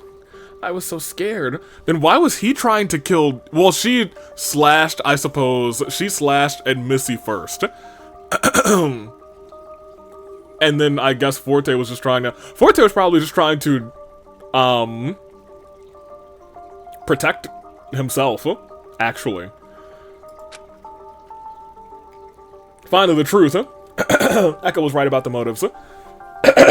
The fact that little by little everyone was being pushed some way into distress, I felt the pressure mounting. Who was to know what sort of motive was going to be delivered? I took the dagger to protect myself. I couldn't possibly know what was going on in anyone else's head after those motives. How could I? Yeah, and it was targeted her specifically. She didn't get one, so she was poised to be the target. You know what I mean? So like, oh my gosh, they all now have motives to kill, but you don't. Meaning, low-key, one of them would likely do it to specifically you. I wasn't even relieved that I didn't get a motive because I couldn't help but think about everyone else's, that everyone would be given a reason to turn on one another. And when Forte said he would take matters into his own hands, I feared for my life. I froze after I slashed at Missy, and he overtook the dagger. What Kanan saw was only half the story. He did appear to have the advantage over me, but it was just a performance for the only possible person in the audience.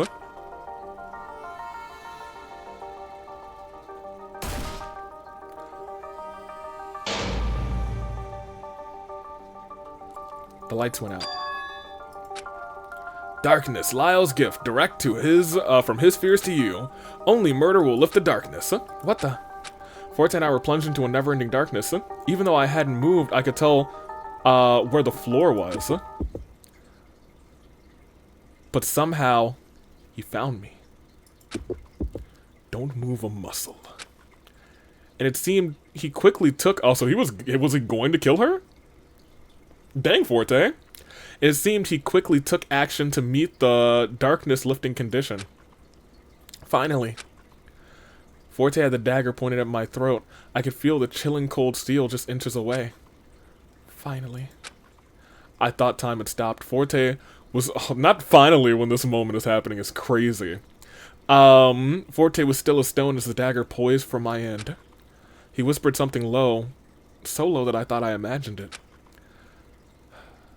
A stage where every man must play a part. And mine, a sad one. Ugh! Then Forte just fell. When the lights returned, I saw his body lying face up. A small pool of blood was forming behind his head. So I think if we had voted for Sei, he just would have passed Sei off as the victor. I think that may have been what Zero's plan was. When the lights returned, I saw his body lying face up. A small pool of blood was forming behind his head. I looked up at the trial grounds walls closing steadily, and Zero's hologram was this awful, satisfied expression.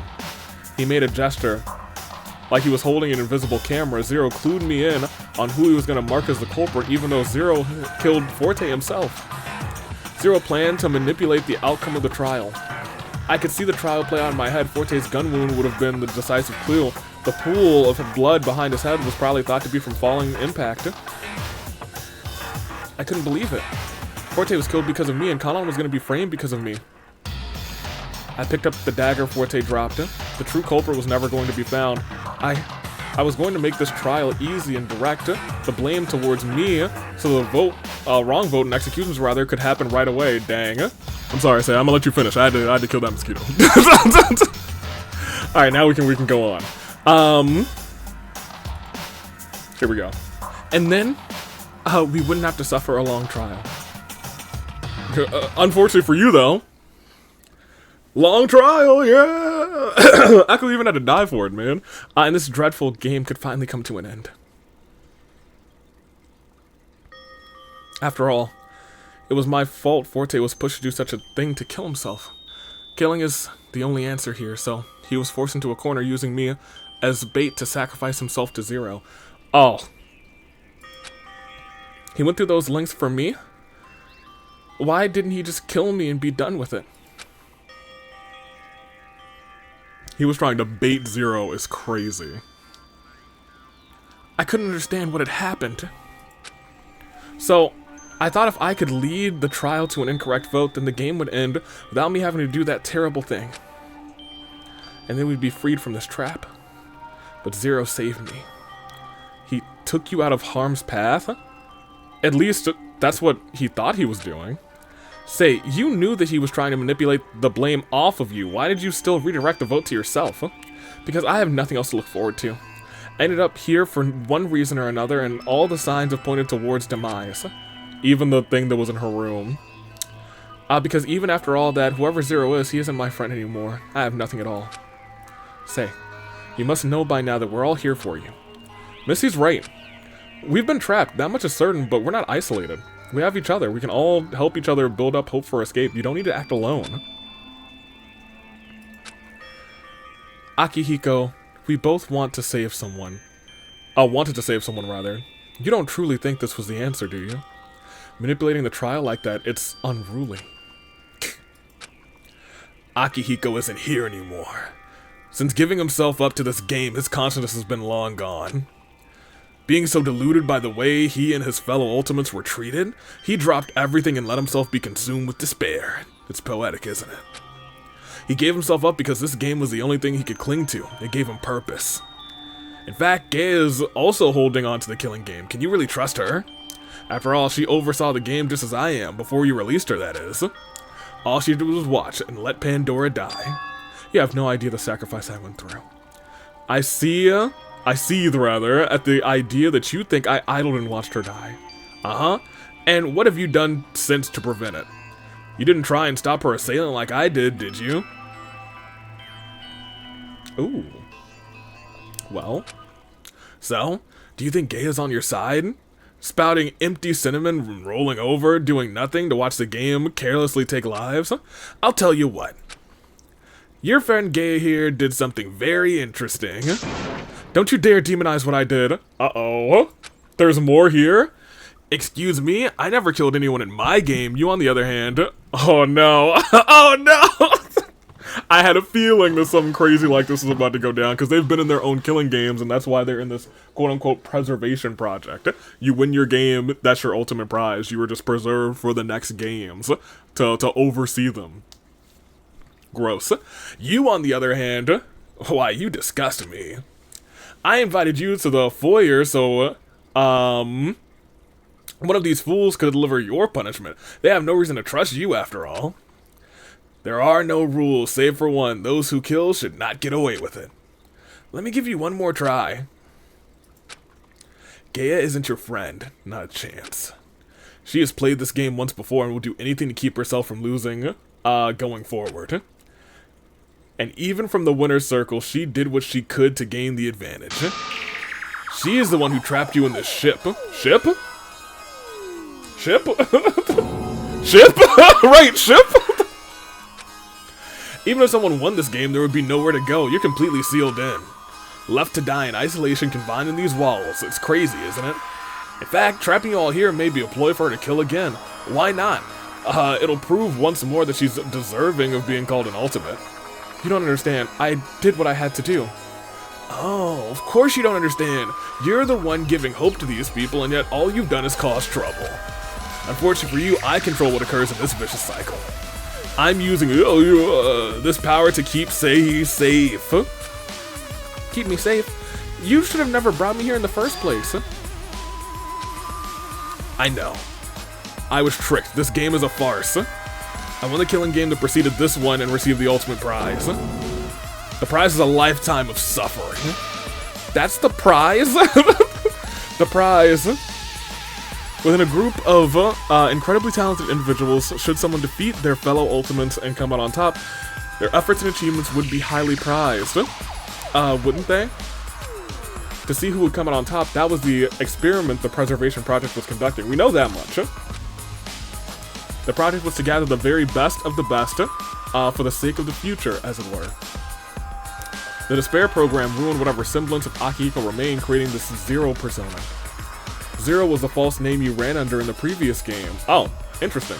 After all, it's no surprise to me that it's being used again under the guise of a killing game operator.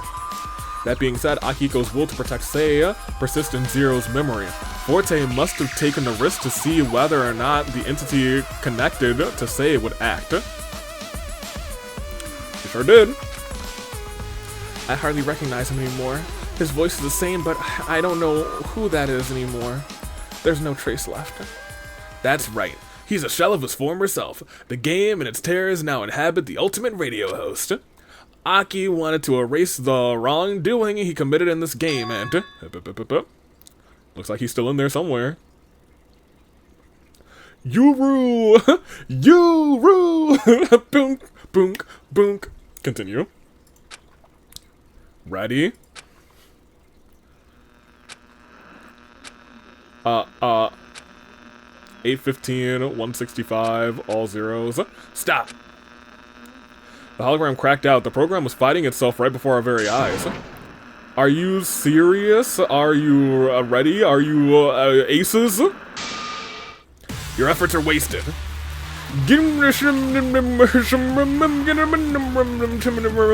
Oh, are these gonna be the other people that are getting preserved? This looks like a completely different sprite. You gave yourself up to despair, and yet you still try to deliver a signal of hope, or maybe it is just him. You defied your own actions, very self-preservation actions that saved you in the last game. What happened to selflessness? I cannot tell a lie. Alright, Honest Abe, I'll bury you. The Arbiter we called Zero was fighting itself, its current form and former form were trying to make sense of its own actions. Despair? What's happening? A conflict we cannot control. Actually, I'm not entirely sure what that was. I have a last-ditch effort prepared. He cannot overcome this darkness. If he cannot overcome this darkness. He's just gonna pull the plug, dude. The light shuddered as we watched Zero's fight unfold. Heh. The Zero entity fought its way to dominance, greeting us with its haunting laugh. Well, well, well, I guess you caught me, eh? Ha. Fine, the jig is up. I won't resist since I've thoroughly been caught in the act by some triumph of hope or whatever nonsense you want to admit. After all, I wouldn't be doing your efforts justice to keep you fighting back after you went through so much trouble. Must have been some kind of rotten luck that you got out of this one, huh? Who are you, Echo? Well, me, I'm the ultimate go back in time once I almost die at a path that is a dead end. You know what I mean? That's what they call me. I'ma retain my memories, and I'ma figure out exactly what you're doing. I don't know how you, a talentless nobody, managed to realize the trick I pulled off. By all accounts, you should have been executed by now. If all went according to my manipulation, Kanon should be a pincushion and the rest of you dropped into an incinerator. Although, what's stopping me from letting that happen? I'll execute myself and bring you all with me. Don't you dare! This is the last show with your host Zero, signing off today's cast with Eternal Dead Air. Wow! Oh, wait, hold on a minute, he's not allowed to do this. The lights boom violently, oversaturating the trial grounds with a blast of glaring heat. Damn it, no! A tremor tore through the room. The sound of, was fine. Echo will, like, die, and then he'll just go back in time again. It's fine, we're gonna be okay. A tremor tore through the room. The sound of metal creaking filled the halls, and the lights flickered dizzyingly as we all struggled to gain footing. Everyone get down, and cover and duck your head. And neck. We all dove to the floor, each quake jolting us to and fro with ease. Kathunk. Where are we? The shaking came to a low rumble, and the ground eventually settled into stillness once more. The lights returned to a dim glow as the five of us cautiously rose to our feet. The trial grounds were quiet. Too quiet. Where's that Zero bastard? Lyle up to his feet, darting around the trial grounds looking for a sign of the Arbiter. Why, I'll rough him up. He's giving me real Scrappy-Doo energy right now. Are you alright? A concerned, static-filled hologram of Gaia illuminated the room. We're fine, no thanks to you. I'm sorry, I did not anticipate the superstructure would have buckled under the pressure, but seeing as Zero overloaded the systems, the adverse effect of his self-inflicted execution, may have sped up the process. What are you talking about? That doesn't explain why, where you were and why you were never helpful. Lyle, come on. We're fine, aren't we? For now. I helped Kanan to her feet as Missy did the same with Sei. You okay, Kanan? Little shaky, but I'm in one piece. Thanks. Missy, Sei? We're alright. That is a relief to hear. So that's it, right? Huh? Zero's gone, the game's over? We're done here, aren't we? It'd be crazy if Gaia was like, no, the game must be completed. So let's get the hell out of here. Hang on. Sure, he's gone, but there's still so many more unanswered questions. First of all, he's never on a ship. Even if we get out, we're still stuck drifting on the sea. If there were a wholly unknown testing chamber below us this entire time, it's within reason that there's a helm hidden somewhere as well. Gaia, wasn't it? He said you were responsible for such a thing. Is this true? Gaia sighed. I will answer your questions in due time. For now, I would like to ask that you all rest a spell before coming down to the testing chambers. It's been a long few days for you all. What, and let you jump the ship through a concealed exit passageway while our guard is down? No way. Lyle, I understand your desire to push forward, but a break would allow us to sort out our thoughts. Please, I'm not going anywhere. I will await your arrival. We're gonna go down there, and Gaia's just gonna be dead. Now, who did it this time? Gaia's hologram clips out as the rest of us idly shuffle. Lyle huffs as he shrugs and makes his way to the elevator. Looks like that was the end. No vote, no execution. Just the end. Although Zero's destruction provided some relief, I still felt uneasy. There was still so much uncertainty that was lurking before us. I sighed. The rest of us followed Lyle into the elevator, and together we returned to the foyer. Us 5 remaining students left the trial ground in the shadows, for good. Or so we thought. Is there gonna be a chapter, like, epilogue? Question mark?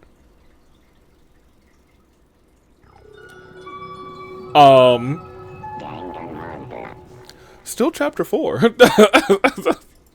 Endless and unfamiliar, and that's a big old anchor. So what's about to go down here? Lyle, Missy, Kanan, and Sei, and myself. Only 5 of us remain. Our group was cut brutally in half by the game we were forced to participate in, found its final survivors. In that very same order, we trudged to the elevator cab and returned to the foyer. Okay, so this is right after. I'm going ahead, don't wait up. I want answers. Gaia better fess up about all of this. Hang on, Lyle. I want to talk to her first. Alone. Why? I just need to know why she gave me a talent. How could she know something like that? Something I'm not even aware of. Why me? Please, I need to know what's going on. Alright. Being an ultimate student isn't all it's talked up to be. It's a world of misfortune. Yeah, I can see that. You can't have an ultimate without a killing game, apparently. I know. Echo's like, yeah, I learned. I'm a quick learner. I've died twice. Lyle, here, we'll save this, probably here. Lyle shuffled off towards the foyer door's entryway. The rest of us students stood by as well. It seemed no one else was quite ready to go down. Wonder what was going through everyone's minds right now. Yeah, Kanan, what's good, girly? Hey, Kanan, you okay? I don't know. Kanan bitted her nails, a sullen expression taking over. Maybe it's guilt or something, but something in me wishes I did actually kill Forte. Why? I don't want to sit with this feeling, this melancholy feeling I'm sitting with right now. I've always told myself that I was just a spectator whenever I took photos, that it was just easier to detach myself from the emotion of the subject. There's something more tolerable in seeing someone else experience what is occurring in a full photo. But it's thanks to you that we found an answer in those awful, in those awful trials. I thought I said vitals for a second, I was like, what? I guess. And you didn't actually kill him with a gunshot either, so there's no reason to feel guilty. It's not that simple. I know. You still shouldn't wallow in the what-if feelings. It's all too painful. You did shoot the man. That much is true, I suppose. You helped us out a lot, really. Well, Zero's gone now. I suppose, but I never wanted to get involved, so... I never got the opportunity to do so before, but I wanted to apologize properly after I tore up your photo. Don't worry about it, in fact, just forget it. I didn't actually like the photo, didn't particularly like the photo, rather, anyway. No, I shouldn't have been so harsh. I stuffed my hands in my coat pocket. Huh? How'd that get in here? Somehow I found the torn photo in my pocket. I lined the two halves together. How'd that happen? Hold on a minute. Here, you should keep it. I know you weren't really close with anyone, but... Well, I just hope you know we still think of you as a friend. Kanan carefully took the two pieces of photos from me inside. Thanks.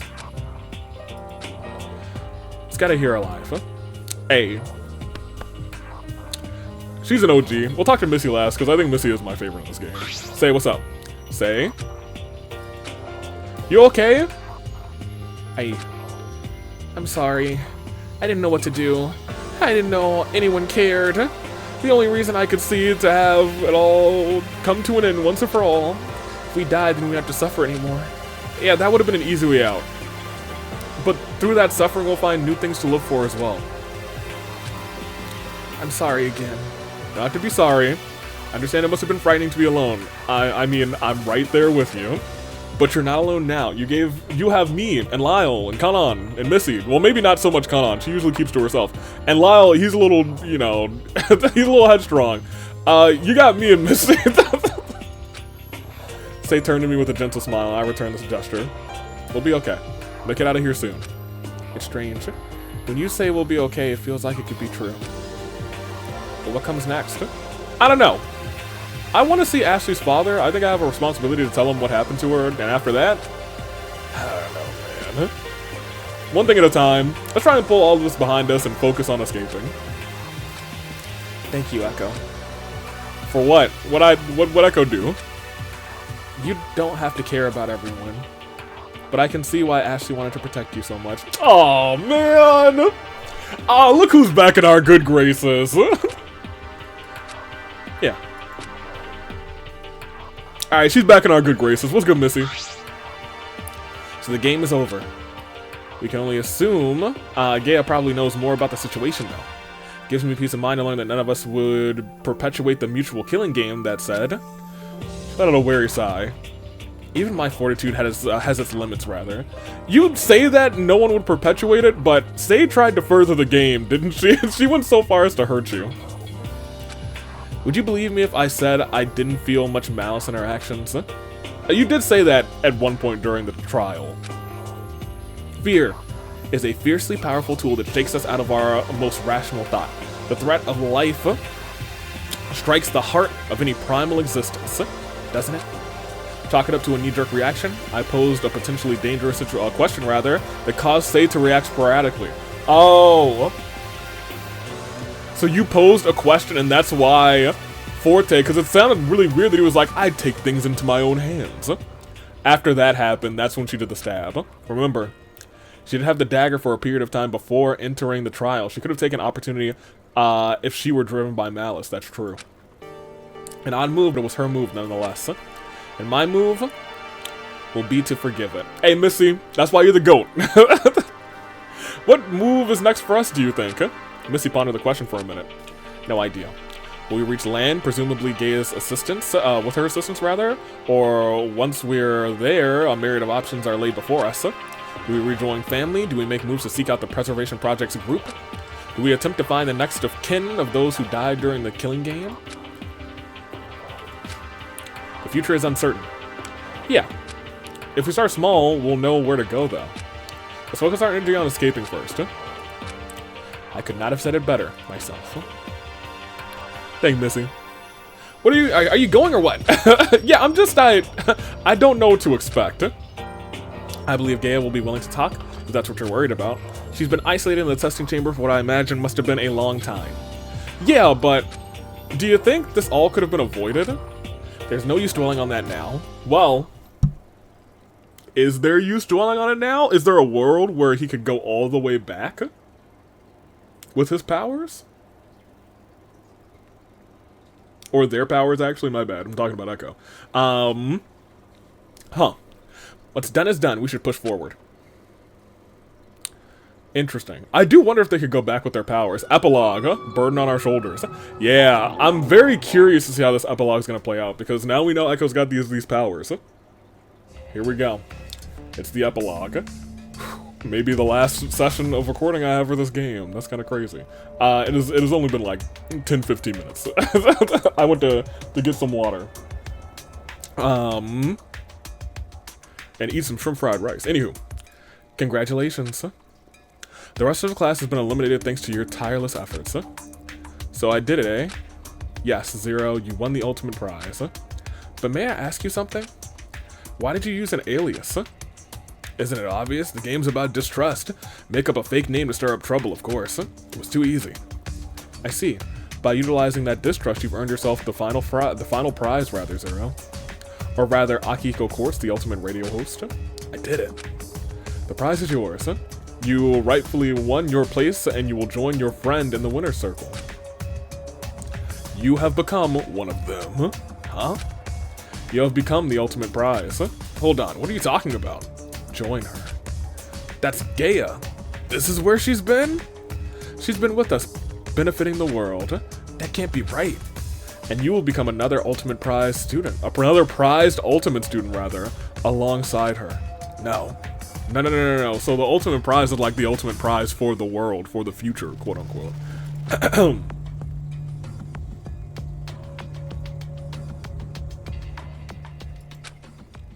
Hey, Gaia. Oh, hello, Echo. I drifted into the testing chamber, spotting Gaia hovering over one of the capsules. A look of misery darkened her face. You okay? You look a little pale. Gaia sniffed as she stared at the capsule containing Akihiko's body. It was impossible to tell if he was breathing, let alone alive. I'll be fine. I was just recalling something. Where are the others? Oh, they're upstairs. I wanted to talk to you alone. Gaia remained silent, rather, awaiting my next sentence. I didn't know where to start. She noticed my hesitation and left her place in front of the capsule. She gestured for me to sit at the workstation chair as she paced slowly in front of me, rather. You must have a lot of questions. But first, if you'll spare me a moment to share my story. Go for it. I was curious. The Preservation Project's killing game. Known as an endeavor to create the ultimate prize. Ooh, very nice. This is thumbnail worthy right here. Unfortunately, this is such a spoilery thumbnail, I don't think I can use that. Distrust is to be expected on day one. The roster was always specifically curated to create pairs, testing bonds between people. The crux of this game relies on broken bonds, applying pressure and motivation to spark the fire. From there, everything will stoke the flames and catalyze. But seeing so many of you survive despite the remaining time, I wonder what went differently. Nonetheless, I must say I'm pleased with the results. Okay, I don't like that you say it like that. I realize it's difficult to find hope in things. In the darkest times, especially, is when our minds wander. The thoughts lead to astray, rather, distorted by fear. As a cartographer, I create maps for the places on our Earth, rather, that are far greater than my own being. When they said ship, did they mean actual ship or spaceship? The vast plains, the pulsing sea, the tunneling caves. To somewhere greater, in the greater picture for an ultimate good, rather, beyond my perceived world of existence, it's difficult. I realize Pandora and I are very different. She searched within individuals as I searched the world. However, we were looking to spark and inspire the same thing, hope. Despair will rather control your lives if you let fear and darkness of your heart run amok. If you allow those inklings to escape, thoughts of terror will command the reins. How are we to combat such intrusions? Well, answers may vary wildly. Nevertheless, there are strategies and resistance. So I must admit something, the very thing that might be plaguing your concerns, your ultimate talent, your ultimate memory rather, I fabricated in an attempt to foil Zero's preconceptions of the game's participants. Oh, so you just made it up. So you're telling me you just made up his ultimate. But more importantly, I have some kind of Echo got some kind of power. They've been hopping through dead ends. Man, continue. My eyes widened. I had no words. The notion of an intangible talent like that was meant to play a part of a placebo in your mind. A talent that couldn't test the abilities of... A talent zero, rather, couldn't test the abilities of, rather, only one that you could measure. I had hoped that it would give you some peace of mind, what with your worries of not belonging. But memory? Not exactly. To give a technical term, if you had the talent pertaining to memory, you would have been properly deemed the ultimate mnemonist. However, to give such a succinct title rather would prompt Zero to test it. I could not allow it. What kind of test would he have given rather? The most immediately telling test would be speed cards. You'd be given a stack of shuffled cards in which you were to recite all 52 in the exact same order as fast as possible. Echo's like, I can't do that. If you were an ultimate student, that would have been quickly, if you were an ultimate student, rather, the fact would have been quickly dashed or proven with one simple test, and my counterattack against Zero would have failed. What? That said, I was purposefully non-specific in bestowing the ultimate memory upon you. I had hopes that it would it would gel with Cyrus's falsified talent of charisma. I admit it was an interesting decision he made with that one. Wait. Although I had not been speaking, I felt breathless. So, I was just a tool. I felt a stone drop in my stomach. No, a tool is a far cry from what I would call you. You exhibited strength I did not expect, which was the ability to see through Zero's ploy. Strength? And more importantly, you saved your fellow students. You are a wild card. Persona? Or perhaps you do indeed wield a special ability. You maintain your constitution even under immense pressure and stress. Oh no, Echo. They got a special ability. I don't know if you know it. I don't think Echo even understands it, but they got one. Stop. Gaia was shocked into silence at my outburst. Gaia, I understand that you must have been through a lot. I really do. But to manipulate me, us, as pawns in this game, isn't that too cruel? Isn't that action in itself becoming just as bad as the people who trapped you in here in the first place, utilizing ultimate students as a means to an end?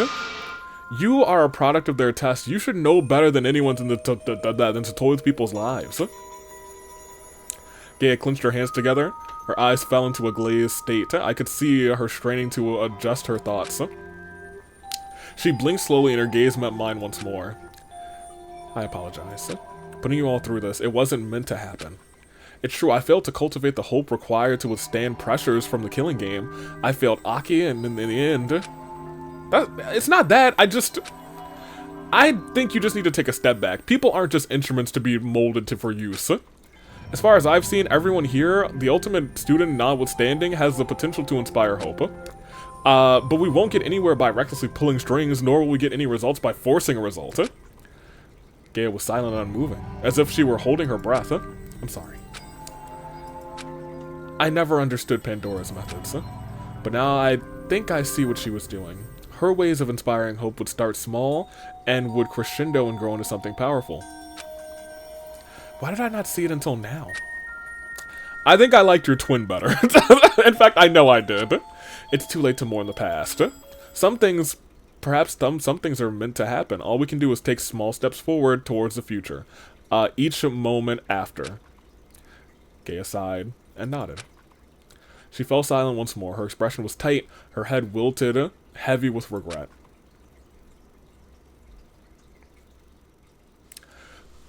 So what about my time traveling? I returned upstairs to give Gaia some time. After a moment, I ushered the others down towards the testing chambers. We came back. Gaia was at a workstation focused on the monitors once more. Missy and Sei lingered through the chambers, anxiously looking at the containment units and monitors.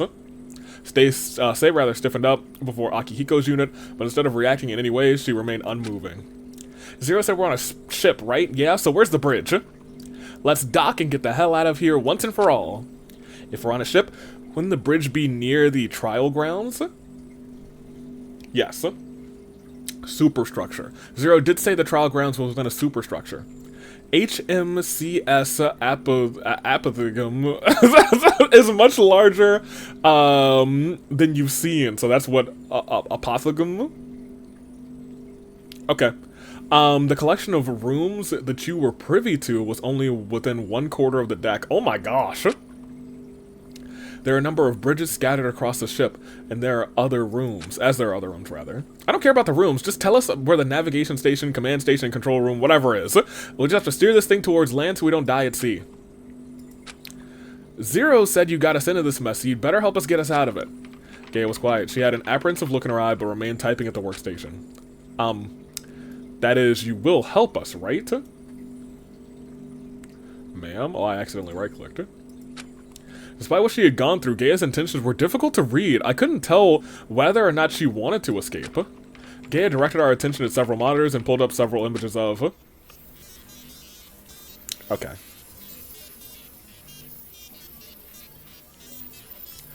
It looks like it could either be underwater or space. Like, this looks like it's underwater, but the rest of these kind of look like space. I can't see a thing in these monitors. What are you showing us? Wait, is that... Looks like some kind of squid. Well, that only makes sense. We are sailing at sea. Yeah, but why can't we see anything outside?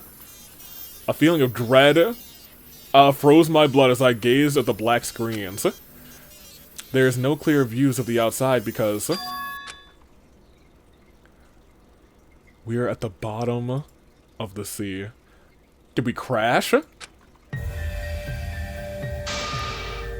What? I scuttled the ship. I did what I believe would... Oh! No! I did what I believe would be the most beneficial thing for all of us trapped here. That can't be. The atrium, the trial grounds have both been revealed, revealing the changing sky throughout the day. No, we know that those are just fake. Simple glass projections. This ship is equipped with bleeding-edge technology. It should come with no surprise, seeing as the engineer is also an ultimate student. And how exactly did you think seeing us all was going to help? What were you really planning, to bring us to our deaths at the bottom of the sea? We've been fooled again! Just like last time! It's nothing like that. This is how I prevented another group of students from falling into the hands of the Preservation Project's equipment. Gaia, tell us. What is the Preservation Project? I gulped. Even after all this time, I wasn't sure I wanted to hear what the project truly was. The Preservation Project, It's a group that provides housing for ultimate students, protecting them from whatever could endanger them from utilizing their talents proper. That's what it is between the whispers between ultimate students outside of these walls. However, the truth of the matter is that everything you previously knew about the project is just smoke and mirrors. The project's activities, the safe house, the earthquakes themselves, it's all a front for the project's true intentions to create the ultimate student. Oh! Oh! Something of this magnitude and effect would obviously require immense resources. They're creating the ultimate students. The people responsible for taking art under their wing lobby for the resources necessary to pull this off. And the powers that fabricated this scenario are products rather of ultimate students just like yourselves. How is this possible? Thought manipulation. With the correct seeds planted, one known as the ultimate psionic was able to cause distress rather, pushing students towards the project's so-called safe house. The reach of their abilities required something visual and something auditory. One of those seeds must have been planted in the letter that we all received. There was a distinct watermark at the bottom of the letter. That must have been the visual key. And the auditory key must have been Aki's voice casting the project information out. Therefore, the reason why Echo wasn't aware of any of this was because they never experienced exposure to either of these two keys. Oh. I see. Huh. I was speechless. Dang. So it was a mistake that I was included in this group after all. But after being here to help everyone, it would be cruel to call this a mistake. We're still at day 5 out of 7, which is kind of crazy. Lyle and Missy took some time with Gaia to survey the settings that we found ourselves in. The ship, the HMCS Apothegum, HMCS, the Hyper Cool Spaceship. Oh, I'm sorry. Was constructed with the vision of housing ultimate talent students rather, with swaths of great comfort. The Preservation Project acquired it soon after its conception as the location for its experiment. Oh, they're trying to create an Izuru Kamakura. Constantly moving location that would be difficult to reach by ordinary means. The conductors of the experiment were situated offshore to prevent loss of people in their own ranks. The game was to be remotely conducted with a single proxy, or rather with a proxy serving as the host. Zero occupied the service, offering himself to the side of despair after his own win. To combat their puppet strings, Gaia stripped the group of our whereabouts by taking control of their main asset and casting it far beyond their reach.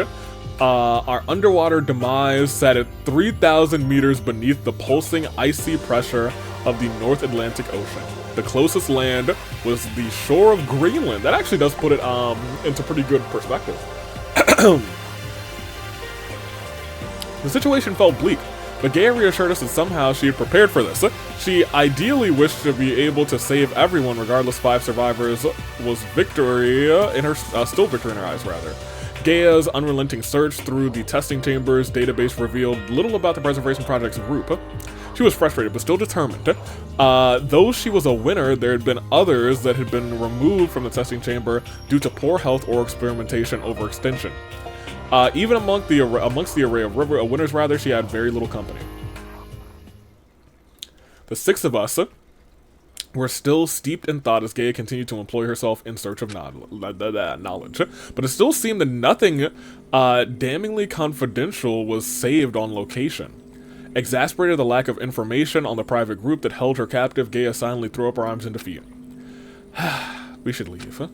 There's nothing more I can do here. I wish to attack the land site and the other subsequent lurking agents. Attack. I nodded. Lau managed to stay patient this long and readied himself in anticipation to aid in proper escape. Missy returned. Yeah, I was gonna say, Lau has been the most patient we've ever seen him. Missy returned after a short visit to retrieve personal files. Cyrus had. Conan was still as ever. We stood next to the testing chambers, but Sei remained lost in thought. What about him? It was clear that she didn't know how to address her lost friend that had returned to the despair vessel. Gaia paused, her eyes cast a dark downward gaze. There's no denying it, rather. Zero, rather, Aki is no longer with us. Her voice was stern. Gaia started towards the door without a break in her step. Wait. What is it? We ought to board the ship, the escape pod, and make a hasty retreat. It's unwise to stay longer than we need to. I know, but don't you feel sad? After all, you're the one who had to stop him. That was my decision. I can no longer take back my actions, can I? Well, maybe if you were like Echo, then maybe you could, but you ain't like them. I suppose not, but what choice did I have? There are far greater concerns that need to be addressed. I can't be burdened with such feelings, not when there's so much to be done. Gaia, I know you want to push forward, but like, why don't you take a step back and let yourself feel those feelings? Stay human. Stay human. I mean, you don't seem like the kind to wallow in emotion, but it would be good to acknowledge the fact that you've been trapped here without help. And now we can help you, or, well, at least I want to. I myself must atone for my mistakes. I cannot just stop because I regret my actions. Her jaw clenched as those words escaped through gnashed teeth. Who was Akihiko? Gaia's eyes softened as her shoulders fell back, and she let out a slow sigh. Just like all the others we lost, he was a friend. A piece of me was now gone, missing. These parts of me have been carved out, the parts that Pandora called sister, and the parts that Akihiko called his friend.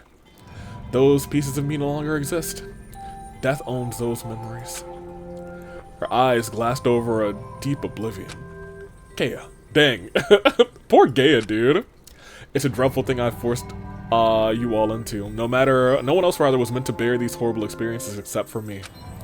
You shouldn't have to fight these feelings alone. It is my responsibility due to my failure. Shouldn't I be the sole recipient of such consequences? No. No, none of this was all solely your fault.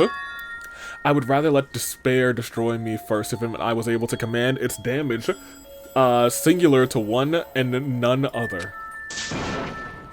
Gaia, all your efforts would be meaningless if you let yourself be killed before making any change. Indeed, such a loss would be absurd if you didn't make a significant move to stop the project that apprehended you. And, well, I don't know what it means to you, but I still have this.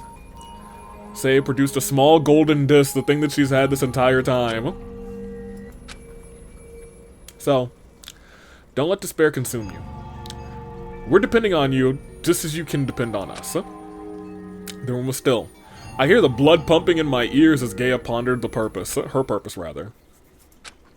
Of course. Vive la guerre éternelle!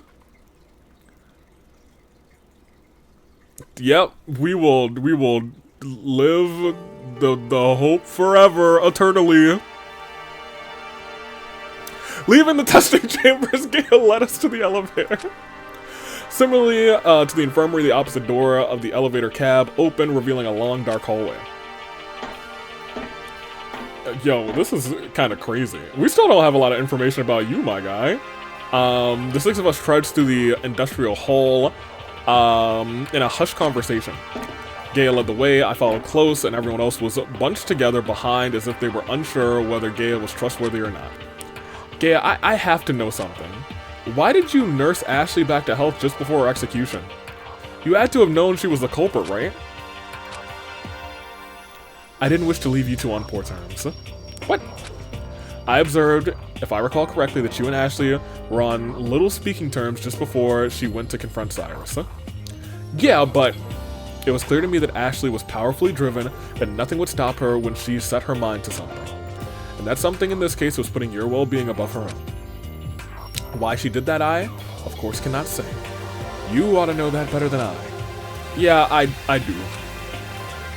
So to soften the blow of the inevitable, I tried in all earnesty to bring her back to see a familiar face once more. Always seem to stretch on forever. You know, no thank you? no thanks, cuz? Okay, fine. I think I accidentally skipped one line. Always seem to stretch forever. You are quite brave. Brave? In the past days, you stood tall against the face of so much anguish. What are you talking about? I'm not brave. I'm just trying to fend off these awful feelings. I can't stop thinking about what Ashley did for me. Would it not be easier to cast away the memories of those past? Yeah, I'm sure it would be easier, but it would suck. Forgetting what happened here would be depriving them of their last memory. I let off a pathetic scoff. Isn't it weaker to cling to outcomes that we can't change anymore? Oh! Whoa! I wouldn't go that far. The fact remains, Pandora was inspired. She saw something special about you. Is that so? Like a candle, the small flame creates a vignette of salvation to cut through the darkness. Oh, a small candle? Don't mind if I do. Don't mind if I do. It's candle time. You said the magic word, Gaia. You know I'm a candle. You know, a candle guy out here. Put that candle on. Oh yeah. Cut through the darkness, baby. Anyway, we will go on. All while steadily burning their wax bodies away. That said, the next torch awaits even the slightest bit of fire. We turned a corner and were met with a hatched door. I climbed to the escape pod. Surprised the escape pod is able to hold itself together at the bottom of the sea, which, you know, made by an ultimate student, I suppose. And that's it. And that's it. You know what? Oh, it's art. I was gonna say, I wasn't even, like, considering that hallway was, like, just the last bit of this game. Oh, you, like, turned to a smile. Say, does everyone have, like, two little sprites? They do. Or it's just, yeah, everyone's going to, like, their closed eye smile. Or maybe not Missy. Everyone is getting two little different sprites. Even Akihiko and Gaia and Echo. Developed by Mithridate. Very good. We finished. Danganronpa by Kodaka, music by Kodaka, made with Rumpy.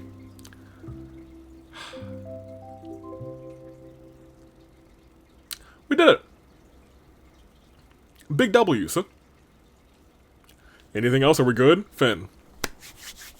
Y'all, if you gave me a million guesses on how this would have ended, I could have never told you. No,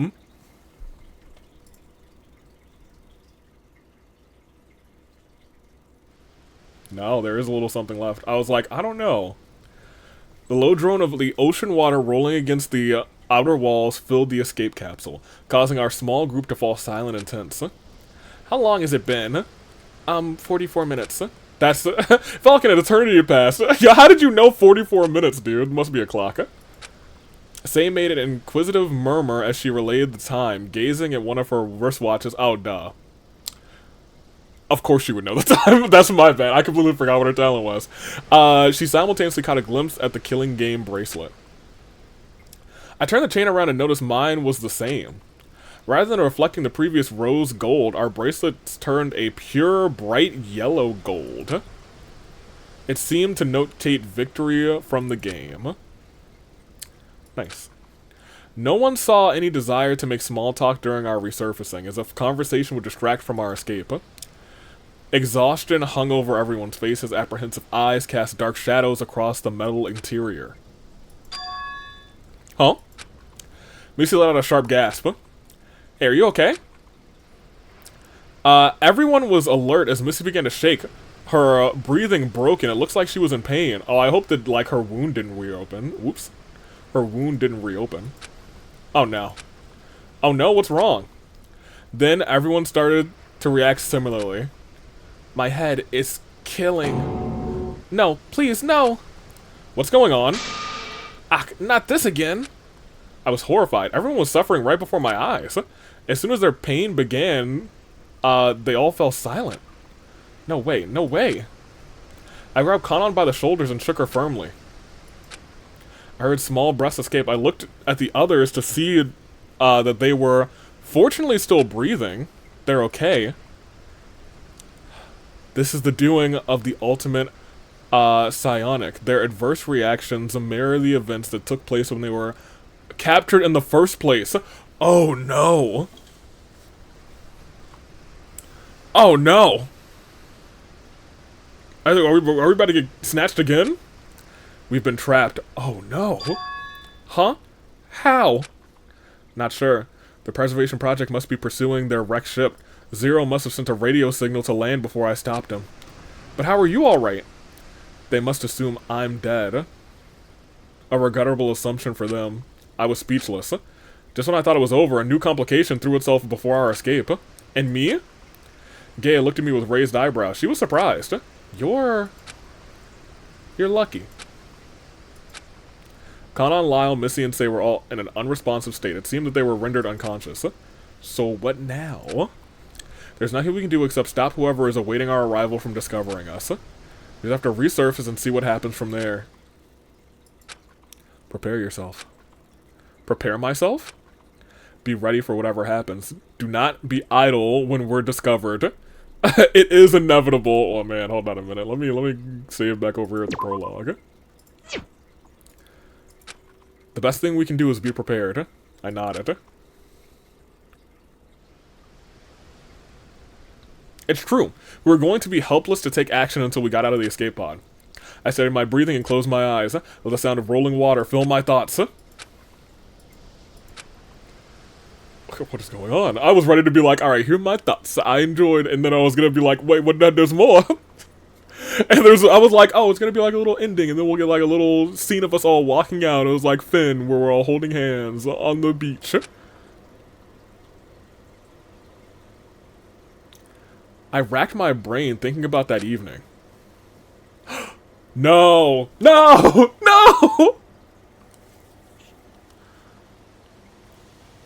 Oh, no.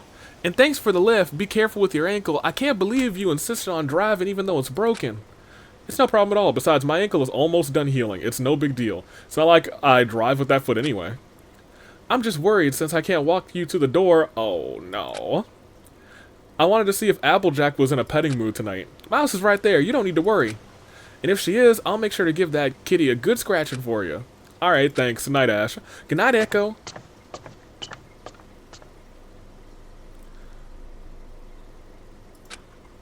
Her porch light still hasn't turned on. She usually turns it on. This is the very start of the game. For a minute so that I know she made it in, but I should get out and see what's going on. Ow. Click. Oh, there it is. Well, time to get back.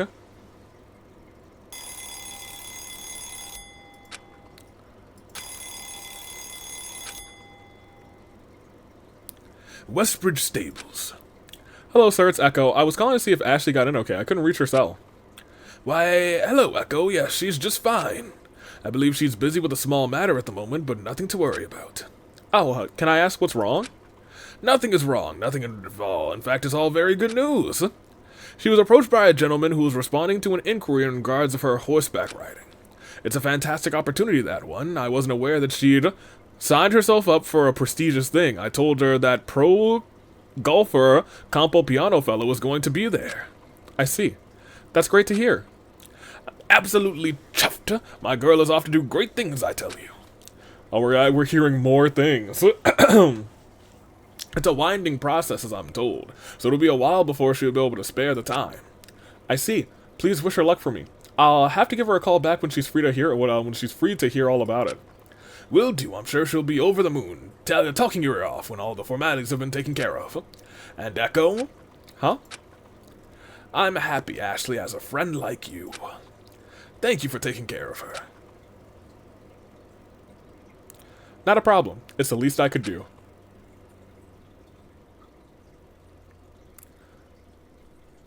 Thank you for playing. Why did we go back here? Okay, that's fine. I really wish I had not clicked next because I want to go back to that log. For the talk with her dad.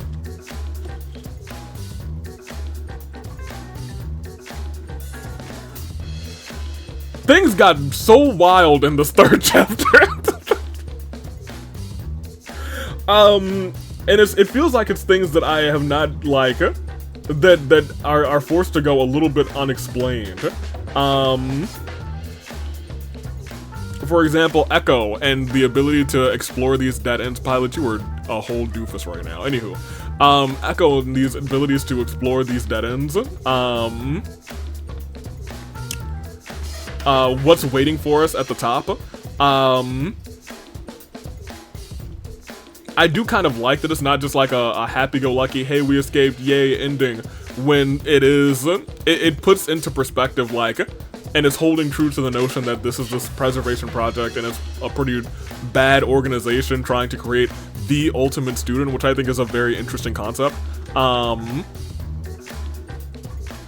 The fact that when we were coming up, they were still, like, trying to pursue the ones that had escaped. I think that's very clever. I think it was actually more realistic. I think this game did a pretty decent job of keeping things, well, yeah, as much as you can in, like, a... I was gonna say as much as you can in a Danganronpa game of keeping things realistic, but we also did die and go back in time. And retain those memories. That's something I wish would have been expounded on a little bit more. I do wonder if it is actually just kind of like a nod to, hey, you're a shifter. I believe is what they call them in, like, Zero Escape. I know this game had a couple other Zero Escape-like references. Clearly Zero, you know what I mean? So most notably, I mean, like, if it's a nod to that, me as a player who's played, you know, Danganronpa and Zero Escape, I'm like, okay, that's kind of hype. I kind of like that, actually. And the fact that it was at a split path makes me think that even more. So I really enjoyed that part. And I enjoyed that he did it again in the near-death... Actually, now that I'm thinking about it, that's exactly what's going on. That's based on my knowledge from other games, but, like, now that I've said it out loud, I was like, never mind. This is exactly what's going on, actually.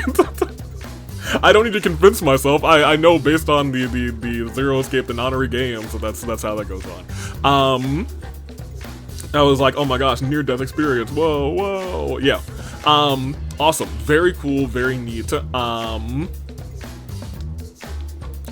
didn't overstay its welcome, I think.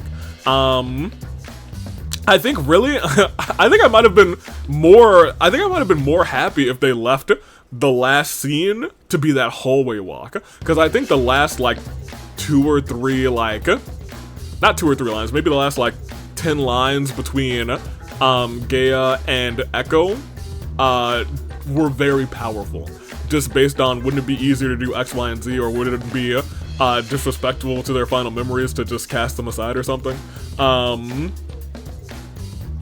I think that was very powerful, based on the understanding of those 2 characters. And that's, strong because we didn't actually get a lot of Gaia until, like, very close to the end of this final chapter.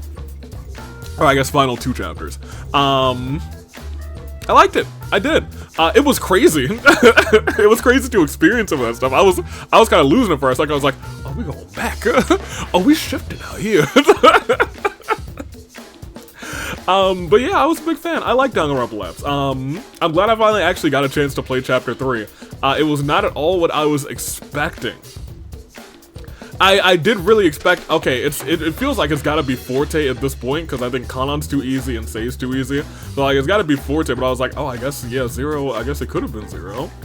I wouldn't expect Zero to do it, but I guess that's like the last thing, and that's very sad for Sei, and sad for Akihiko, because that's the one thing, outside of like Zero giving into despair, that's the one thing that he was still like himself about. That's the one thing he wanted to protect. And in the end, Akihiko could not overcome that, which is a shame for Akihiko, but hey, it is what it is. In the end though, I enjoyed it. I liked it a lot. If I were to do a tier list of our characters, I'm gonna just give you my 3 S tiers. It's Missy.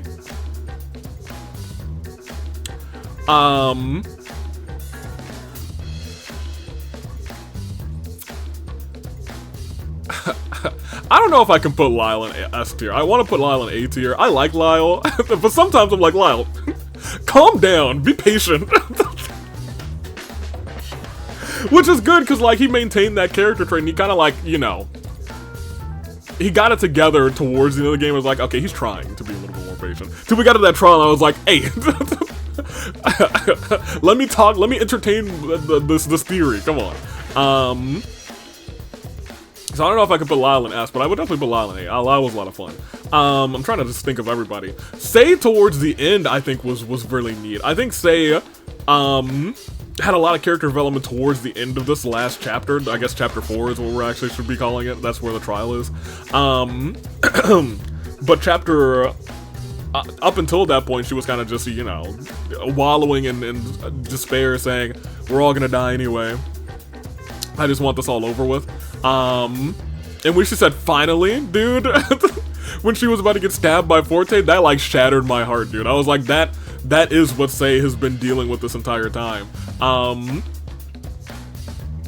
Crazy work. Now I'm like thinking to myself, I don't think she's in my top. If I'm trying to pick like 3 people for the S tier. I think I just like the voice I gave Ashley. I think Ashley's broadly fine. Art, I love Art too. I'm gonna keep it a buck with you. I like how complex Gaia is for the little bit of time that we had Gaia, so I'm gonna put maybe Gaia in the S tier. I don't like Gaia, like personally, but I think the character of Gaia is actually pretty interesting. So I'll put Gaia up there with Missy, and I think I'm going to take, no,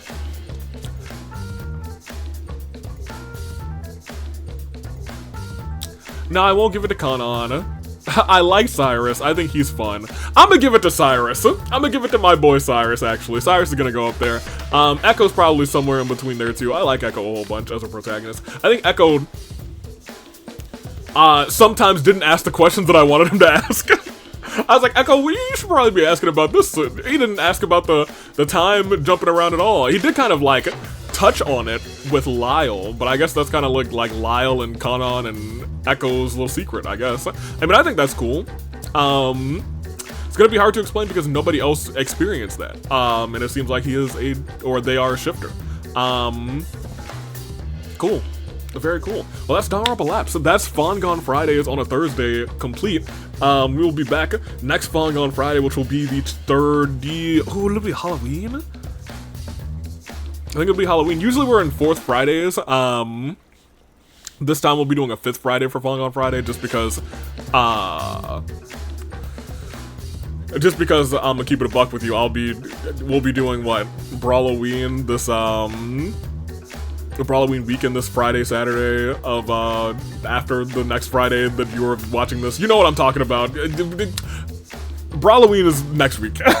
So the week after that, we'll hit up another Fangan. I think we might do chapter 2 of the dub of Danganronpa another 2.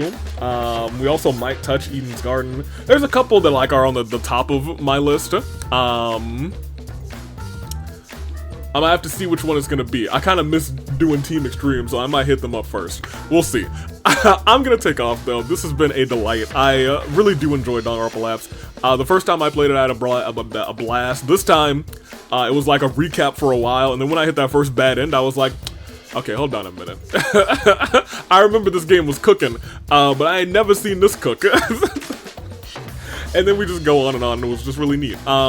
Still, I think overall this is one of my favorite like Fangan experiences. It's complete, which is kind of neat. I think it leaves maybe a little bit, not like too open at the end, because I like an open ending. It also leaves it if you ever want to like continue the story a little bit with these final 5 characters for like a story that's not quote unquote Danganronpa Lapse. But I digress. I enjoyed it. I'm a big fan. And that's all she wrote. So, until next time, we'll be back with Fangan Friday on, I guess, Halloween, because I think that's the Friday. Until then, though, I'm taking off. Toodaloo Flight Crew. For the last time in Danganronpa Lapse, thank you for watching.